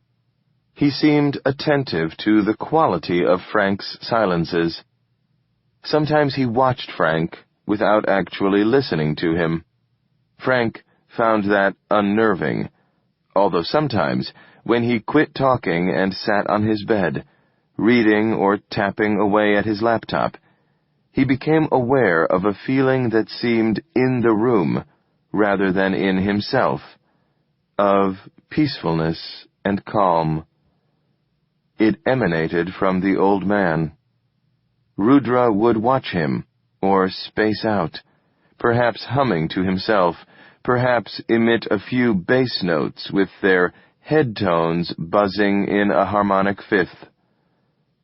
Meditation, Rudra said once when asked about them. What might meditation be said to be doing? Could one disengage awareness, or rather the active train of consciousness, always spinning out its string of sentences, leaving only awareness, without falling asleep? And what then was the mind doing? Was the deep thinking in the unconscious actually continuing to cogitate in its own hidden way, or did it too calm? Memories? Dreams? Reflections? Was there someone in there below the radar, walking the halls of the parcellated mind and choosing which room to enter, going in and considering the contents of that parcellation and its relation to all the rest? God, he hoped so. It was either that, or else he was zoning through his days in a haze of indecision. It could be that too. He was almost asleep one night when his cell phone beeped, and he roused to answer it, knowing it was her. "Frank, it's me." "Hi." His heart was pounding. The sound of her voice had the effect of cardiac paddles slapped to his chest. The sensation was actually kind of frightening. "Can you meet?" "Yeah, sure." "I know you're in Arlington now. How about the Lincoln Memorial in an hour?" "Sure." "Not on the front steps. Around the back, between it and the river." "Isn't that still fenced off?" "South of that, then. South of the bridge, then, on the new levee path." "Okay." "Okay, see you." Rudra turned out to have been sitting up in the gloom. Now he was looking at Frank as if he'd understood every word. As, why not? It had not been a complicated conversation. Frank said, "I'm going out." "Yes." "I'll be back later." "Back later." Then, as Frank was leaving, "Good luck." The banks of the Potomac between the Watergate and the tidal basin had been rebuilt with a broad levee just in from the river, topped by a path running under a double row of cherry trees. The Corps of Engineers had displayed their usual bravura style, and the new cherry trees were enormous. Under them at night, Frank felt dwarfed, and the entire scene took on a kind of pharaonic monumentalism, as if he had been transported to some vast religious site on the banks of the Nile. He stopped to look over the water to Theodore Roosevelt Island, where, during the Great Flood, he had seen Caroline in a boat, motoring upstream. That vision stood like a watermark in his mind, overlaying all his memories of the inundated city.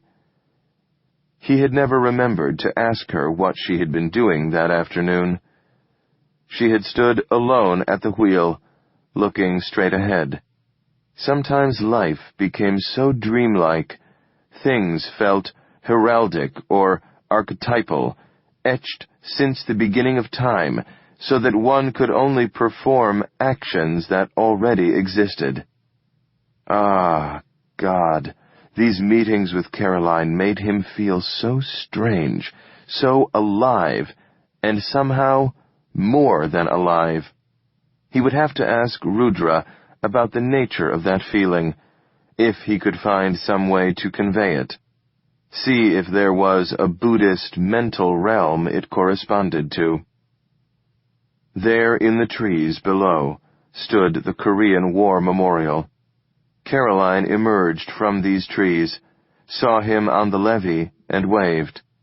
She hurried up the next set of broad, shallow steps, and there under the cherry trees they embraced. She hugged him hard. Her body felt tense, and out here in the open, he felt apprehensive himself. "Let's go back to my van." he suggested. "It's too open here." "No," she said. "Your van chip is on active record now." "So they know I'm here?" "It's being recorded, is a better way to put it. There's comprehensive coverage in D.C. now, so they know where you drive.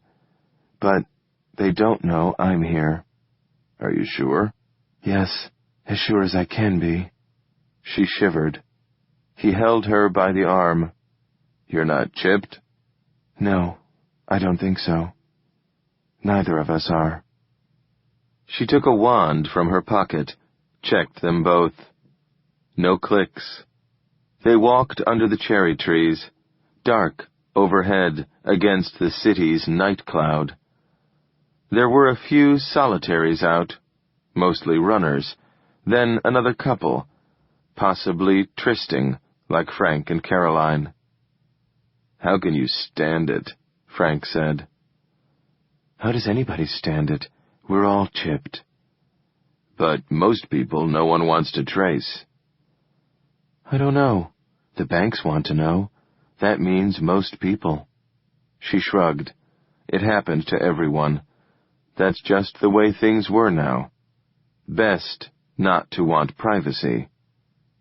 But now, under the cherry trees, they were alone. No cars, no chips, phones left in their cars. They were off the net. No one else in the world knew where they were at that moment. It was somewhat like being in their little bubble universe of passion, a walking version of that union. Frank felt her upper arm press against his, felt the flushing in all his skin, the quickened pulse. It must be love, he thought. Even with Marta, it had never been like this. Or was it perhaps just the element of danger that seemed to envelop her? Or the mysterious nature of that danger? They sat on one of the benches overlooking the tidal basin. For a while, they kissed. The feeling that poured through Frank then had less to do with their caresses, ravishing as they were, than with the sense of sharing a feeling, the opening up to one another, the vulnerability of giving and receiving. Very possibly, Frank thought, in one of their hard, silent hugs, their histories had caused them both to want this feeling of commitment more than anything else. After all the bad that had happened, a way to be with someone, to let down one's guard, to inhabit a shared space. Them against the world. Or outside the world. Maybe she was like him in this, that she needed a partner. He could not be certain, but it felt like it. She curled against him. Frank warmed to her manner, her physical grace, her affection. It was different with her, it just was. But she wasn't free. Her situation was compromised, even scary. She was breaking promises, both personal and professional. That in itself didn't bother Frank, as perhaps it should have, because she was doing it for him, and because of him. So how could he fault her for it? Especially since she also made him feel that somehow he deserved these moves, that she liked him for real reasons, that she was right to do what she was doing because of the way he was to her. Reciprocity. Hard to believe, but there she was, in his arms. The world seeped back. A distant streetlight winked on the breeze. "You're staying with those friends again?" She nodded into his shoulder. Her body felt like she was falling asleep. He found this very moving. He could not remember the last time a woman had fallen asleep in his arms. He thought, maybe this is what it would be like. You would only ever know by doing it. "Hey, gal, What if one of your friends wakes up in the night? I leave a note on the couch, saying that I couldn't sleep and went for a run. Ah. It was interesting to think of friends who would believe that, and what it said about her. But I should start back in a while. Damn. She sighed. We need to talk. Good. Tell me, do you think elections matter? What? Well, sure. I mean, what do you mean? I mean, do you think they really matter? Frank said. Because I'm not sure they do. I think they're just a kind of theater, you know, designed to distract people from how things are really decided. You sound like some of my colleagues at work. I'm being very scientific, I'm sure. Her smile was brief and perfunctory. You know this futures market I'm supervising? Sure. What, are they betting on the election now? Of course, but you can do that anywhere. What my group is betting on has more to do with potential side effects of the election. Or, now I'm thinking it's more like causes. What do you mean? There are people who can have an influence on the results. How do you mean? Like a group involved with voting machine technology. Uh-oh. You mean like tweaking them somehow? Exactly. So your futures market is now going bullish on certain people involved with voting technology? That's right. And not only that, but some of those people are my husband and his colleagues. He's not doing what you're doing. Not anymore. He's moved again, and his new job is part of this stuff. This group may even be the originators of it. A government agency working on fixing elections? How can that be? That's the way it's evolved.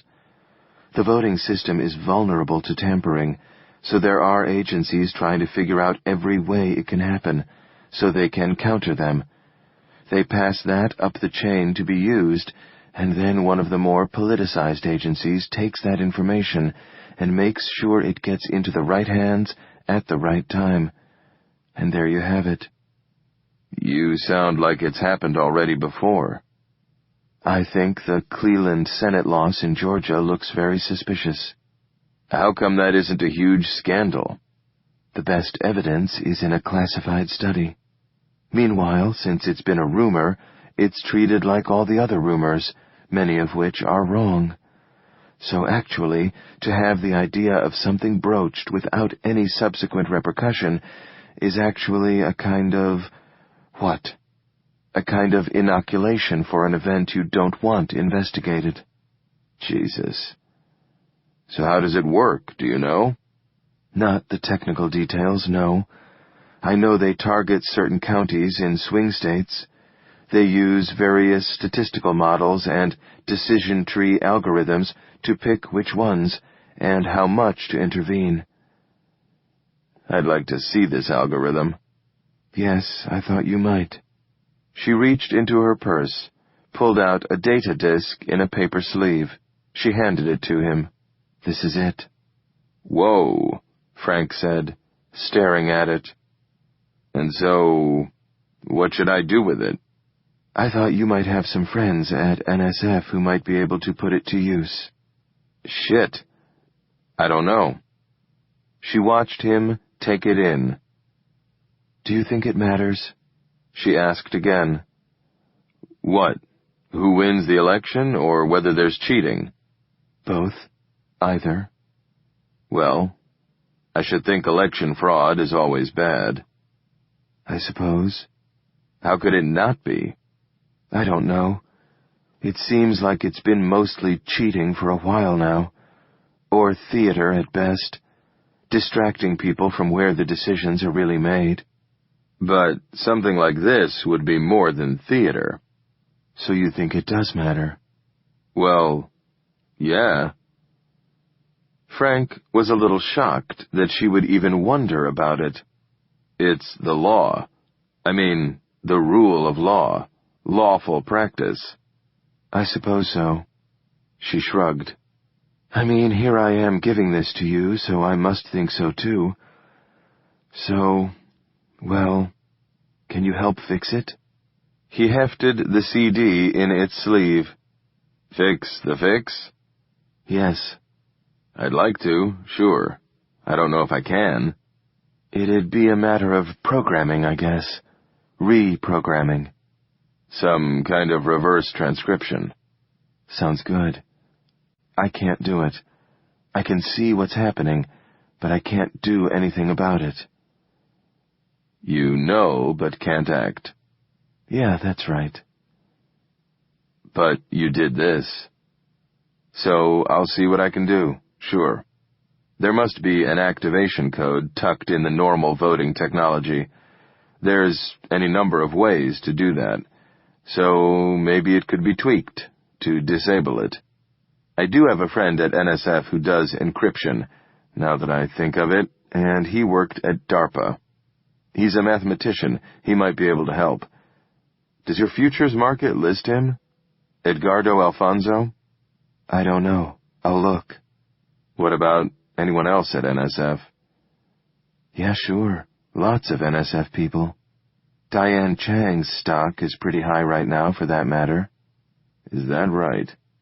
Yes. She watched him think it over. Finally, he shrugged. Maybe saving the world is profitable. Or maybe it's unprofitable. Listen, if you could get me a list of everyone listed in my market, that would be great. If Edgardo isn't on the list, all the better. I'll check. He would be discreet? Yes. He's a friend. I trust him. And to tell the truth, he would greatly enjoy hearing about this. She laughed, surprised. He likes bad news? Very much. He must be a happy guy these days. Yes. Okay, but don't tell too many people about this. Please. No. And the ones I tell won't need to know how I've gotten this, either. Good. But they may need to be able to get back into this program. Sure, I know. I've been thinking about that. It'll be hard to do without anyone knowing it's been done. She scowled. In fact, I can't think of a good way. I might have to do it. You know, at home. Listen, Caroline, he said, spooked by the look on her face. I hope you aren't taking any chances here. She frowned. What do you think this is? I told you. He's strange. Shit. He hugged her hard. After a while, she shrugged in his grasp. Let's just do this and see what we see. I'm as clean as I can be. I don't think he has any idea what I've been up to. I've made it look like I'm chipped 24/7 and that I'm not doing anything. I can only really get offline at night when he expects me to be sleeping. I leave the whole kit in the bed, and then I can do what I need to. Otherwise, if I dropped the kit, it would show something was wrong. So, you know. So far, so good. No one suspects you of anything? Not of anything more than marital alienation. There are some friends who know about that, sure, but that's been going on for years. No, people have no idea. Even if they're in the business of having that kind of idea? No. They think they know it all. They think I'm just... But it's gone so far past what they can know. Don't you understand? The technical capacity has expanded so fast, no one's really grasped the full potential of it yet. Maybe they have. You seem to have. But no one's listening to me. But there could be others like you. True. That may be happening too. There are super blacks now that are essentially flying free. But hopefully we won't run into anyone like that trying to stop us on this. Hopefully they think they're completely super black still. Counterintelligence. Wasn't that what it was called? Surely that would be standard. unless you thought you were an innermost sanctum, the smallest and newest box in the nesting boxes, with no one aware even of your existence. If her husband was in something like that, and thought his secrets were entirely safe from an estranged wife who did nothing more than sullenly perform her mid-level tech job. They sat side by side in an uneasy silence. Around them the city pulsed and whirred in its dreams. Such a diurnal species. Here they were, surrounded by 3 million people, but all of them conked like zombies, leaving them in the night alone. She nudged into his shoulder. I should go. Okay. They kissed briefly. Frank felt a wave of desire, then fear.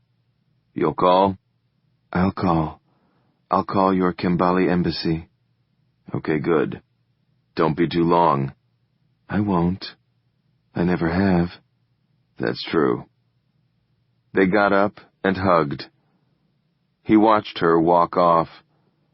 When he couldn't see her anymore, he walked back up the levee path. A runner passed going the other way, wearing orange reflective gloves.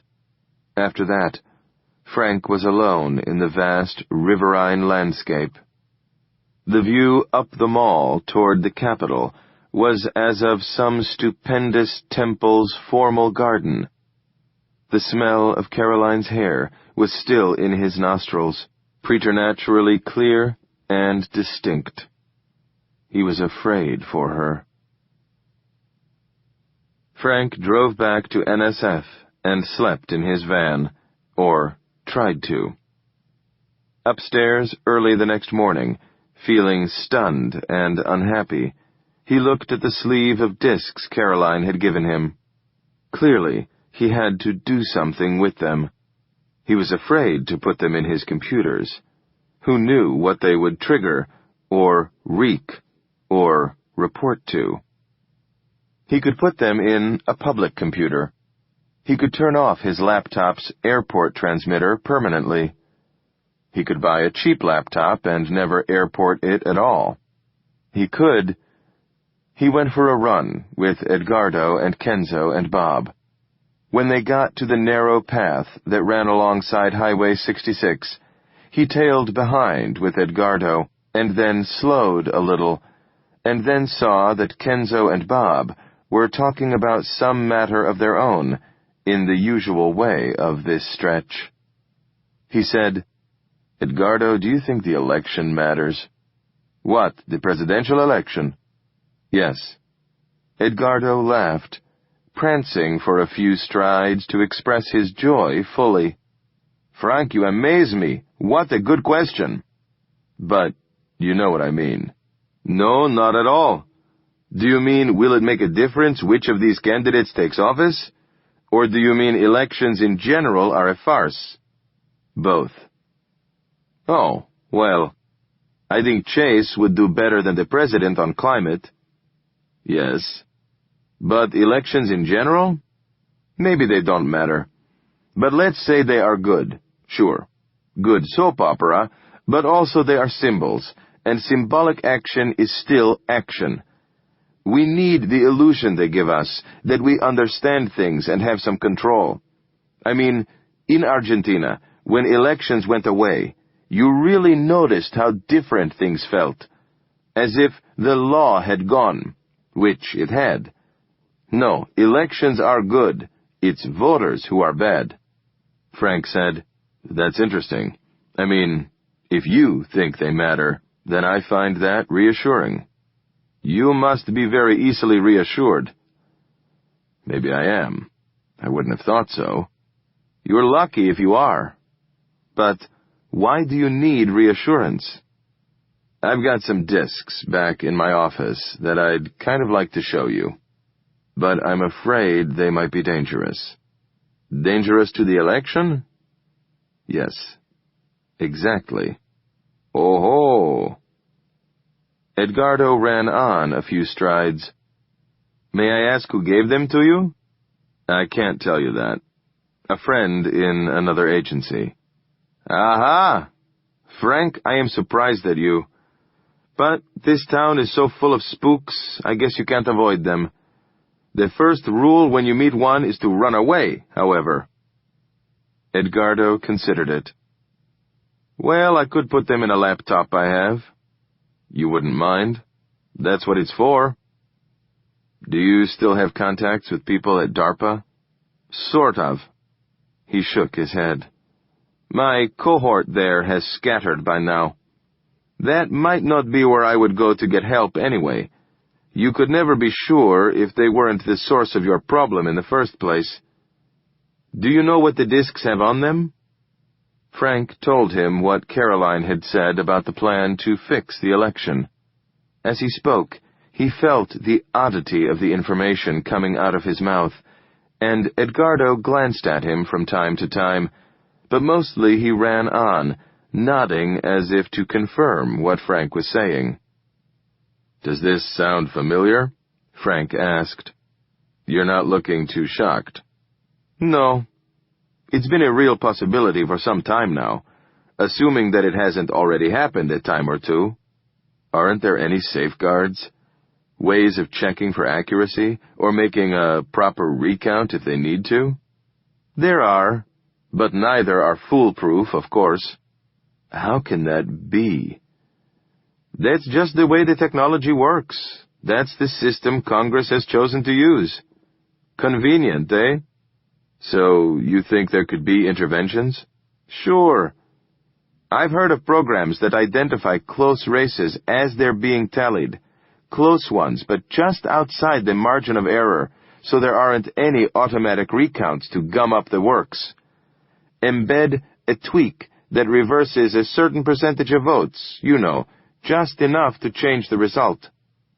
Might you be able to counter one of these if you saw it in advance? Some kind of reverse transcription that would neutralize the tweak without tipping off the people deploying it? Me? Or people you know? Let me look at what you have. If it looks like it might be what you think, then I'll pass it along to some friends of mine. Thanks, Edgardo. But here we come to the bike path. Let's change the subject. Give me what you've got and I'll see what I can do. But give it to me at Food Factory at 3, and let's not talk about this in the building. No, Frank said, interested to see how Edgardo appeared to assume that the building might be compromised. So the surveillance was real after all. Of course, he had known that. Caroline had told him. But it was interesting to get data from a different source. Back at work, showered, and in his office, checking the clock frequently, and then setting his alarm for 3 so he didn't forget, Frank saw in an email from Diane that Jan Brzezinski was on the first list for the expanded Grants for Exploratory Research program. He smiled, but then frowned. The new Climate Studies Institute in San Diego had been approved, and the old Torrey Pines Generique facility rented to house it, and Leo Mulhouse had even been hired to run a genetic engineering lab. It all added up to good news, which, of course, he ought to call and share with Marta. For a while he found other, more pressing things on his list of things to do, but it kept coming back to mind, and he found he wanted to tell her this stuff anyway, to hear her reaction, how she would manage to downplay it. So that afternoon, after running down to Food Factory and giving Edgardo the discs, Frank went over and called Small Delivery Systems from a payphone down in the metro, thinking to reduce the number of obvious contacts in the hope it would keep their stock down. He asked for Marta, rather than Jan. After a minute, she got on, and Frank said, "Hi." She greeted him coolly, and he hacked his way through the preliminaries until her lack of cooperation forced him to the point. "I got it arranged like you asked. I mean, I couldn't stay in it directly because of conflict of interest, but it was such a good idea that they did it on their own. There's to be a new federal science and tech center focused on climate interventions and housed in Torrey Pine Generique's old labs. And Jan and your whole team down there is listed for a big grant for exploratory research, too. So now you can go back to San Diego. I can go wherever I want, she said. I don't need your permission or your help. No, that isn't what I meant. Uh-huh. Don't be trying to buy me off, Frank. I'm not. I mean, I owe you that money, but you wouldn't take it. Anyway, this is just a good thing. Jan and you guys get one of the grants, and this will be one of the best research labs anywhere for what you guys are up to. We already have a lab. Small delivery is too small to deliver. Not so, actually. We've just gotten a contract from the Russian government. We're licensing the genome for our altered tree lichen to them, and we'll be helping them to manufacture and distribute it in Siberia and Kamchatka this fall. But, wow. Have you had any field trials for this lichen? This is the field trial. What? How big an area?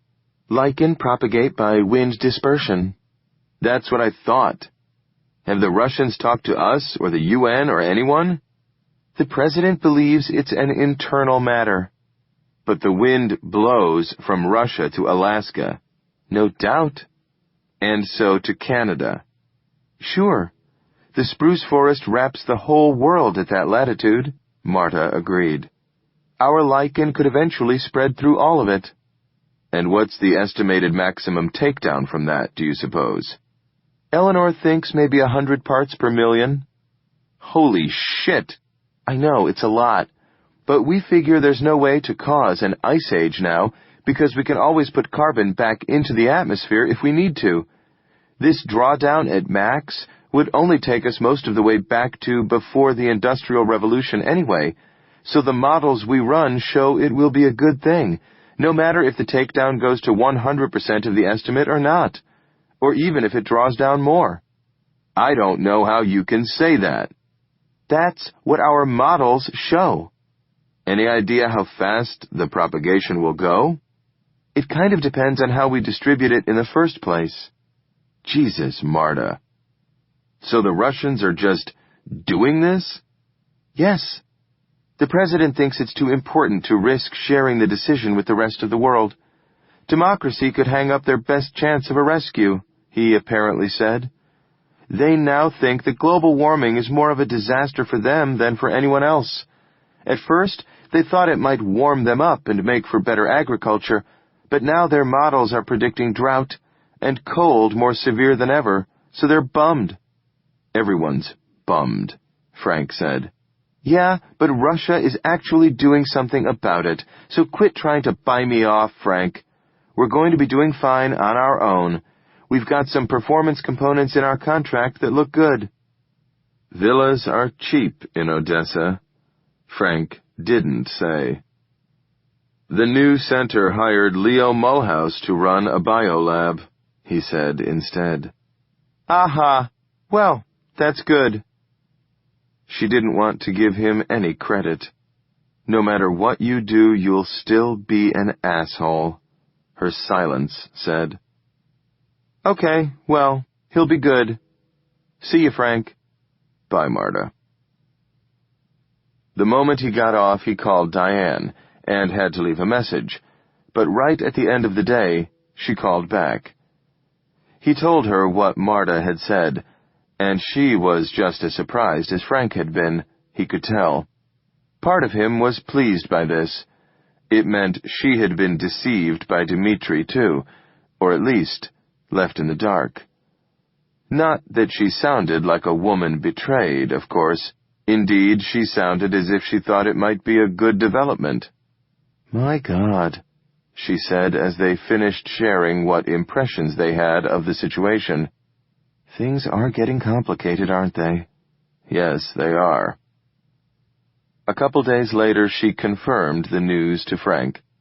She had talked to Dmitri, and he had said yes, They were distributing genetically engineered organisms to draw down quantities of carbon fast. It was only a pilot project, and they did not expect the organisms to spread beyond Siberia. He wouldn't say over how large of an area the GMOs had been distributed, but he did confirm that one of the lichens had been licensed from small delivery systems. "Damn it," Frank said. "That's Jan. We really need to get him onto our team somehow." Diane said, "I wonder if we can now." "Well, I think he still wants to move back to San Diego. Not that he couldn't on his own, but maybe the center at Torrey Pines will look good to him." "Depending on his contract, he may get very little from any work he's done for small delivery, and he may not be in control of his research program." "True." "Let's keep making the offer. Funding and freedom in San Diego. He may still go for it." Meanwhile, in the midst of all this, science itself proceeded in its usual manner, which is to say, very slowly. Anna Quibler liked it that way. Take a problem, break it down into parts, analyze, quantify whatever parts you could, see if what you learned suggested anything about causes and effects, then see if this suggested anything about long-term plans and tangible things to do. She did not believe in revolution of any kind, and only trusted the mass application of the scientific method to get any real-world results. "One step at a time," she would say to her team in bioinformatics, or Nick's math group at school, or the National Science Board. And she hoped that as long as chaos did not erupt worldwide, one step at a time would eventually get them to some tolerable state. Of course, there were all the hysterical operatics of history to distract people from this method and its incremental successes. The wars and politicians, the police-state regimes and terrorist insurgencies, the gross injustices and cruelties, the unnecessarily ongoing plagues and famines, in short, all the mass violence and rank intimidation that characterized most of what filled the history books. All that was real enough, indeed, all too real, undeniable, and yet it was not the whole story. It was not really history, if you wished to include everything important that had happened to humans through time. Because along with all the violence, underneath the radar, inside the nightmare, there was always the ongoing, irregular but encouraging pulse of good work, often, since the 17th century, created or supported by science. Ongoing increases in health and longevity for larger and larger percentages of the population. That could be called progress. If they could hold on to what they had done and get everyone in the world to that bettered state, it would actually be progress.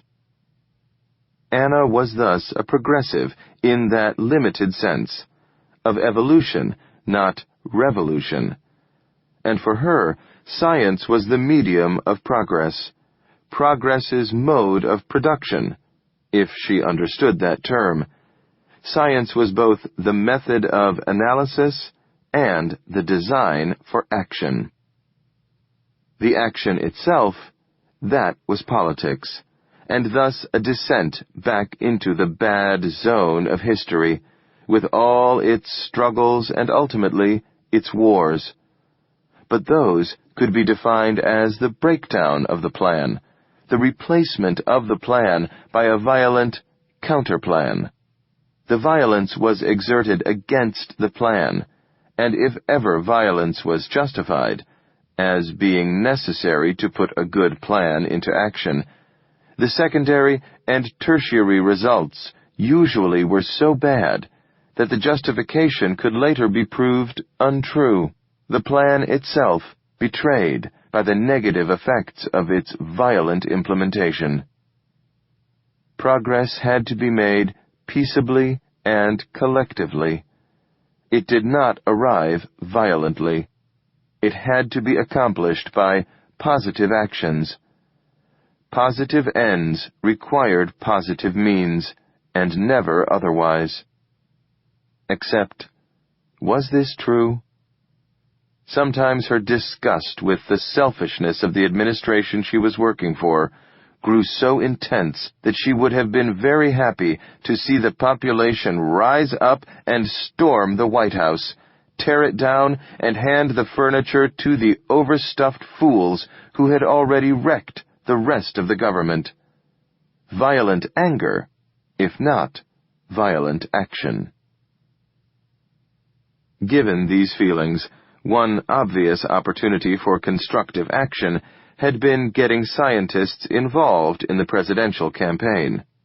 Whether or not the SEEP idea was a good one was very hard for her to judge, but in for a penny, in for a pound, and she figured that as an experiment it would give some results, one way or another. Unless it didn't because of a poor design. Any results lost in the noise of everything else going on. The social sciences, she thought, must have a terrible time designing experiments that yielded anything confirmable. So, ambiguous results at best, but meanwhile, it was still worth trying. Her actual involvement with the election campaign was at third or fourth remove, which was just the way she liked it, and probably the only way that it remained legal. She could certainly talk to Charlie about things Phil Chase could do as a candidate, if he wanted to, that might help him win, or even propose actions to him that Phil might initiate, after which they could respond however they wanted, and she could go back to the things she did at NSF directly. Whether they did anything or not was their concern, and so she was not actively working for a candidate. This was partly the usual scientist's disconnect from political action, which was itself partly a realism about doing what one could. In any case, she preferred spending that kind of time working on her archaeology of great, lost ideas in federal science policy. She had already gotten Charlie to convince Phil to introduce a bill to the Senate that would revive Fix-It in an even stronger form, under the guise of being part of a larger Climatic Planned Response, or CPR. Now, she was finding the fossil remnants of various foreign aid programs that had been focused on science infrastructural proliferation, as she called it. Some of these were inactive because they were funding-starved, others had been discontinued. Anna got Diane to assign Lavetta and her team to liaise with the UN's environmental offices to connect these kinds of projects with funding sources. Let's fund them ourselves when we can't find anyone else, Diane suggested. Let's get a group together to start rating these projects and awarding grants. And Frank would say that group should start writing requests for proposal. Diane nodded. For sure. NSF was now dispersing money at a truly unprecedented rate. The $10 billion a year budget goal, only recently achieved, looked like pump priming compared to what they were now passing out. Though Congress still would not fully fund the repair of the District of Columbia, the right people on the right committees had been scared enough by the flood to start funding whatever efforts seemed most likely to keep their own districts from suffering the same fate. Maybe it was just a matter of politicians wanting to look statesmanlike when the big moment arrived. Maybe they were just reflecting what they were hearing from home. Maybe the two parties were jockeying for favor in the upcoming election. Whatever the cause, NSF had a supplementary budget this fiscal year of almost $20 billion, and if they could find good ways to spend other federal money, Congress tended to back them. "They lived through this winter and they've seen the light," Edgardo said. Anna maintained that the economy could always have afforded to pay for public work like this, that it was not even a particularly large share of the total economy, but that for so many years they had lived within the premises of a war economy that they had forgotten how much humans produced. Now that it was being redirected a little, it was becoming clearer how much the war economy had drained off. "Interesting," Edgardo said, looking intently at her. She very seldom talked about politics. "I wonder if it will correlate with the carbon economy. I mean, that we blew the fossil fuel surplus on wars and lost the chance to use a one-time surplus to construct a utopian scientific society. So now we are past the overshoot and doomed to struggle in extreme danger for some birth-defected smaller version of just good enoughness." "One step at a time," Anna insisted. "By the year 2500 it should all look the same." She liked the way she could make Edgardo laugh. It was easy, in a way. You only had to say out loud the most horrible thing you could imagine, and he would shout with laughter, tears springing to his eyes. And she had to admit there was something bracing about his attitude. He bubbled away like a fountain of acids, everything from vinegar to hydrochloric, and it made you laugh. Once you had said the worst, a certain sting was removed. The secret fear of it, perhaps. The superstition that if you said it aloud, you made it more likely to come to pass. As with Charlie and disease. Maybe the reverse was true, and nothing you said out loud could thereafter come true, because of the Pauli exclusion principle, or something like it. So now she exchanged dire prophecies with Edgardo freely, to diffuse them, and to make him laugh. You needed a theory of black comedy to get through these days anyway, because there was little of any other kind around. Anna worked every minute of her hours at work, until her alarm went off and reminded her it was time to go home. Then she took the metro home, thankful that it was running again, using that time stubbornly to continue processing jackets, as she used to before the foundation had gone into crisis mode. Continuing the real work. At home, she found that Charlie had been once again sucked into helping Phil Chase's campaign, an inevitable process now that it was coming down to the wire, and they were all doing everything they could.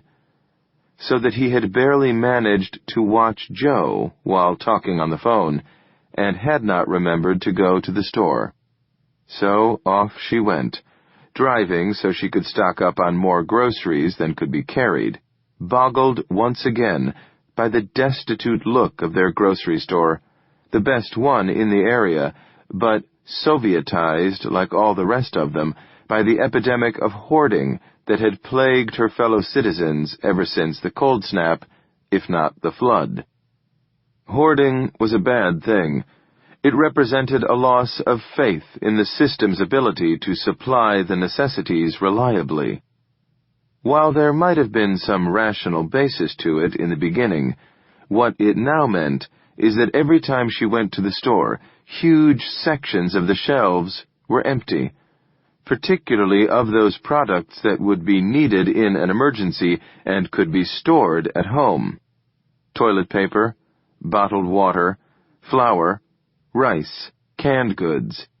People were storing these in their houses rather than letting them be stored in the store. She was still waiting for the time when every household maxed, so that when the stores got a shipment, they would not fly out the doors. It also looked like certain fresh foods were permanently in shorter supply than they had been before the long winter. This was a different problem entirely. So she had to hunt for whatever could be used, buy a few meals' worth of ingredients, some fast stuff, and hurry home to find Charlie still on the phone, vociferating, while also placating Joe about Anna's absence. He had gotten water on to boil, so they were that far ahead.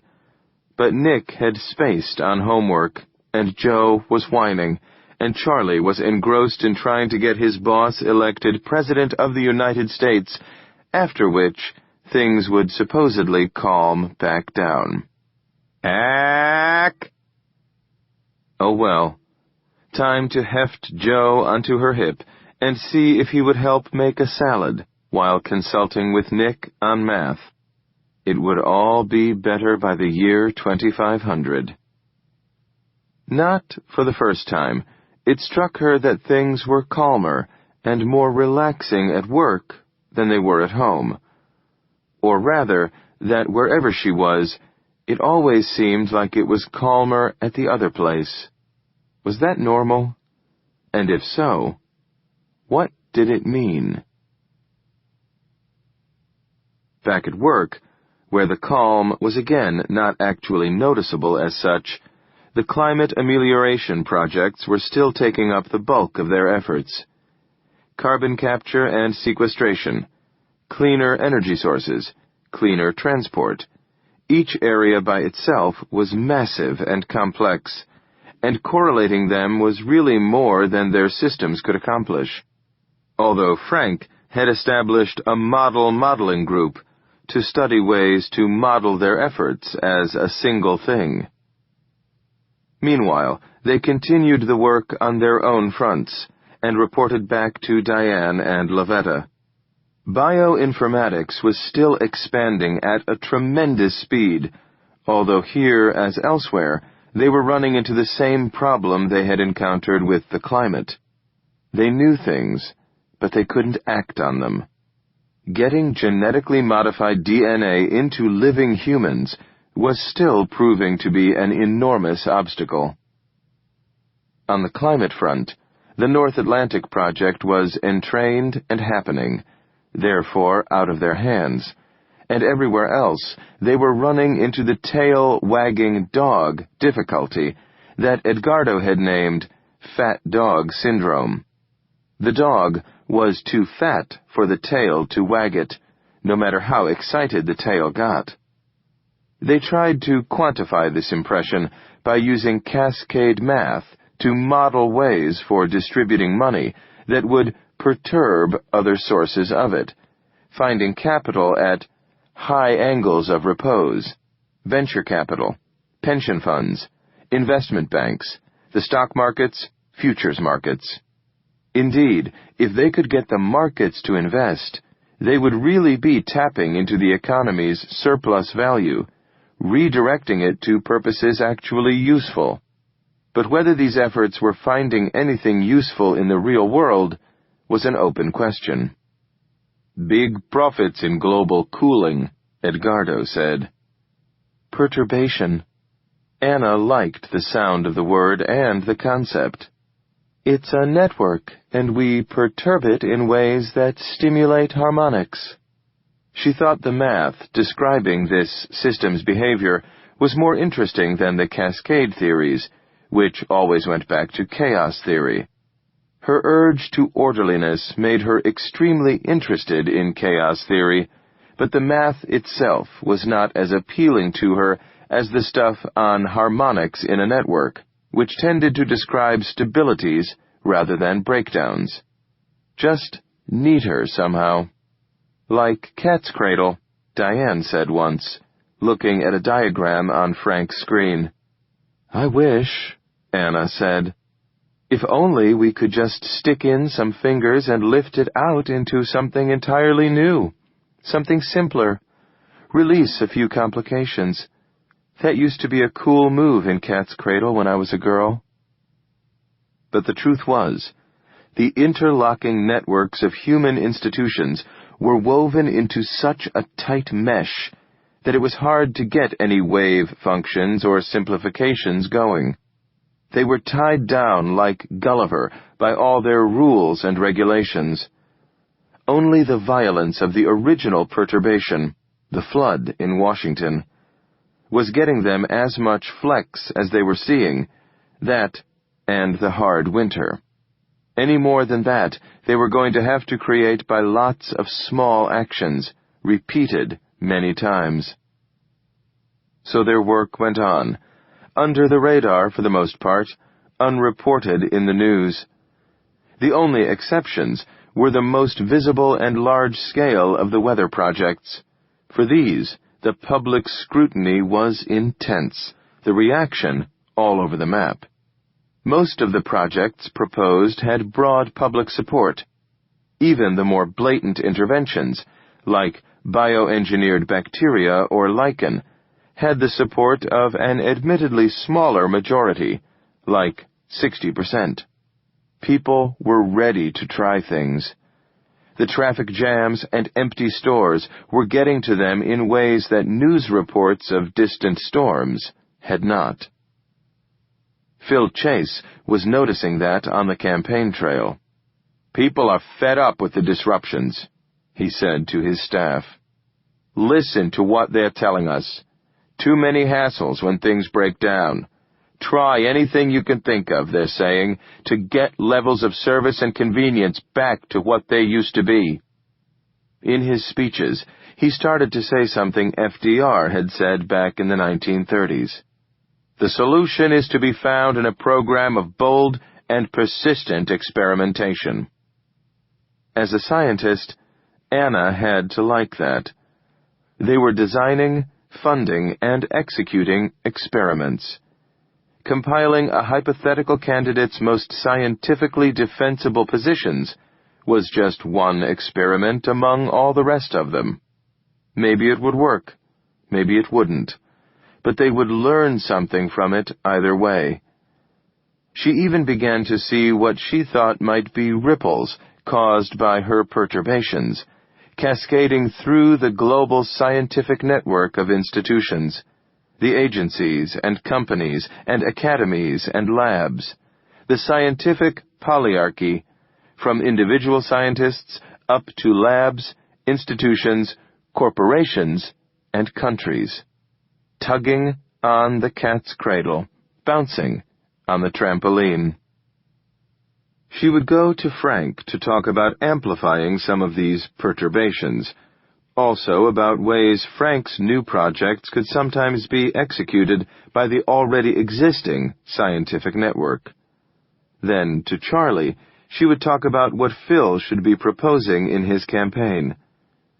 Phil was certainly making climate change a major issue, a calculated risk for sure, given the American penchant for denial, particularly of problems caused by Americans. The president himself constantly urged denial as a kind of virtue, and denounced the climate issue as a universal downer, which it was, although he was no longer trying to claim that it was a non-existent problem. Phil Chase was not hesitant in bringing up the subject, or in proposing to tackle the problem. Charlie wrote parts of speeches, fed Roy facts and ideas, and discussed strategy on a daily basis. At night, he would sit with Anna and watch Phil say things like, "Climate change is obviously real, and byproducts of our economy have had a role in this global warming. Republicans, by denying this, have compounded the problem and lost our descendants hundreds of fellow species and decades of work. Now it's time to do something about it, and I'm the one with the will to do it. We're going to need to work at this. It needs to become a big part of the national project, the focus of our economy. In that sense, it is actually an incredible opportunity for new industries. We're on the verge of a truly life-affirming and sustainable global economy based on justice and nurturing the biosphere, rather than strip mining and fouling it." I'm ready to lead the way in starting to treat this planet like our home." Anna could always tell when Charlie had written what Phil was saying, because Charlie would hold his breath for however long as it took Phil to say it. "Whew! Am I crazy?" he would gasp afterward. "I must be crazy. Why is Phil trusting me? He's freaking me out here." And yet all this seemed to be part of what was helping Phil's numbers, maybe even the main part. He had always polled highest the more he ignored conventional, inside-the-beltway political wisdom. As a Californian politician, this was more or less a traditional tactic, reinforced by each subsequent success, as with their recent grandstanding governor. "Just go for it, baby. Washington punditry was for girly men." Thus, now, when Phil was asked about the virtual scientist candidate, he would smile his glorious smile. "In Europe, a candidate like that is called a shadow candidate. I take the people inventing this candidate to be our allies, because if you judge the effect of your vote by rational scientific criteria, then you will never throw it away on a splinter party that doesn't have a chance in our winner-take-all system. You vote for the potential winner most likely to express something like your views. And at this moment, I'm that man. So the science guy is my shadow." His numbers rose again. It seemed to Anna that it was going to be a really close election. So close, she could hardly stand to contemplate it. Edgardo agreed. "People like it that way. Seesaw back and forth, try to get it perfectly level for election day. Confound the polls by sitting inside their margins of error. That way, the day itself will bring a surprise. A bit of drama just for its own sake. Policy has nothing to do with it. Life and death have nothing to do with it. People just like a good race. They like their little surprises." "They may get a big surprise this time," Anna said. "They don't like big surprises. Only little surprises will do." On it went. The summer passed, giving them several weeks in a row of weather so cool and pleasant that abrupt climate change began to seem like a blessing. During that time, several of the Fix-It programs were linked, and suddenly, Department of Energy was on their side. It was actually unnerving. And they were in hot pursuit of what looked like a really powerful photovoltaic cell. Previously, the polymers in plastic solar cells had absorbed only visible light, converting about 6% of the sun's energy to electrical power. Now, researchers were mixing semiconducting nanoparticles called quantum dots into one of the layers, which absorbed infrared light and generated electricity as well. A layering of both yielded an efficiency of 30%, and now the mythical 10 by 10 mile array of cells, set somewhere in New Mexico and powering the whole country, was beginning to look like an actual possibility. Anna went on to her other work, feeling pleased. Perturbation of the network. Cat's cradle, slip and pull. When she went home, she would be able to sit there and listen to Charlie's talk about the campaign without getting as anxious and irritated as before, knowing, as she watched the news sprawl across the screen like a giant Jerry Springer show they could not escape, that always underneath it, the great work rolled on. Anna's great work, however, was basically a linear process, and it existed in a world with some important non-linear components, acting in different realms. One morning at home with Joe, Charlie got a call from Roy Anastopoulos. "Roy!" "Charlie, are you sitting down?" I am not sitting down. I never sit down, but nothing you can tell me will need me sitting down. That's what you think. Charlie, I've got Wade Norton on the other line, and I'm going to patch him in. Wade, can you still hear me? A second or two of satellite time, and then Charlie heard Wade, speaking from Antarctica. I can still hear you. Hi, Charlie, how are you? I'm fine, Wade. Resisting the urge to speak louder so that Wade could still hear him down there at the bottom of the world.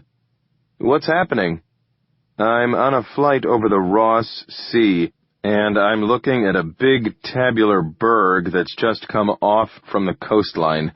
Really, really, really big.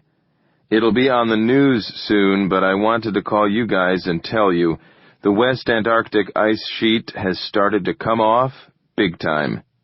Oh my God. You're looking at a piece of it already off? Yes. It's about 100 miles long, the pilot says. My God. So sea level has already gone up a foot? You got it, Charlie. I was trying to tell Roy. That's why I told you to sit down, Roy put in. I had better sit down, Charlie admitted, feeling a little wobble, as, for instance, the axis of the Earth. Any guesses by the scientists down there as to how fast the rest will come off? They don't know. It's happening faster than they expected. Some of them are running a pool now, and the bets range from a decade to a century. Apparently, the goo underneath the ice is the consistency of toothpaste. It lets the ice slide, and the tides tug at it, and there's an active volcano down underneath there, too. Shit. So we're talking sea level rise? Roy asked, trying to get confirmation. Yes, Wade said. Hey, boys, I've got to go. I just wanted to let someone know. I'll talk to you more soon. He got off, and Charlie then explained the situation to Roy. Giant ice sheet, warming, cracking, sliding off its underwater perch, floating away in chunks, displacing more water than it had when perched. If the whole thing came off, sea level up 7 meters, a quarter of the world's population affected, perhaps $50 trillion in human and natural capital at risk. Conservatively. Roy said, Okay, Charlie, I get the point. It sounds like it will help Phil in the campaign. Roy, please, not funny. I'm not being funny. Although he was laughing like a loon. I'm talking about addressing the problem. If Phil doesn't win, what do you think will happen? Okay, shit. My God. Everything Anna and her colleagues had been doing to restart the Gulf Stream was as nothing to this news. Changing currents, maybe. But sea level? The stakes just keep getting higher, don't they? Yes, they do. Chapter 10. Primavera Porteño. Kenzo had run the numbers and found that most seasonal weather manifestations varied by about 8% year to year. Temperature, precipitation, wind speeds, and so on. Now, all that was over. They had passed the point of criticality. They had tipped over the tipping point in the same way a kid running up a seesaw will get past the axis and somewhere beyond and above it plummet down on the falling board. They were in the next mode and coming into the second winter of abrupt climate change. The president announced on the campaign trail that he had inherited this problem from his Democratic predecessors, particularly Bill Clinton, and that only free markets and a strong national defense could battle this new threat, which he called climactic terrorism.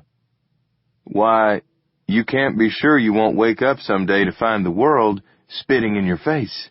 It's not okay, and I'm going to do something about it. My administration has been studying the problem and getting recommendations from our scientists, and I'm proud to say that on my watch, the National Science Foundation initiated this great counter-terrorist operation in the North Atlantic, which will soon restore the Gulf Stream to its rightful flow and show how American know-how and technology is a match for anything. This played well, like most things the President did. He visited NSF for half an hour, and later appeared on the news in a briefing with Diane Chang, the heads of NOAA and the EPA, and his science advisor, Dr. Strangloft. The President got a great deal of credit for taking on the weather in such a forceful and market-based manner, bypassing the scientists and liberals, and striking a blow for freedom and the salt industry. Anna, watching the TV news, hissed like a tea kettle. Charlie threw Joe's dinosaurs at the radiator. The President's numbers went up. Only Diane was calm. She said, "Don't worry, it only means we're winning. They're all trying to get on our side now, so science is getting some leverage on the situation." And Phil Chase blew through all the President's claims with a laugh. The Salt Fleet is an international project coordinated through the UN. The part of it we're paying for comes from an appropriation Congress made because of a bill I wrote. The President tried to hamstring this great project up and down the line.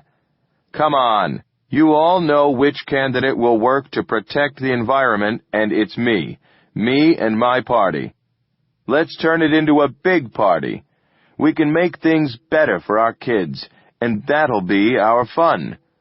That's the way it's always been until now, so you can't let the fear and greed guys scare you till you cut and run. The new climate is an opportunity. We needed to change, and now we will, because we have to. What could be more convenient? This played well, too, much to the pundits' private surprise. In public, they always knew everything. And now Phil's numbers went up.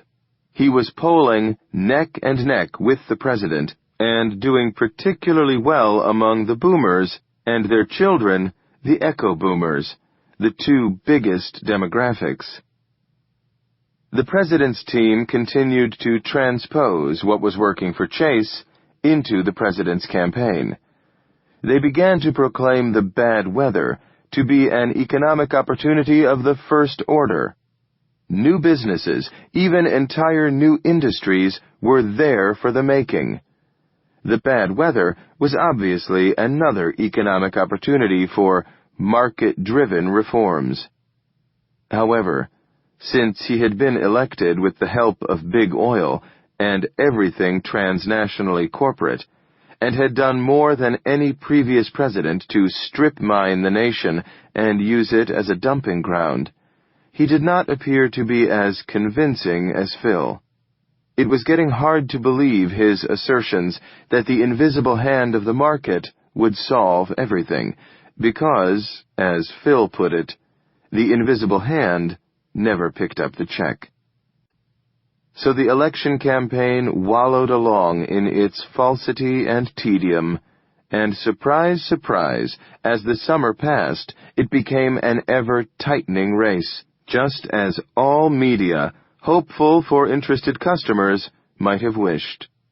These summer months were full enough of new weather anomalies and extreme events to keep Phil in the chase, as he liked to put it.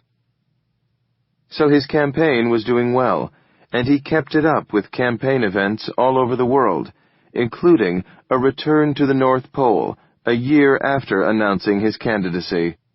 It was a bit of a throwback to his old world's senator mode, but he claimed its effect was good, and his team could only follow his lead. "I have to run on my record. There's no other way to do it. I am what I am." He started saying that, too. "I am what I am." And that's all what I am, Roy always sang when he said it. I'm Popeye the Sailor Man, toot toot. Phil was in fact like Popeye in enough important respects that his staff started calling him that. And Charlie had to admit that since the climate problem was global, campaigning everywhere made a sort of sense. It made Phil and his career and his campaign all of a piece. Meanwhile, the president remained resolutely nationalistic. It was always America this and freedom that, no matter how transnational and oppressive the content of his positions. Patriotism as xenophobia was part of his appeal to his base, and it worked for them. But Phil's people had a different idea. The world was the world. Everyone was part of it. One unexpected problem for his campaign was that the scientific virtual candidate was polling pretty well, up to 5% in blue states, despite the fact that the candidate was non-existent and would not appear on any ballots. And this, of course, was a problem for Phil. Most of those potential votes came from his natural constituency, and so it was accomplishing the usual third-party disaster of undercutting precisely the major party most closely allied to its views. Phil looked to Charlie on this. Charlie, you have to talk to your wife and her colleagues at NSF about this. I don't want to be accidentally nadered by these good people. You tell them, whatever they want out of this campaign, I'm their best chance at it. I don't want to depress them that much, Charlie deadpanned, which got a good Phil chuckle, rueful but pleased.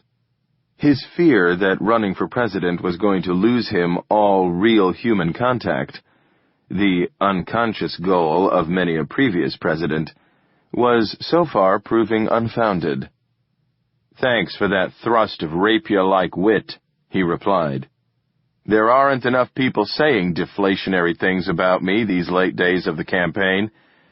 You are indeed a brother, and we are a real foxhole fraternity, shelled daily as we are by Fox. But don't forget to talk to NSF. As far as Charlie could tell, he was still enjoying himself enormously. And Charlie did ask Anna and Frank what the plans were for the candidate experiment. They both shrugged and said it was out of their hands, the genie out of the bottle. At NSF, they talked to the SEEP team, who were, of course, already aware of the historical precedents and the negative ramifications of any partial, real-world success of their hypothetical campaign. Until preferential voting was introduced, third parties could only be spoilers. Frank got back to Charlie. They're on it. How so? Meaning what? They're waiting for their moment. Ah. This moment came in late September, when a hurricane veered north at the last minute and hammered New Jersey, New York, Long Island, and Connecticut, and to a lesser extent the rest of New England. These were blue states already, but with big SEEP numbers as well, so that after the first week of emergencies had passed and the flooding subsided, a SEEP conference was held in which representatives of 167 scientific organizations debated what to do in as measured and scientific manner as they could manage, which, in the event, meant a perfect storm of statistics, chaos theory, sociology, econometrics, mass psychology, ecology, cascade mathematics, pole theory, historiography, and climate modeling, at the end of which a statement was crafted, approved, and released, informing the public that the scientific candidate was withdrawing from all campaigns, and suggesting that any voters who had planned to vote for it consider voting for Phil Chase as being an electable first approximation of the scientific candidate and best real current choice. Support for preferential or instant runoff voting method was also strongly recommended, as giving future scientific candidates the chance actually to win representation proportional to the votes they got, improving democracy if judged by representational metrics. This announcement was denounced by the president's team as prearranged collusion and a gross sullying of the purity of science by an inappropriate and unscientific descent into partisan politics of the worst kind. The scientific candidate immediately issued a detailed reply to these charges in the form of all its calculation and a description of the analytic methods used to reach its conclusions, including point-by-point comparisons of the various planks of all the platforms, indicating that at this point, Phil was closer to science than the president. "You think?" Roy Anastopoulos said to Charlie over the phone. "I mean, duh. I hope this helps us, but isn't it just another of those scientific studies that spends millions and makes a huge effort to prove the sky is blue or something?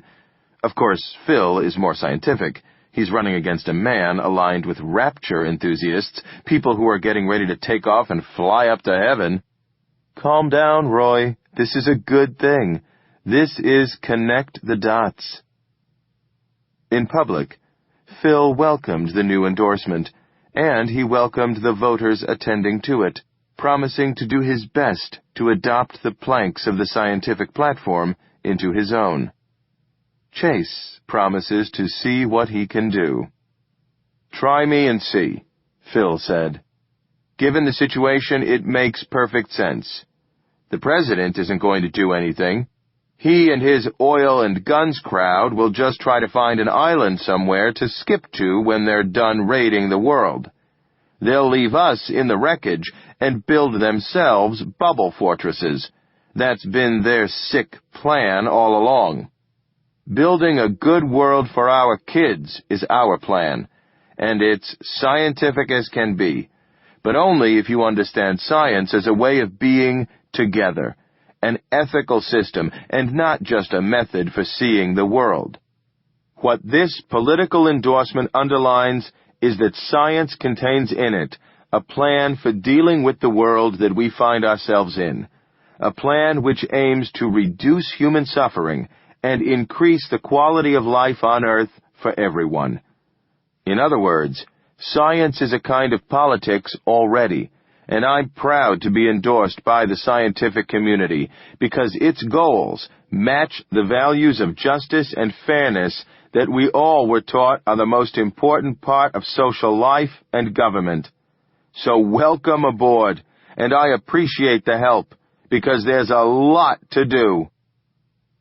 Thus ended the most active part of the first social science experiment in elective politics. There would be much analysis, and the follow-up studies would suggest new experiments the next time around, presumably. The committee was there in place at the National Academy of Sciences, and it would have looked bad at that point if anyone inside or outside the Academy had tried to shut it down. Diane, under stupendous heat from Republicans in Congress for appearing to have used a federal agency to support a political candidate, went to the hearings and shrugged. "We'll study it," she said. "We funded an experiment in our usual way." "Would you fund an experiment like that one again?" demanded Senator Winston. "It would depend on its peer review," she said. "If it was given a good ranking by a peer review panel, it would be considered, yes." One of the Democratic senators on the panel pointed out that this would not be the first federal agency to get involved in a political campaign, that in fact several were at this moment working explicitly and directly for the president's campaign, including the Treasury Department, and the departments of agriculture, education, and commerce. While, on the other hand, NSF had just funded an experiment that had happened to catch on with the public. The debate of the day roared on. The National Science Foundation had jumped into politics and the culture wars. Its age of innocence was over at last. Frank and Rudra Cochrane continued to spend the last hour of most nights out in their shed talking. They talked about food, the events of the day, the contents of their shed, the garden, and the nature of reality. Most of their talk was in English, where Rudra continued to improve. Sometimes he gave Frank a Tibetan lesson. Rudra liked to be outside. His health seemed to Frank poor, or else he was frail with age. On their trips out together, Frank gave him an arm at the curbs, and once he even pushed him in a wheelchair that was stored inside the house, underneath the stairwell. A few times they went for a drive in Frank's van. One day they drove out to see their future home. The Kimbalis had finalized the purchase of the land in Maryland they had located, a property upstream on the Potomac that had been badly damaged in the Great Flood. A farmhouse on the high point of the acreage had been inundated to the ceiling of the first floor, and a passing rowboat, crowded with refugees from other farms, had hacked through the roof to get into the attic. Padma and Sukandra had decided that the building could be made habitable again, and in any case, the land would be worth it. Apparently, it was zoned in a way that would allow most of the Kimbalis in the metro area to live there.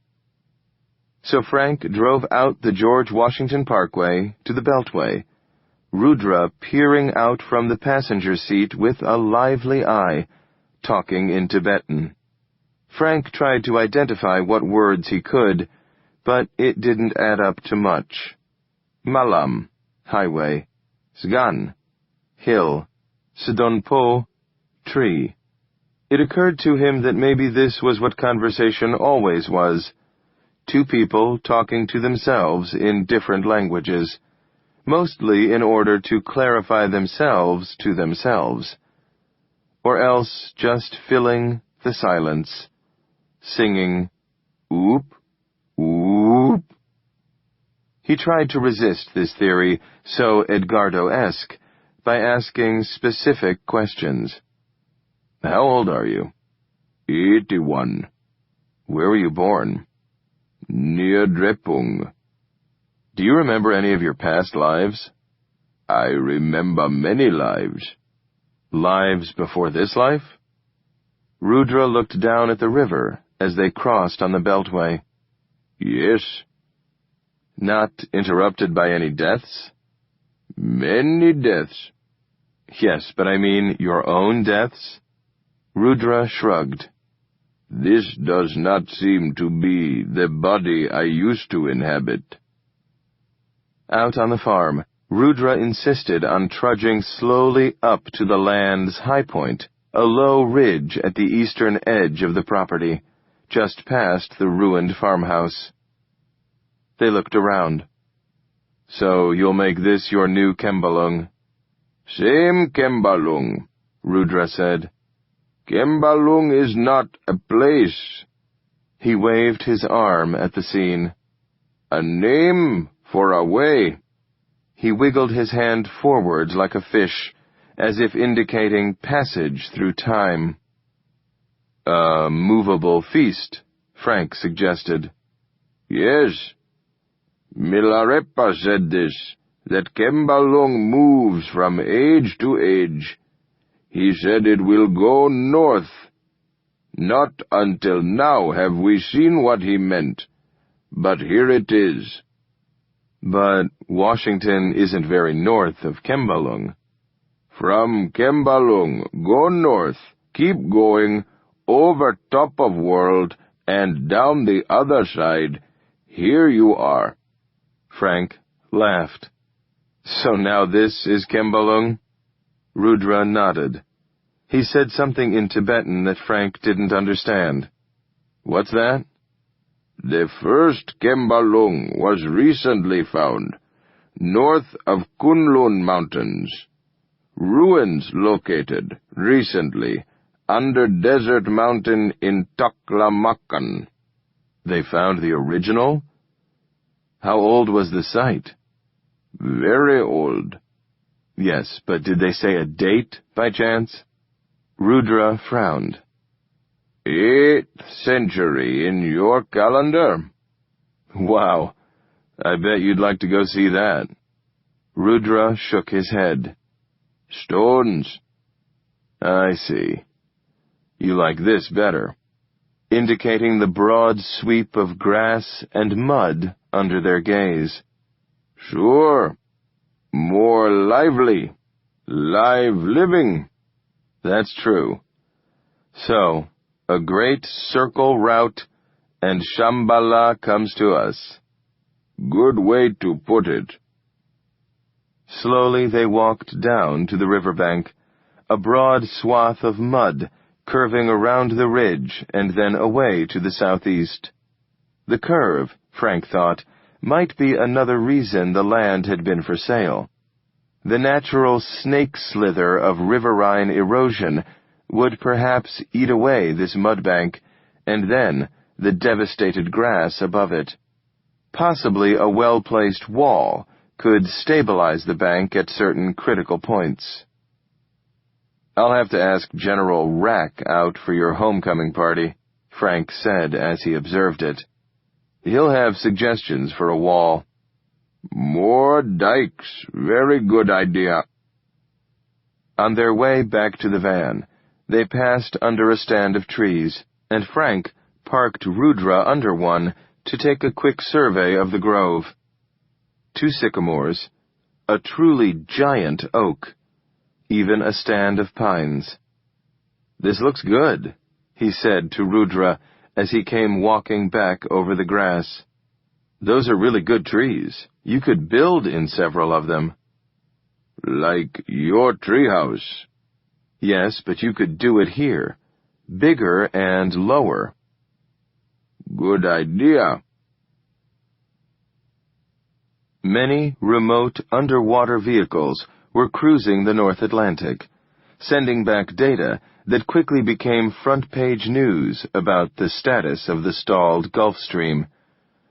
At the end of September, a hurricane lashed Central America, dumping a great deal of rain in the Pacific, which would increase the salinity of the Gulf Stream further. All systems were go for the salt fleet now converging in the ocean west of Ireland. But in the meantime, with nothing more happening in the Atlantic, the news shifted its attention south, where the West Antarctic ice sheet continued to detach, in small but frequent icebergs at its new margin.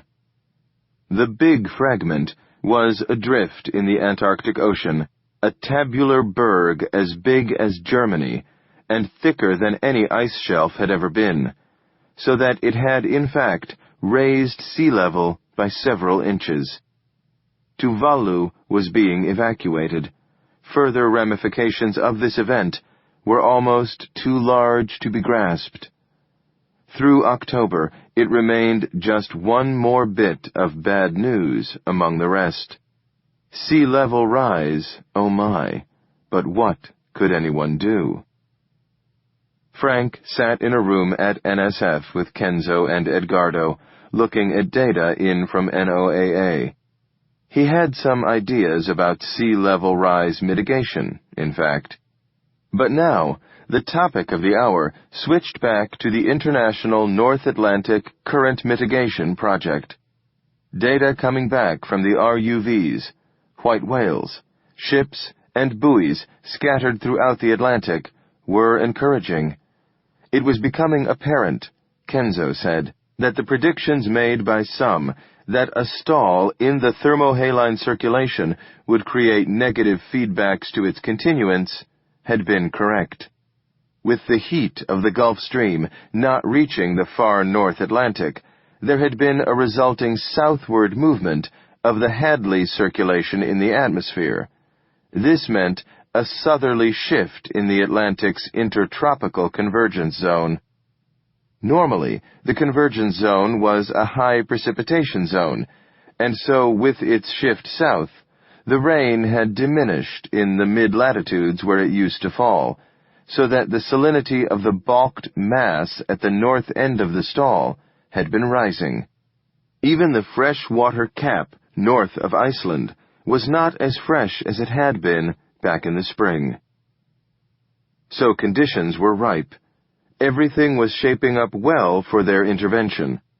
The fleet of single-hulled VLCC tankers had been loaded at the many salt pans and ports around the Caribbean and North Africa that had been called upon, and they were almost all at the rendezvous point. The fleet headed north, moving into formation, and the photos coming in over the Internet were hard to believe. The sheer number of ships making it look like a sure artifact of photoshopping. Then the dispersal of the salt began, and the photos got even stranger.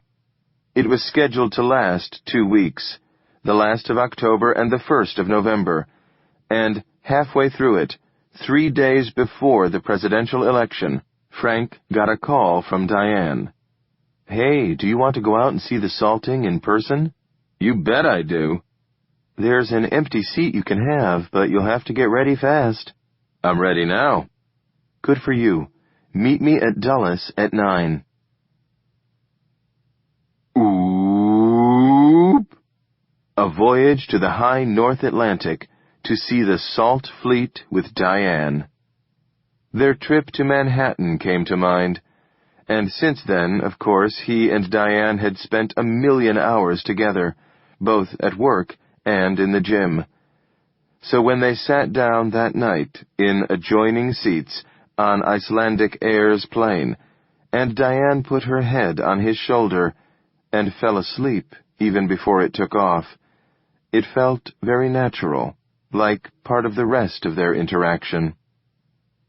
They came down on Reykjavik just before dawn. The surface of the sea lay around the black bulk of Iceland like a vast sheet of silver. By then, Diane was awake. Back in D.C., this was her usual waking hour, unearthly though that seemed to Frank, who had just gotten tired enough to lean his head on hers. These little intimacies were shaken off when the seatbacks returned to their upright position. Diane leaned across Frank to look out the window. Frank leaned back to let her see. Then they were landing, and out of the plane into the airport.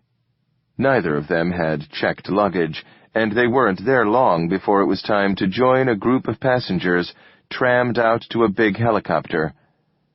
On board, earplugs in, they rose slowly and then chuntered north over empty blue ocean. Then the northern horizon grew hazy, and soon after that those passengers with a view were able to distinguish the tankers themselves, long and narrow, like Mississippi River barges in their proportions, but immensely bigger. The fleet was moving in a rough convoy formation, and as they flew north and slowly descended, there came a moment when the tankers dotted the ocean's surface for as far as they could see in all directions, spread out like iron filings in a magnetic field, all pointing north. Lower still, black syringes lined in rows on a blue table, ready to give their long injections of pure oil. They dropped yet again, toward a big landing pad on a tanker called the Hugo Chavez, an ultra-large crude carrier with a gigantic bridge at its stern. From this height, the ships around them looked longer than ever, all plowing broad white wakes into a swell from the north that seemed miniature in proportion to the ships, but began to look substantial the lower they got. Hovering just over the Hugo Chávez's landing pad, it became clear from the windcaps and spray that the Salt Armada was in fact crashing through high seas and a stiff wind, almost a gale. Looking in the direction of the sun, the scene turned black and white, like one of those characteristically wind-blown chiaroscuro moments in Victory at Sea. When they got out of the helo, the wind blasted through their clothes and chased them upstairs to the bridge's control quarters. There, a crowd of visitors, larger than the crew of the ship, had a fine view over a broad expanse of ocean, crowded with immense ships, all carrying salt. Looking away from the sun, the sea was a cobalt color, a deep and pure Adriatic blue, without any hint of the blackness that mysteriously seeped into both the polar seas. The Hugo Chávez, seen from its bridge, looked like an aircraft carrier with the landing deck removed. The quarterdeck or stern castle under the bridge was tall, but only a tiny part of the craft. The forecastle looked like it was a mile away. The intervening distance was interrupted by a skeletal rig that resembled a loading crane, but also reminded Frank of the giant irrigation sprayers one saw in California's Central Valley. The salt in the hold was being vacuumed into this device, then cast out in powerful white jets, a couple 100 meters to both sides. The hard rock salt had been milled to sizes ranging from table salt to rock salt to bowling balls, but because most of it came from salt pans, it was mostly crystalline and pretty fine. In the holds, it looked like dirty white gravel and sand. In the air, it looked almost like dirty water or slush, arching out and splashing in a satisfyingly broad swath. Between the salt fall and the ship's wakes, and the whitecaps, the deep blue of the ocean surface was infinitely mottled by white. Looking aft, in the direction of the sun, it turned to silver on pewter and lead. Diane watched the scene with her nose almost on the glass, deeply hooded in a blue, heavy jacket. She smiled at Frank. "You can smell the salt." "The ocean always smells like this." "It seems like more today." "Maybe so." She had grown up in San Francisco, he remembered. "It must smell like home." She nodded happily. They followed their hosts up a metal staircase to a higher deck of the bridge, a room with windows on all sides that had a view like that from an airport control tower. It was this room that made the Hugo Chávez the designated visitor or party ship, and now the big, glass-walled room was crowded with dignitaries and officials of all kinds.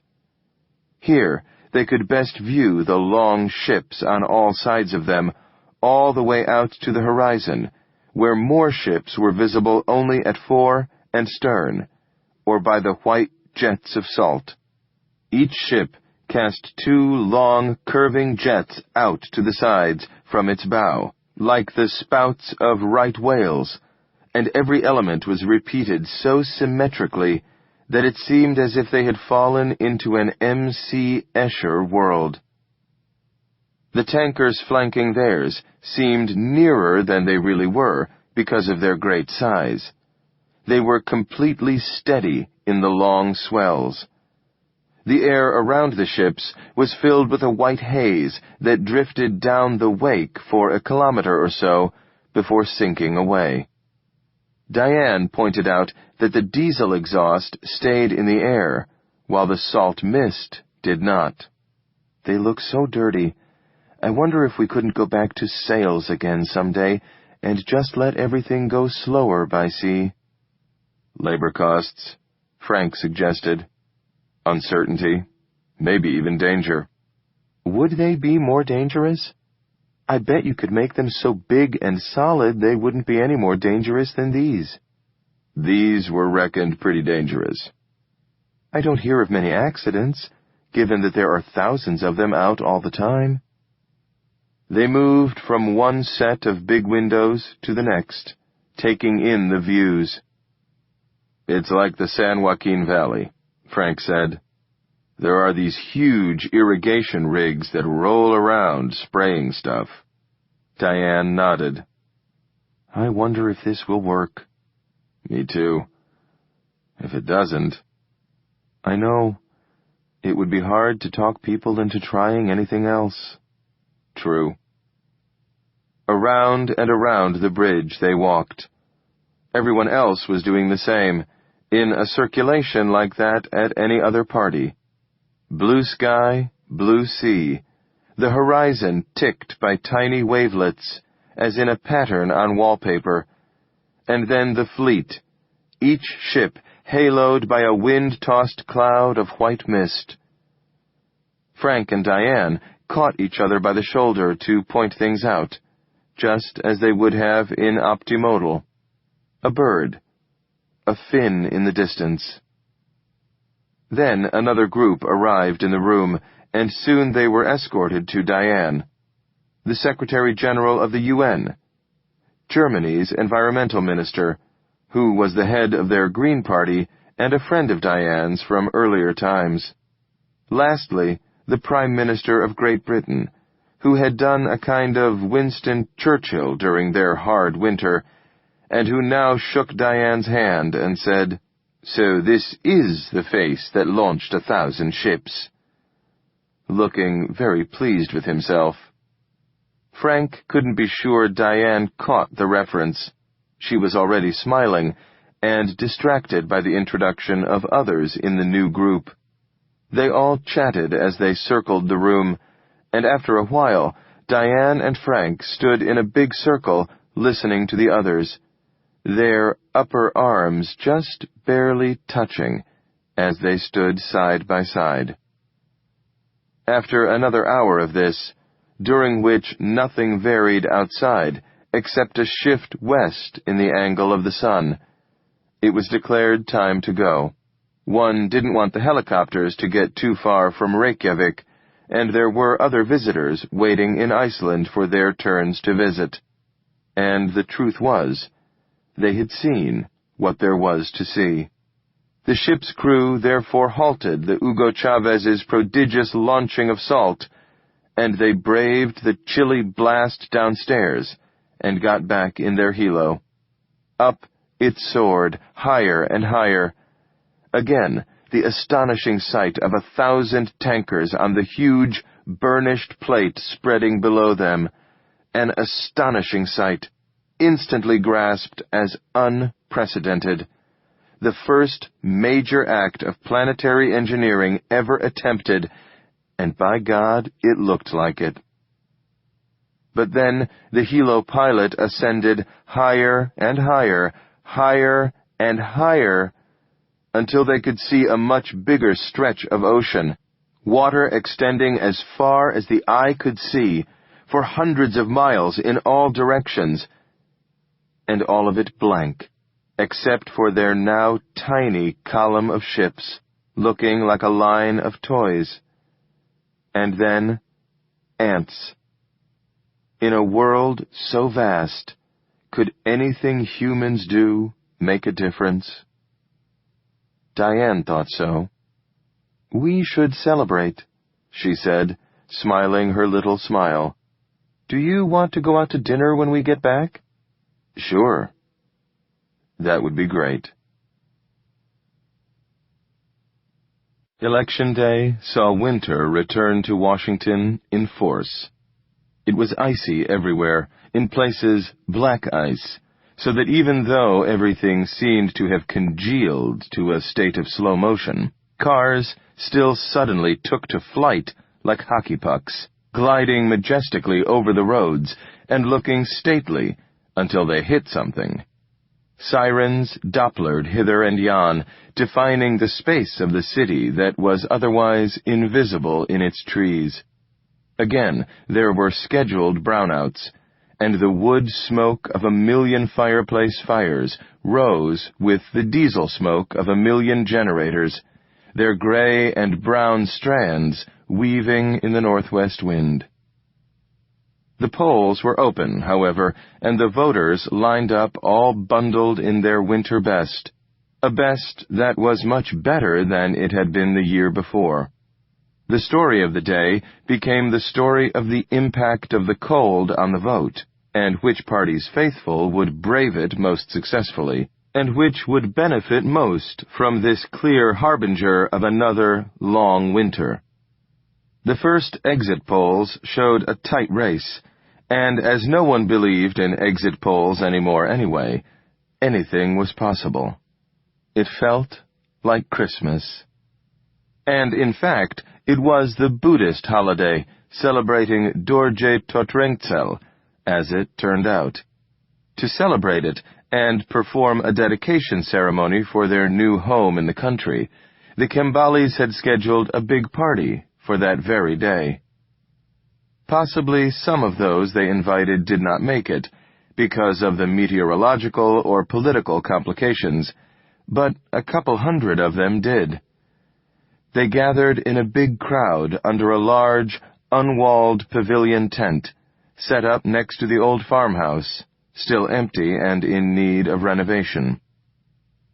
It took well over an hour for the Quiblers to drive out to the farm, Charlie at the wheel of their Volvo station wagon, inching along, Anna in the back with the boys.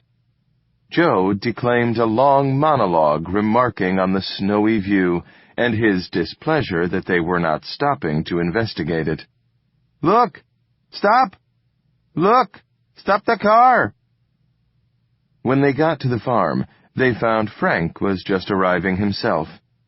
They parked next to his van and walked around the farmhouse. Drepung and Rudra were out back on the snowy lawn, steam pouring from their mouths and noses. They were kicking patterns of frosty green out of the thick flock of new snow on the grass. At the center of this improvised mandala stood a blocky, shapeless snowman with a demon mask hung on its head, grinning maniacally into the wind. Before it lay a lower block of snow, like the altar stone at Stonehenge. On the flattish top of this mass, some of Joe's building blocks were stacked, in 2 little towers, 2 red, then green, 2 red, then yellow. The 2 men waved cheerily when they saw the Quiblers. They pointed at their handiwork and watched with pleasure as Joe, in his thick snowsuit and boots, trundled over ahead of the rest to investigate. They lifted him between them, the better to see the 2 towers his blocks now made. He kicked reflexively at the stacks, and Rudra and Drepung laughed and swung him back and forth, each holding with both hands one of the toddler's mittened fists. When he kicked over one of them, they put him down with many congratulations. "Ooh, Karmappa!" Frank went inside to check on lunch, and came back out carrying 2 paper cups of a hot, mulled cider that he reported had no yak butter in it. He gave one to Anna, who wrapped her hands around it gratefully. Charlie sniffed the steam pouring off it and went in to get one of his own. He spent a while in there talking to Sridhar, his old lobbying partner, who had taken on the Kembalis as a client the year before, and was now representing them to Congress and other powers in the capital, with some success and a great deal of amusement. They exchanged the usual sentiments on the election taking place, shaking their heads in the attempt to pretend they did not hope very much. When Charlie went back outside, he felt again how frigid the day was. Anna huddled against him, nearly shivering, despite her bulky coat. The Kembalis and Joe did not seem to mind. Now they were walking around the snow figure in a little march, chanting nonsense together, a string of syllables followed by a big ha, repeated again and again. Joe stomped into the snow as deeply as Drepung, his eyes ablaze under his hood, his cheeks bright red. "He's getting too hot in his suit," Charlie said. "Well, he can't take it off." "I guess not." "They're having fun," Frank observed. "Yes." "Joe must be heavy the way he sinks into that snow." "Yeah," Charlie said. "He's like made out of lead." Frank saw Nick standing off to one side and called, "Hey, Nick, do you want to go down to the river and see if there are any beavers or anything?" "Sure." They took off down the lawn, talking animals. Now Rudra stood still, facing Joe. Joe stopped to peer up at him, looking surprised that their march had halted. "Ho," he said. Rudra leaned down and gently rubbed a handful of snow in Joe's face. Joe spluttered and then shook his head like a dog. "Hey, what is he doing?" Anna demanded. "He's helping him," Charlie said, holding her arm. "What do you mean helping? That doesn't help him." "It doesn't hurt him. It's part of their little ceremony." "Well, it's not okay." "Leave them alone," Charlie said. "Joe doesn't mind it, see?" "But what are they doing?" "It's just a little ceremony they have." "But why?" "Well, you know, maybe he's just trying to lower his temperature." "Oh, come on." "Come on yourself. Just let them do it. Joe is loving it, and they think they're helping." Anna glowered. "They're only going to give him a cold." "You know perfectly well being cold has nothing to do with catching a cold. What an old wives' tale." "Old wives' tales usually contained real observations, smart guy. And it turns out when you get cold, your immune system is suppressed, so if there happens to be a virus around, you've got more of a chance of catching it, so there is a connection." "But he's not getting too cold. Leave them alone. They're having fun." Except then, Joe howled a quick protest. Rudra and Drepung looked startled. Then Drepung turned Joe by the shoulder so that he faced the snowman. Seeing the mask again, Joe quietened. He tilted his head, scowled hideously at the snowman, gave the mask back vibe for vibe. No mere piece of wood was going to outscowl him. Straightening up beside him, Rudra pointed at the demon mask, then up at the low clouds purling overhead. Suddenly he twisted, and as it were, corkscrewed upward, thrusting himself up and back until he looked straight up at the sky. He shouted, "De tugzla yidon yisol, ton pa gaiba, ton pa gaiba." Startled, Joe looked up at Rudra so quickly that he plumped onto his butt.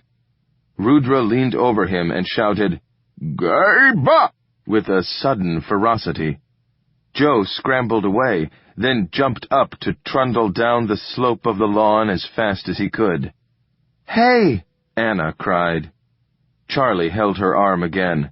"Let them be." "What do you mean? Joe!" And with a quick spasm she was away and running through the snow.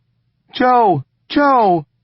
Joe, still running for the river, did not appear to hear her. Then he tripped and fell in a perfect faceplant, sprawling down the snow slope and leaving behind a long snow angel. Anna reached him and slipped herself, trying to stop. Down she went too. Then Drepung joined them and helped them both up, saying, "Sorry, sorry, sorry." Rudra stayed up by the snowman, swaying and jerking. He staggered to the snowman, pulled off its demon mask, threw it at his feet, and stomped on it. "Ha! Tonpa! Ha! Gaiba! Ha!" Hearing this, Joe wailed, beating at the snow and then at Anna's outstretched arms. Drepung ventured to touch him once, lightly on the shoulder. Joe buried his head in Anna's embrace. Rudra, now sitting on the ground next to the flattened mask, watched them. He waved at Joe when Joe looked over Anna's shoulder. Joe blinked big tears down his cheeks, shuddering as he calmed. For a long time, Joe and Rudra stared blankly at each other. Charlie walked over to help the old man to his feet. Both Rudra and Drepung seemed satisfied now, relaxed and ready to get on with other things. And seeing it, Charlie felt a certain calmness fill him too. He and Rudra went down and flanked Joe and Anna, took Joe's mittened and snow-caked little hands, squeezed them.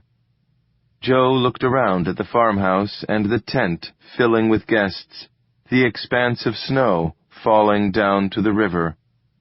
Charlie clapped Drepung on the shoulder, held it briefly. "What?" Anna demanded. "Nothing. Nothing. Let's go in and see what they have to eat, shall we?" Late that afternoon, when the Kembali's party was breaking up, and they had heard all about the trip out to see the salt fleet, the Quiblers asked Frank if he wanted to come over for dinner and watch the election returns. "Thanks," he said, "but I'm going to go to dinner with Diane." "Oh, I see." "Maybe I can drop by afterward, see the late returns." "Sure, whatever." Frank went to his van, drove carefully back to the Kembali house in Arlington.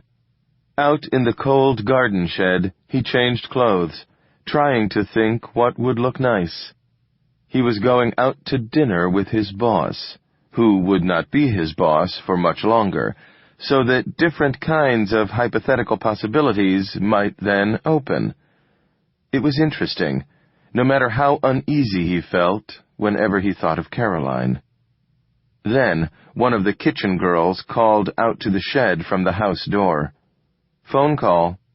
He went inside, picked up the house's phone apprehensively. "Hello?" "Frank, is that you?" "Yes. Caroline?" "Yes." "Is everything okay?" "No, everything is not okay. I need to see you now."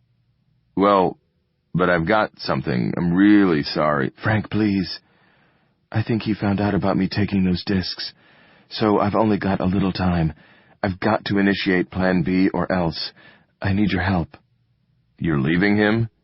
"Yes, that's what I'm telling you. I've left already. That's done. But I need help getting away, and you're the only one I trust." Her voice twisted at the end, and suddenly Frank understood that she was afraid. He had never heard it like that in her before, and had not recognized it.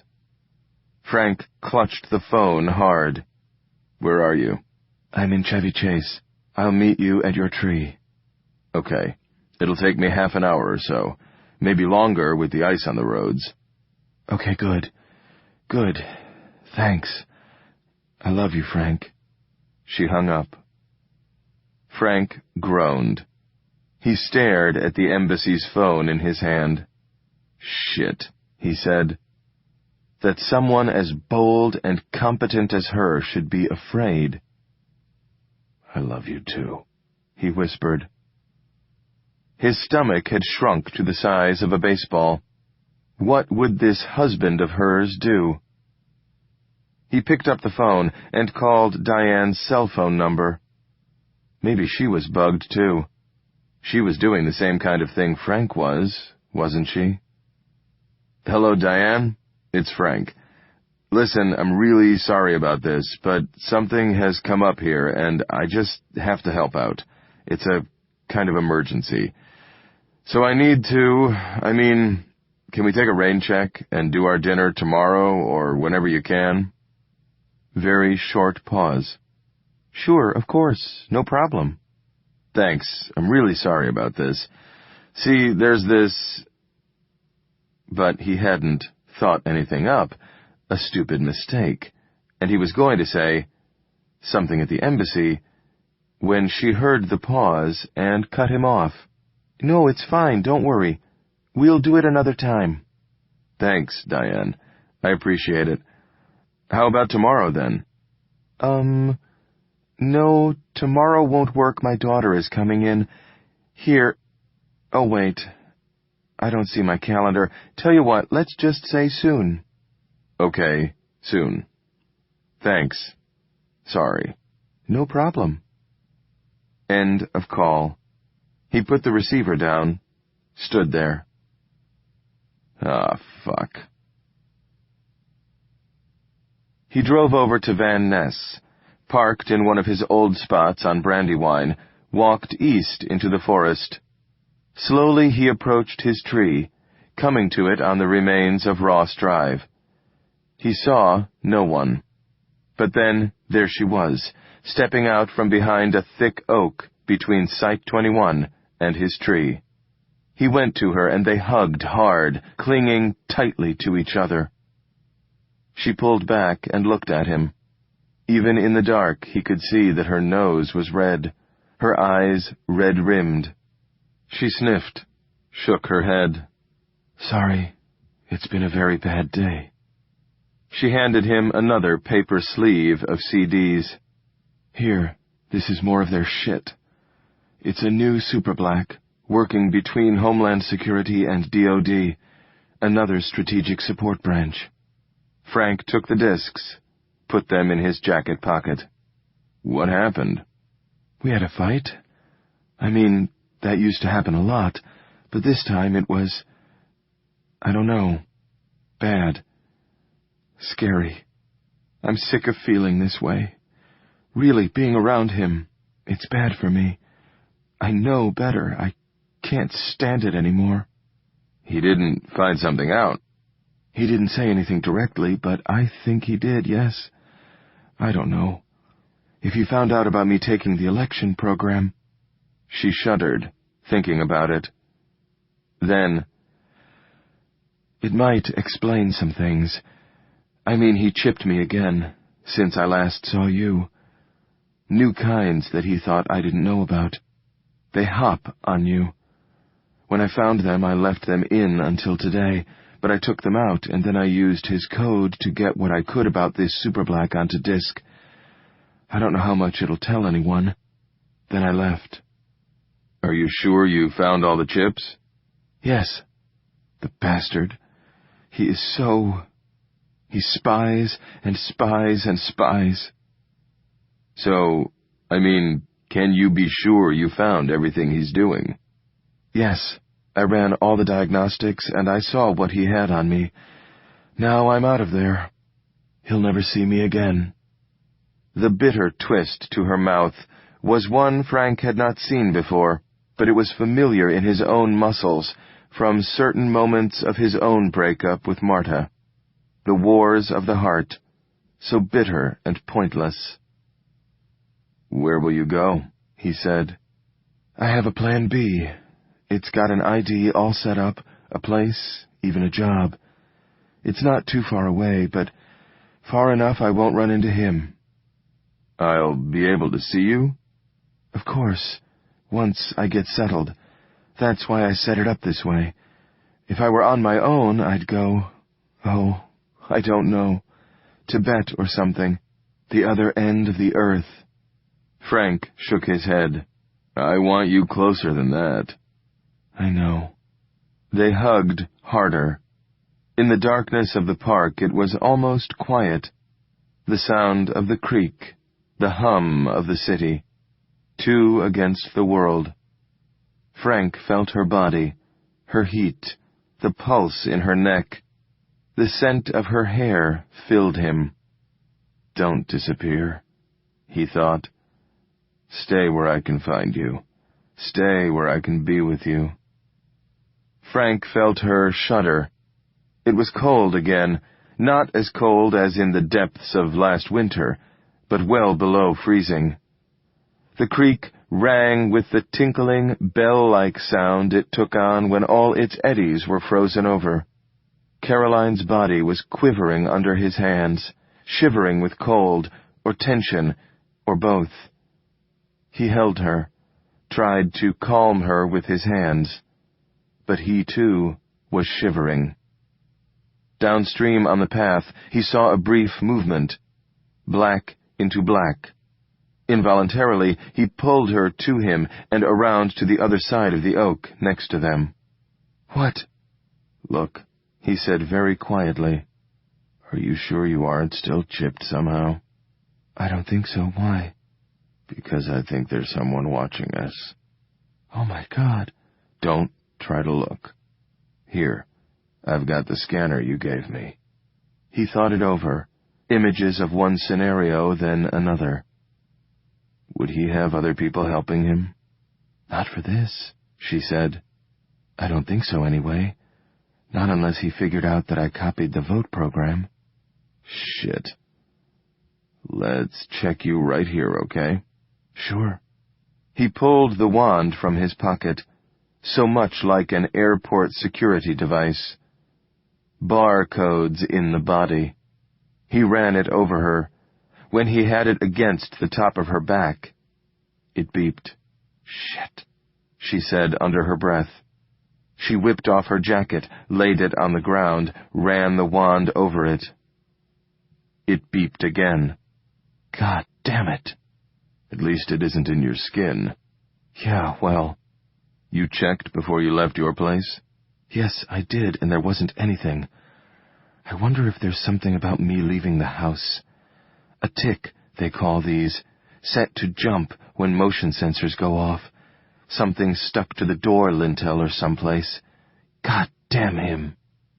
Frank was trying to see over her shoulder, down the path where he had seen movement. Nothing. Feeling grim, he pulled out his fog phone and called up Zeno's. It rang twice. "How does this thing work? Hey, Joe's Bar and Grill. Who the fuck are you?" "Zeno, it's Frank." "Who?" "Frank. Professor Nosebleed." "Oh, hey, Nosy. What's happening, man? Did you spot the Jaguar?" It sounded like he'd downed a couple of beers. "Worse than that," Frank said, thinking hard. "Look, Zeno, I've got a problem, and I'm wondering if you could give me a hand." "What you got in mind?" "The thing is, it might be kind of dangerous. I don't want to get you into it without telling you that." "What kind of danger?" "I've got a jacket here that people are using to tail me with. People I really need to get away from. What I want to do is have them follow the jacket away from me while I clear out of here." "Where are you?" "I'm in the park. Are you at your usual spot?" "Where else?" "What I was hoping is that I could run by you guys, like I'm playing frisbee golf, and hand off the jacket to you and keep on running.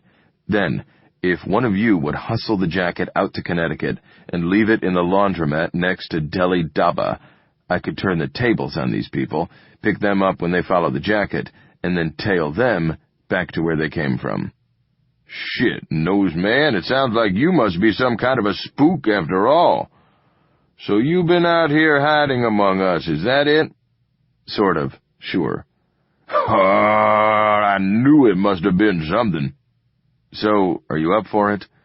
While you've got the jacket, you'll have to move fast. But I don't think they'll do anything to you, especially out on Connecticut. It's more a surveillance kind of thing." "Oh, fuck that." Zeno brayed his harsh bray. "It won't be no worse than the cops. Parole officers stick that shit right into your skin." "Yeah, that's right." "Okay, well, thanks then. We'll come through in about 10 minutes. "We? Who's this we?" "Another spook. You know how it is." "A lady spook? You got a lady in distress there, maybe?" Sometimes it was alarming how quick Zeno guessed things. "Are the rest of the bros there with you?" "Of course." "Good. Maybe they can add to the confusion. When we pass through and hand off the jacket, have them—" "We'll beat the shit out of them." No. Frank felt a chill.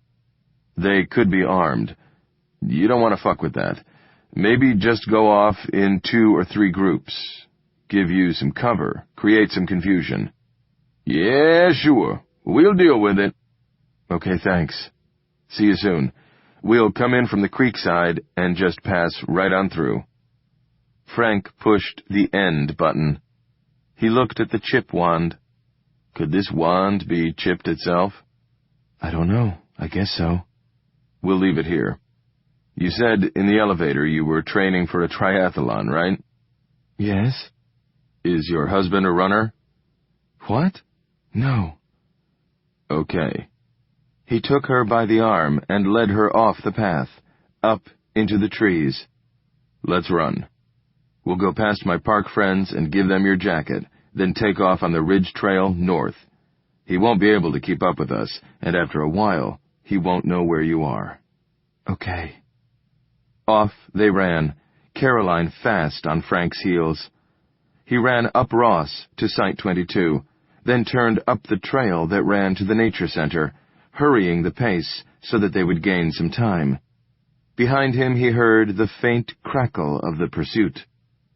They crossed the Frisbee golf course, and then Frank really pushed it.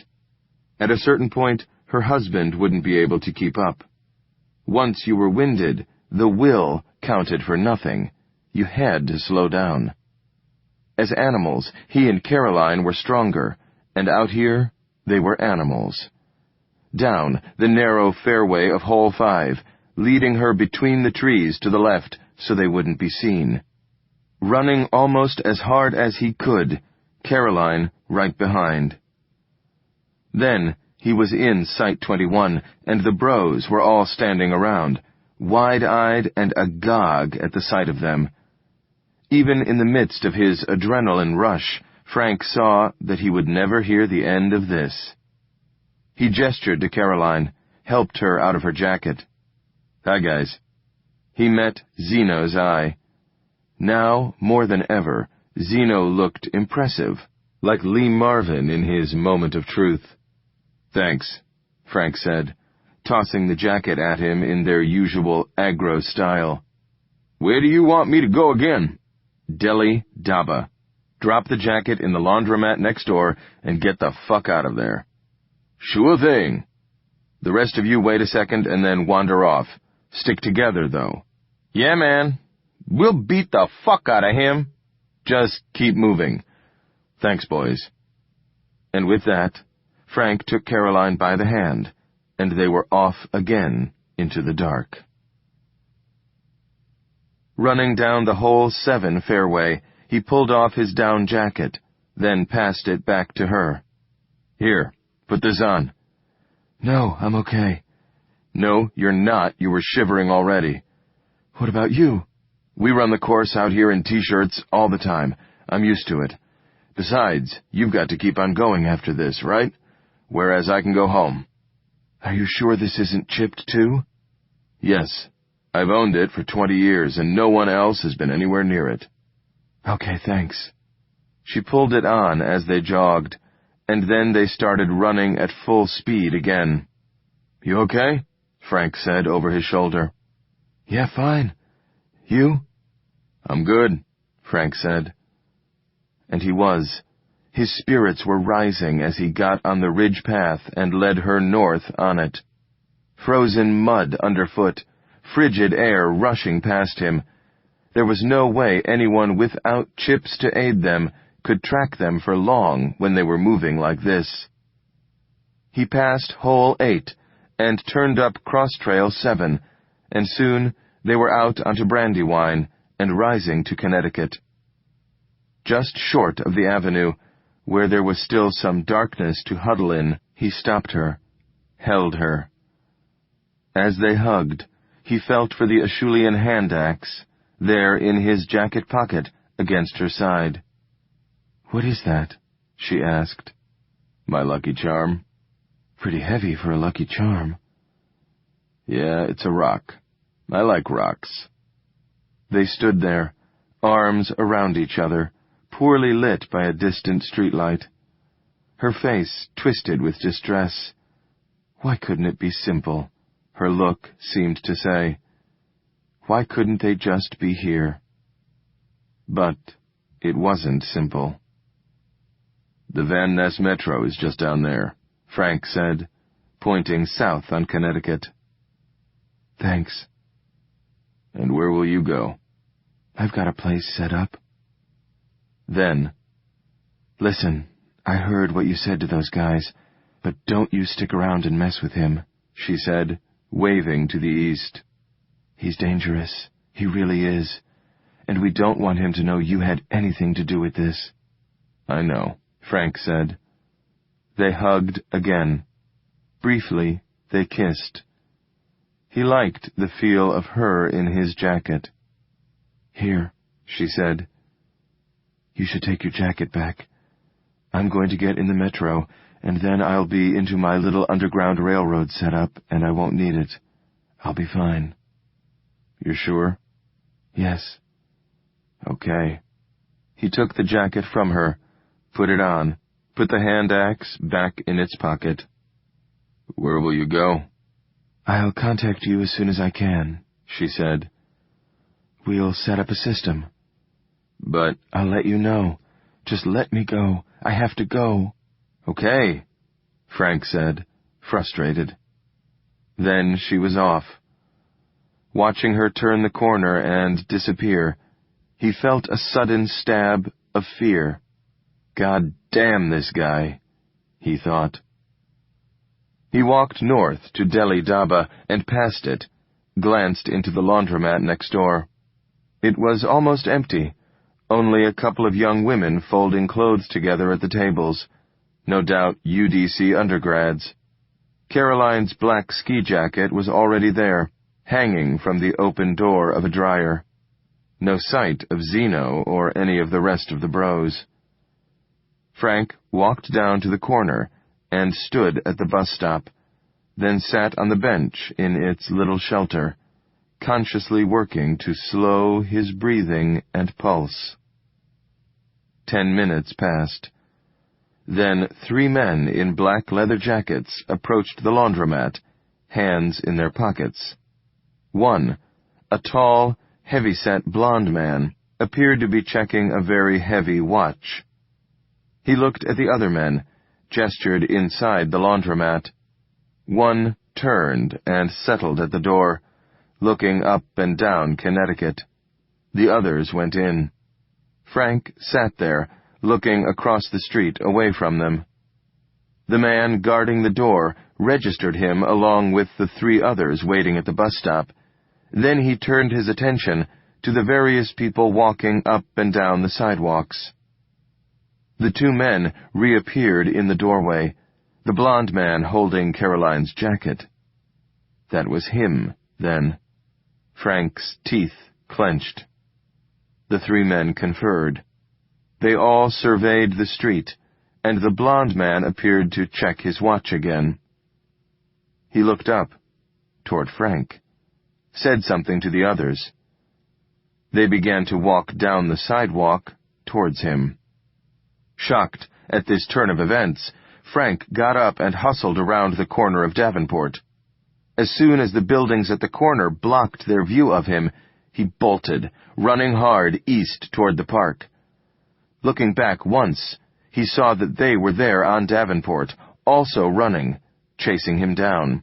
The blond man ran with his right hand in his jacket pocket. Frank turned on Linnaean, running harder. East again on Brandywine, a real burst of speed, unsustainable, but he wanted to get into the trees again as soon as he could.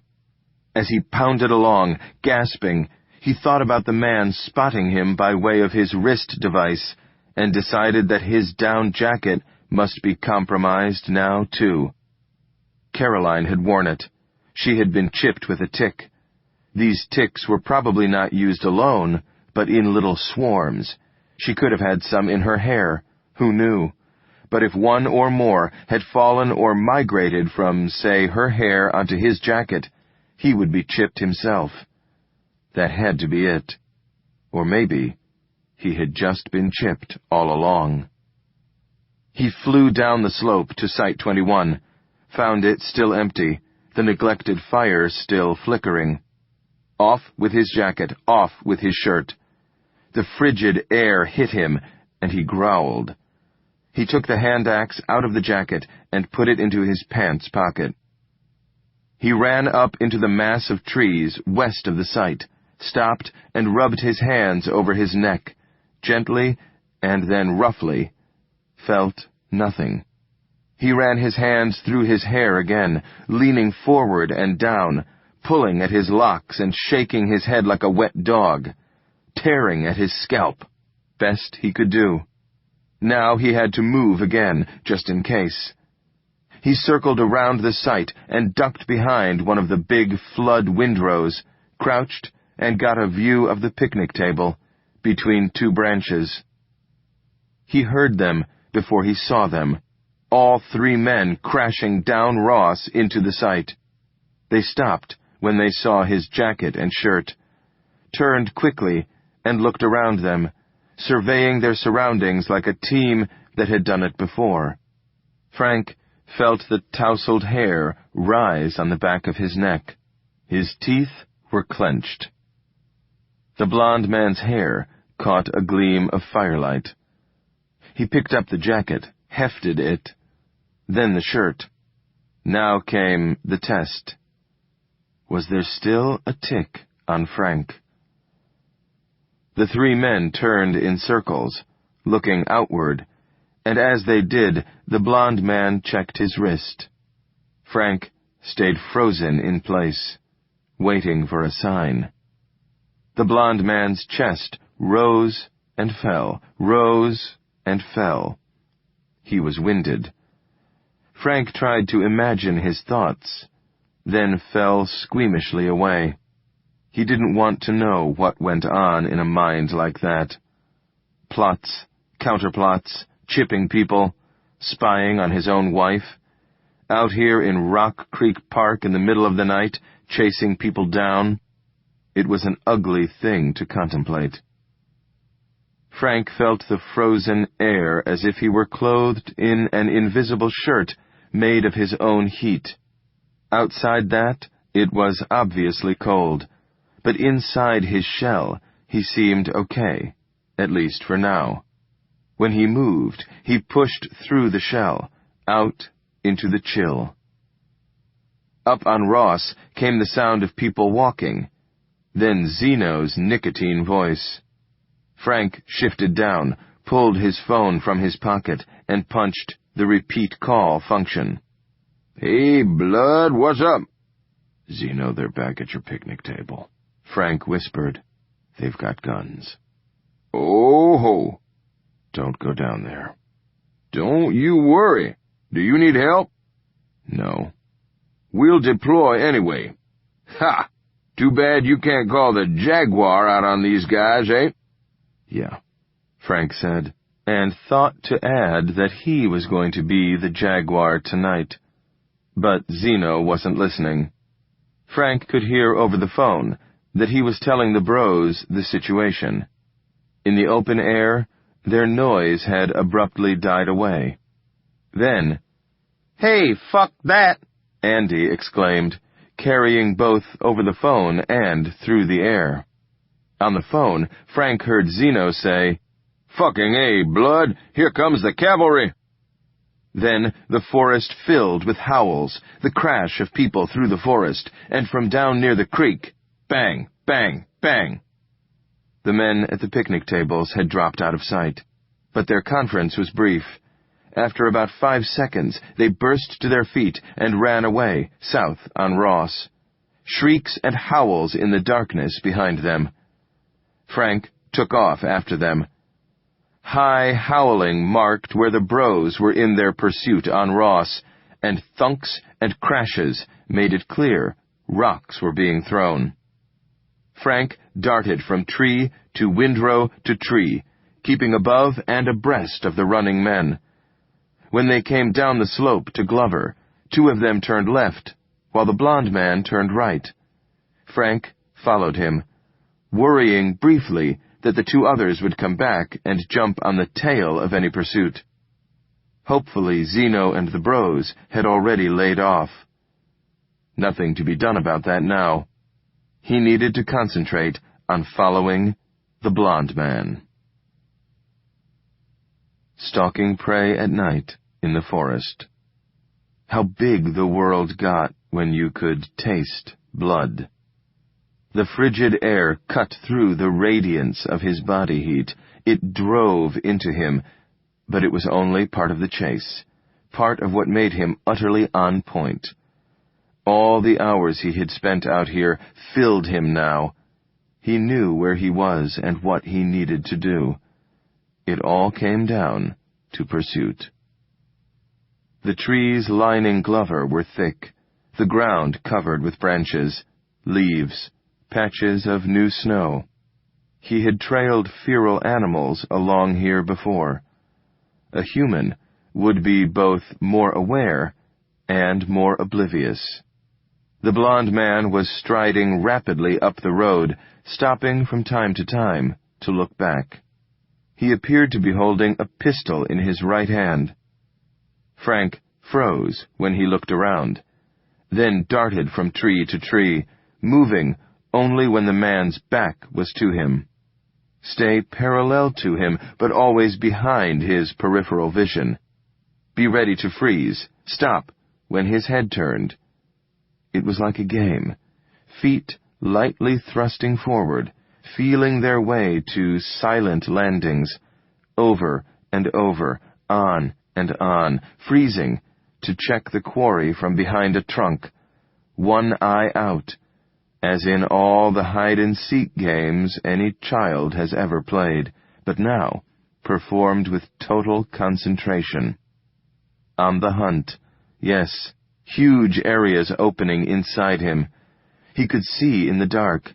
He could gazelle through the forest over downed branches without a sound, freeze faster than a head could whip around, all with a fierce, cold focus. When the man whipped his head around, Frank found himself as still as a statue, before the blond head had moved even an inch, before Frank himself knew it had moved, and he could barely see it in the dark, just a gleam reflecting distant streetlights through the trees. At Grant Road, the man turned west.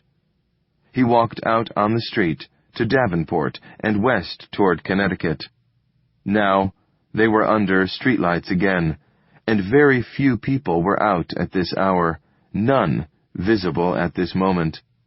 Frank had to drop back, move across people's front lawns. The man continued to whip his head around to look back from time to time.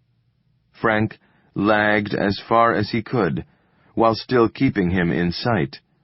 But still, if he could see the man could see him. His van was 1 block over, on Brandywine. He could drop down to it on 30th, unlock by remote as he approached, snatch out a sweater and windbreaker, put them on as he walked, then continue out to Connecticut and hope to relocate the man. He was out of sight for the moment, so Frank crossed the street and took off in a dash, tearing around the corner and ripping open his van door, getting the clothes on as he took off again west on Brandywine. He slowed as he approached Connecticut, and there was the blond man, hurrying past him down the big avenue, glowering. Frank fell in behind him. They were approaching the Van Ness UDC metro station. At the top of the escalator, the man glanced one last time over his shoulder, a sneer twisting his face, the petulant sneer of a man who always got what he wanted. Frank snatched the hand axe from his pocket and threw it as hard as he could. The stone spun through the air on a line and flashed past the man's head so close to his left ear that the man lurched reflexively to the right, disappearing abruptly from view as the stone whacked into the concrete wall backing the escalator hole. Frank ran to it, slowed, looked down into the big oval tunnel, caught sight of the blond man running down the last risers into the station below. Around the opening, pick up his hand axe lying on the sidewalk. It looked the same, maybe a new chip on one edge. There was a deep gash in the concrete wall. He felt it with a finger, found his hand was trembling. back to the escalator, down behind a pair of students, past them on the left. Windbreaker hood over his head? No, nothing unusual. But it was cold. He pulled the hood over his head, put his hands in the windbreaker's pockets, axe cradled in the right hand. His hands were cold, ears too, nose running. Down into the station, buy ticket, through the turnstiles. Look over the metal rail, assuming that the blond man would be going toward Shady Grove. Yes, there he was, blond hair gleaming in the dim light of the station. Frank grabbed a free paper from a trash can, descended to trackside, sat on one of the concrete benches pretending to read. The blond man stood by the track. The lights in the floor flashed on and off. In the dim warmth, they felt the first blast of wind from the coming train. Frank got on the car ahead of the one the man entered. He was pretty sure the man would get off at Bethesda, as Caroline had that first time. So when they rolled into Bethesda, he got off a little before the man did, walked to the up escalator ahead of him, took it up without looking back. Through the turnstiles, up the last long escalator, standing to the right, as so many people did. Near the top, the blond man brushed by him on the left, already talking on his cell phone. "We'll find her," he said as he passed. "I know she did it." Frank stayed on his big riser, teeth clenched. He followed the man across the bus level of the station to the last short escalator. Up that. Then south on Wisconsin. Yes, just the way Caroline had gone that first time. Right on a side street. Yes. The man was still talking on his phone, not looking around at all, barking an order, laughing once. An ugly sound. Frank tried to relax his jaw. He was going to break a tooth. He was hot inside his windbreaker, breaking a sweat. A few blocks west of Wisconsin, the man clapped his phone shut, and soon after that, turned up the broad stairs of a small apartment building on Hagar, pulling keys from his pocket and shaking his head. He entered the building without looking back. Frank waited for a few minutes, looking at the building and the street outside. He didn't want it to be over. Suddenly, he saw what to do. He went up the steps to the apartment door, jabbed every little black doorbell on the panel to the left of the door, then hustled across the street and stood under a streetlight, casting a cone of orange light on the sidewalk and part of the street. He stood under one edge of the light, pulling the hood of his windbreaker far forward. His face was sure to be in shadow, a black absence, like a gangster hitman. He thrust the pointed end of the hand axe forward in the windbreaker pocket until it pushed at the cloth. The curtain in the window on the top floor twitched. His quarry was looking down at him. Frank tilted his head up just enough to show that he was returning the gaze. He held the pose for a few seconds, long enough to make his point. The hunter hunted. Hunted by a murderous watcher always there to haunt one's dreams. Then he stepped back and out of the cone of light, into dark shadows and away.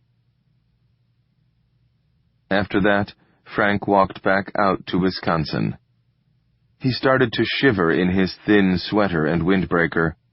Up Wisconsin, back to the metro. He felt stunned. Some of what he had done in the heat of the moment now shocked him, and he reeled a bit as he remembered, growing more and more appalled. Throwing the hand axe at him? What had he been thinking? He could have killed the guy. Good riddance. That would have taught him. Except not. It would have been terrible. The police would have hunted for Caroline. They would have been hunting for him, too, without knowing they were. But Caroline, when she heard about it, would have known, and who knew what her reaction might be? He couldn't actually be sure, but it was bound to be bad. No matter what, it would have been terrible. Crazy. Leap before you look, sure, but what if your leaps were crazy? He didn't even want to be out there. He had broken a date with Diane to do this shit. On Wisconsin again. He didn't know what to do. He wondered if he would ever see Caroline again. Maybe she had used him to help her get away, the same way he had used the bros to help him. Well, sure, that was what had happened, in effect, and he had offered to do it. But still. Down into the metro, nervous, waiting. Down to Van Ness, out of the metro. Back in his van, Frank changed clothes again. Despite the cold, his shirt was soaked with sweat. Pull on his capilline undershirt, thick sweater. In the van's side mirror, he could see that once again he looked fairly normal. Incredible. He sat in the driver's seat. He didn't know what to do. His hands were still shaking. He felt sick. Eventually the cold drove him to start the engine. Then, driving north on Connecticut, he thought of going to the Quiblers. He could sit there and drink a beer and watch the fucking election results. No one would care if he didn't say anything. Warm up. Play chess or Scrabble with Nick, and watch the TV. He got in the left turn lane at Bradley. Waiting for the light, he remembered the bros, and pulled out his fog phone, hit resend. Hey, Nosy. Zeno, are you guys okay? Yeah, sure. Are you? I'm okay. Hey, listen. My clothes I left there at the tables are chipped with some kind of microwave transmitter. We figured as much. So you got parole officers too, eh? Yeah, I guess. Ha! We'll DX your stuff. But what was with that gal, eh? Don't you know not to mess with parole officers? Yeah. What about you? What was that shooting? Who did that? I didn't think you guys were carrying. Yeah, right, Zeno snorted. We kill those deer without teeth. Well, there is that. Shit's dangerous out here. I can't hardly keep Andy from popping people in situations like that. Everyone's a gook when he gets excited. Well, it did put those guys on the run. Sure. Better than getting hit in the face with a 2x4. Yeah, sure. Thanks for the help. That's okay. But don't do shit like that to us anymore. We get enough excitement as it is. Yeah, okay.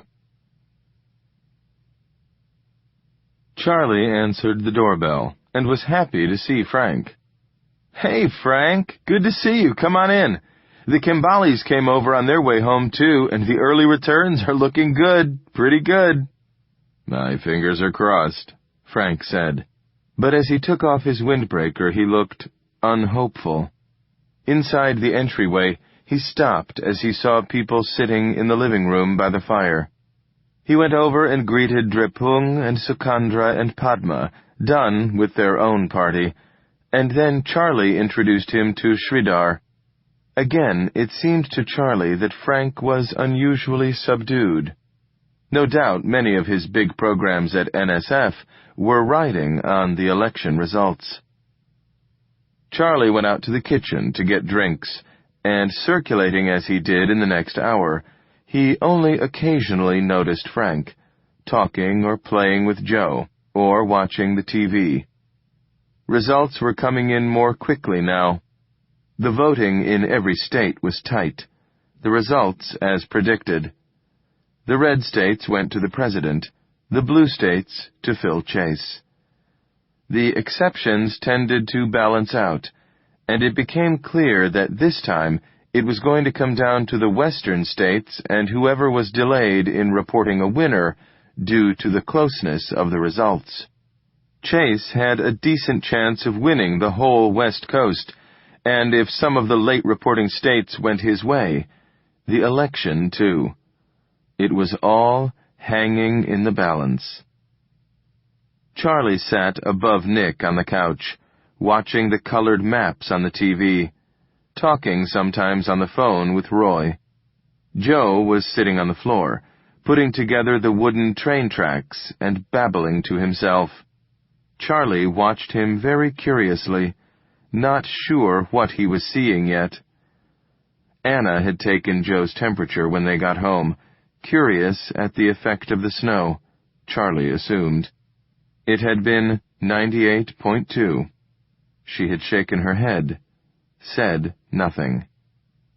Charlie felt a bit drained, perhaps even a bit exercised, as it were, as if something strange had been inside him as well as in Joe, and Drepung and Rudra's ceremony designed to remove them both. That was a new thought for Charlie. He had not considered the matter in any such light before, but it was certainly true that a feeling of oppression that had been weighing on him for a long time had lifted somehow, leaving a lightness that felt also a bit empty, perhaps. He didn't know what he felt. He saw that Drepung, too, was keeping an eye on Joe. Frank sat on the couch across from them, chewing a toothpick and looking tense. The evening wore on. Eventually the Kembalis said their goodbyes and left. "I'll be home in a bit," Frank said to them.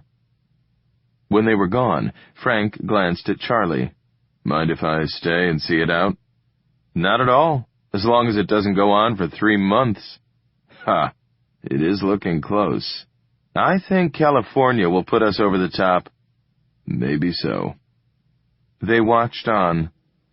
Eastern states, central states, mountain states. Joe fell asleep on the floor. Nick read a book, lying sleepily on the couch. Charlie went to the bathroom, came back downstairs. "Any more states?" Anna and Frank shook their heads. Things appeared to be hung up out west. Frank sat hunched over, eating his toothpick fragment by fragment. Anna sighed, went out to the kitchen to clean up.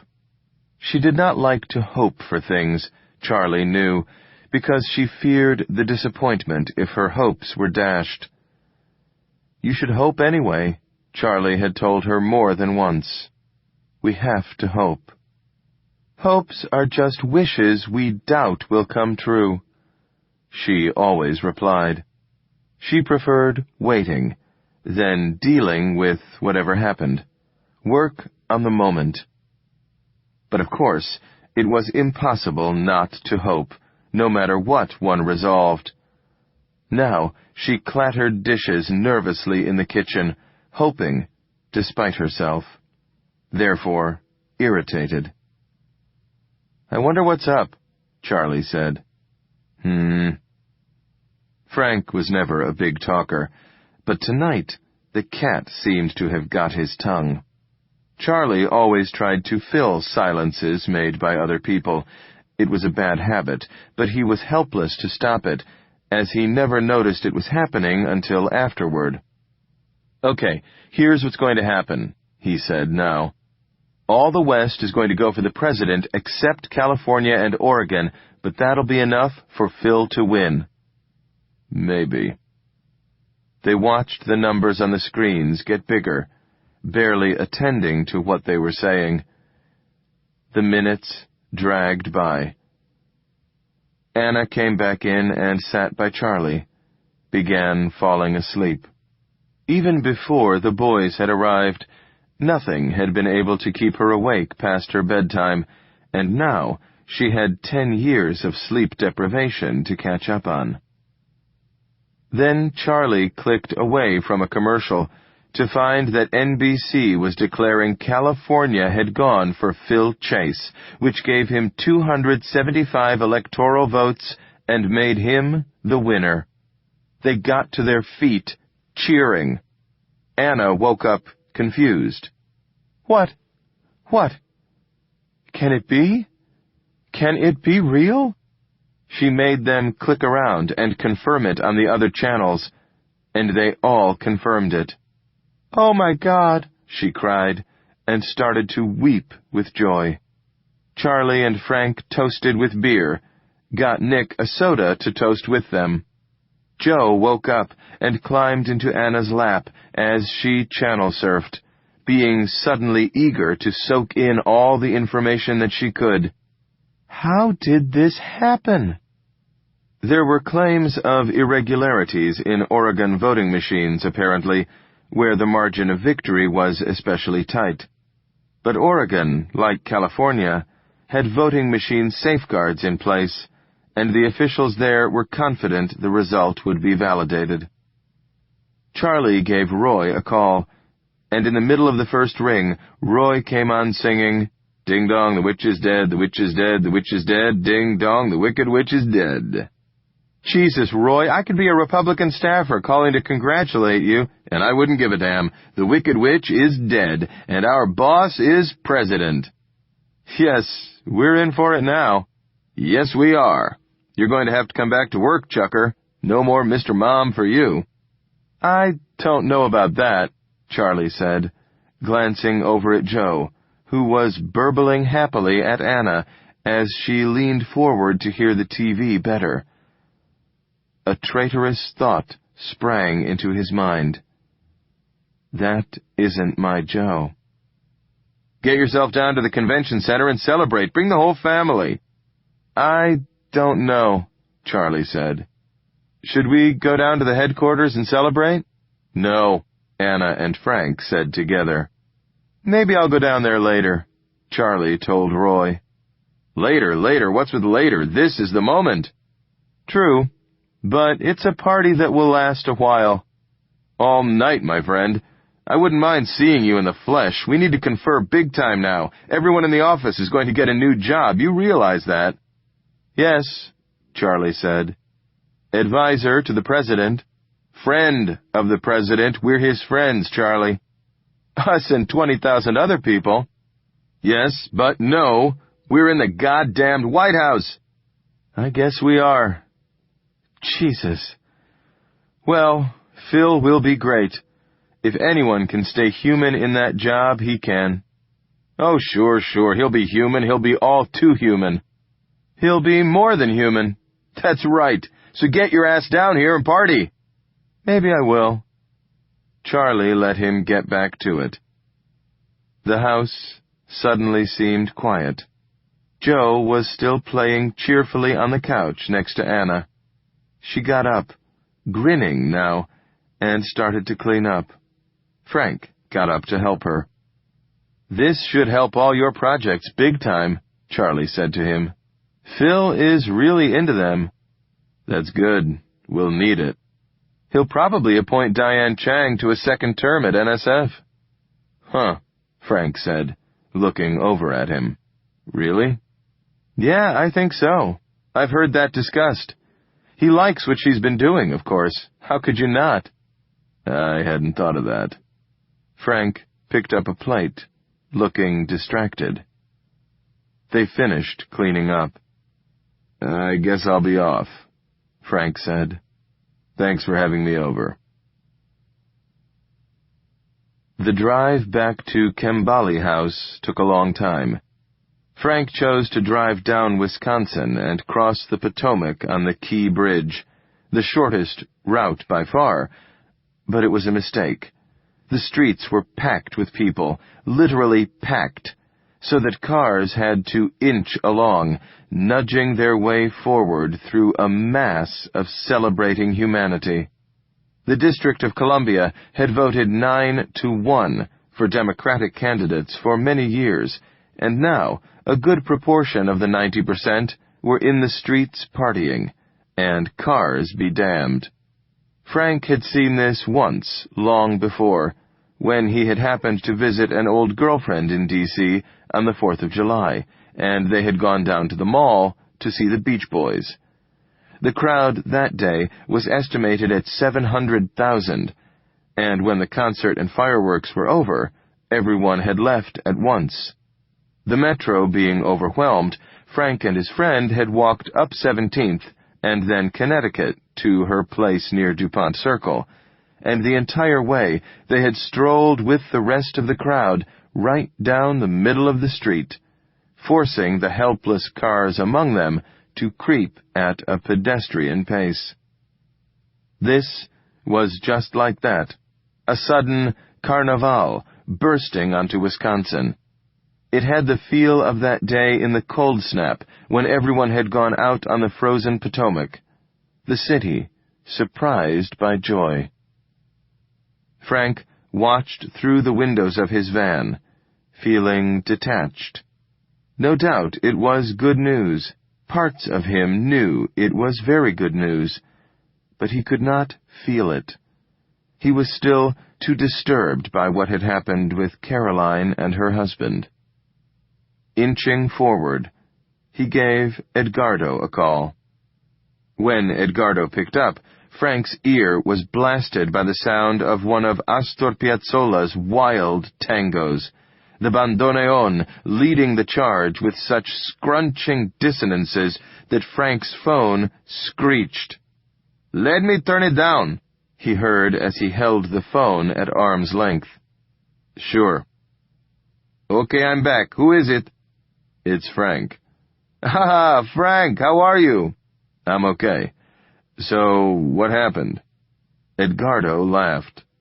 "Didn't you hear?" he said. "Phil Chase won the election." Behind his voice, the tango kept charging along, and the shifting static in the phone led Frank to think that he might be dancing around his apartment. "I know that, but how?" "We will certainly be talking about how this happened for a long time, Frank, and I'm sure it will keep us entertained on our runs. But I predict right now that no one will ever be able to say exactly why this election came out the way it did." He laughed again, seemingly at the way he could use such innocuous pundit clichés to convey exactly what he meant. Not now. Of course. And maybe never. "Meanwhile, just enjoy yourself, Frank. Celebrate." In the background, the tango band twirled on. Frank pushed end on his phone. He could tell Edgardo about the new set of discs later. Best not to use phones anymore, as Edgardo had reminded him. He shook his head. His leap-before-you-look strategy was not capable of noticing all the possible consequences of an act. It was not working. He dropped into Georgetown. It was even more crowded than Upper Wisconsin had been, but soon he would cross to Arlington, and presumably over there it wouldn't be like this. Frank wasn't certain Arlington would be celebrating at all. That would be all right with Frank. Then, just before the Key Bridge, traffic came to a complete halt. Downstream to the left he could see fireworks, shooting up off the levee next to the Lincoln Memorial, bursting over their own reflections in the black Potomac. All the celebrants crowding the street and sidewalk were cheering, many jumping up and down. Drivers of cars in front of Frank were giving up and getting out to stretch their legs or join the party. Some of them climbed on the roofs of their cars. Frank got out too, smacked by the cold into a new awareness of the night and the crowd. Every boom of the fireworks brought another cheer, and all the skyward-tipped faces shone with the succession of mineral colors splashing over them. Frank was seized by the arms by two young women, pulled into their dance as they sang, "Happy days are here again," kicking out in time before him. To keep step, he started kicking as well, adding gibbon hoots to the general din. So what if sea level was rapidly rising? So what if there were lichen out there sucking carbon out of the sky? So what if the whole world had just seized the tiger by the tail? They were under a new dispensation. They were entering a new age. Oop! Then traffic was moving again, and Frank had to smooch his dancers and dash to his van, into its warmth and over the bridge, creeping forward slowly, the fireworks still showering sparks into the river. Over in Arlington, it was entirely different. Dark, empty, a little bit spooky. Street-side trees bounced and flailed on the wind. Snow blanketed the big open spaces downtown. Wilson Boulevard was deserted, just as he had thought it might be. There were two countries bound together now, and one of them was not celebrating. A cold and windy night, to be sure. Hard to sustain being out on such a night, if one were not in carnival mode. Where would the knitting woman be tonight, for instance? And where was Chessman? Where would the bros sleep on this night? Did it matter to any of them that Phil Chase had won the election? In a system that demanded 5% unemployment, so that 15 million people were going hungry, without jobs or homes, and an ice age coming on, did any election matter? By the time Frank drove up to the curb outside Kembali House, it was well after midnight, and he was exhausted. All was dark, the wind hooting around the eaves. The house had a presence in the night, big, solid, and he had to say, comforting. It was not his home, but it did feel like a place he could come to. Inside were people he trusted. Through the gate and around the back. Thank God they did not go in for those great Tibetan mastiffs that terrorized Himalayan villages. All was peaceful in the snowed-over autumn garden. Little scraps of prayer flag flapped on a string in the breeze. The light was on in their shed. He turned the doorknob gently and urged the door in with its most silent twist. Rudra was sitting up in bed reading. "It's okay," he said. "No need to be quiet." "Thanks." Inside it was nice and warm. Frank was still shivering, though it was not visible on the surface. He sat down on his bed, cold hands between his legs and tucked under his thighs, like sitting on two lumps of snow. His main cell phone was on his bedside table, blinking. He pulled a hand out and flipped it open to check it. Message from Diane. Called. Would call back. He stared at it.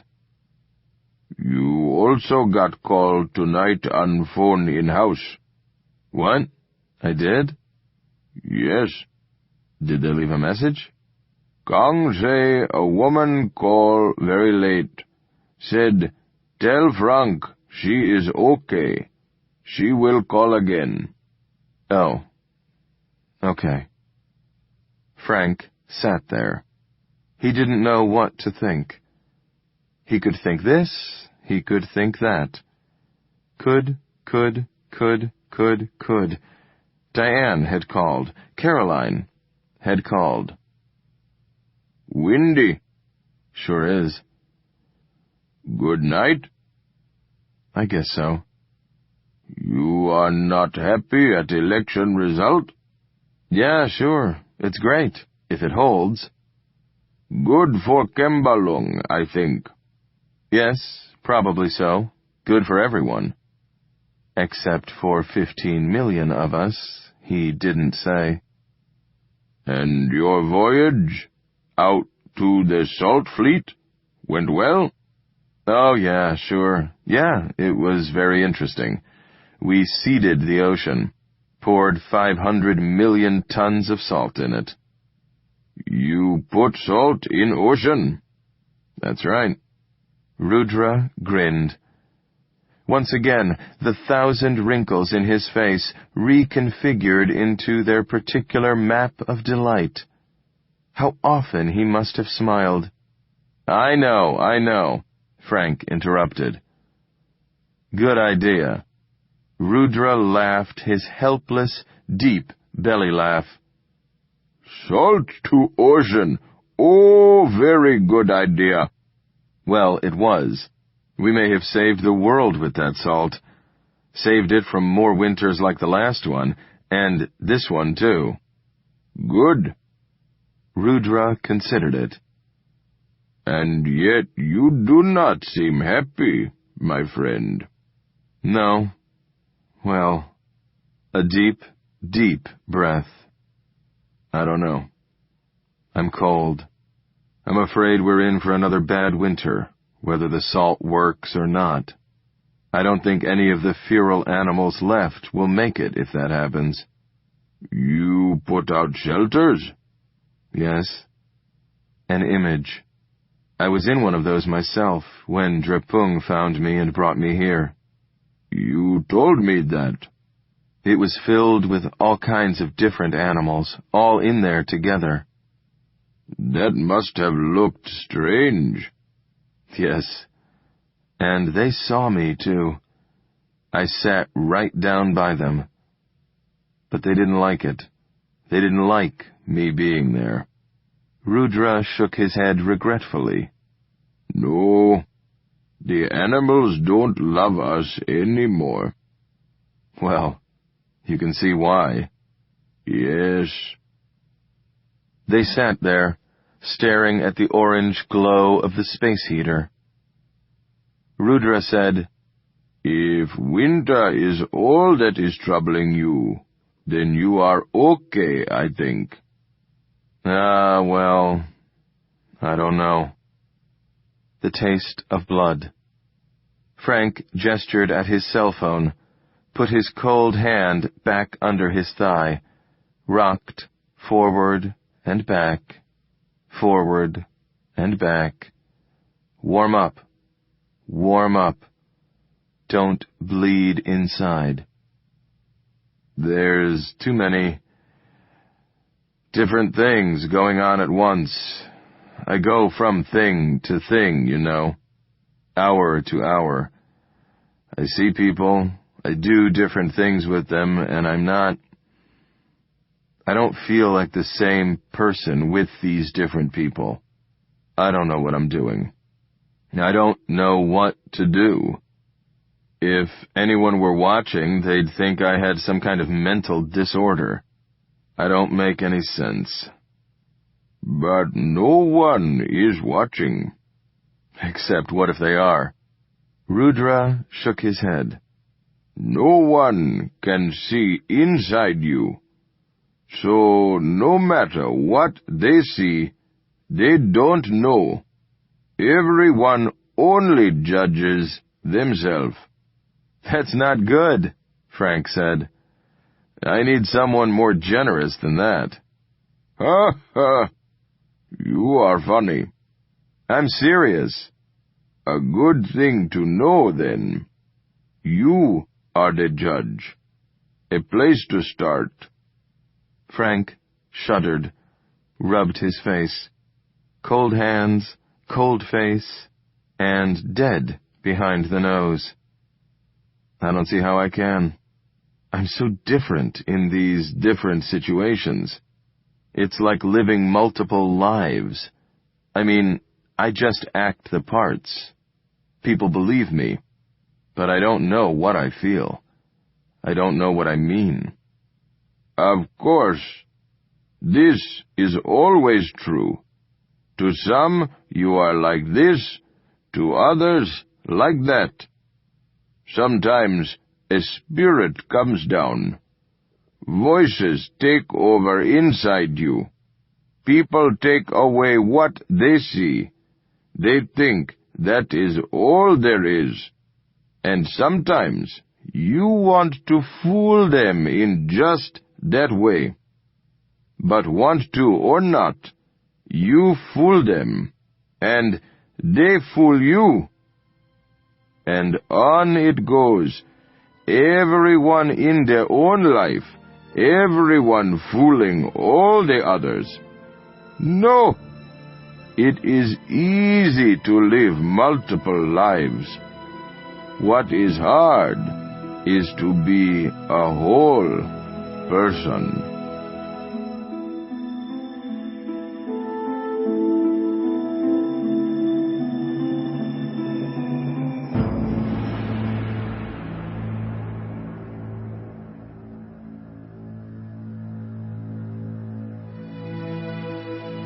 This has been an Audible Frontiers production.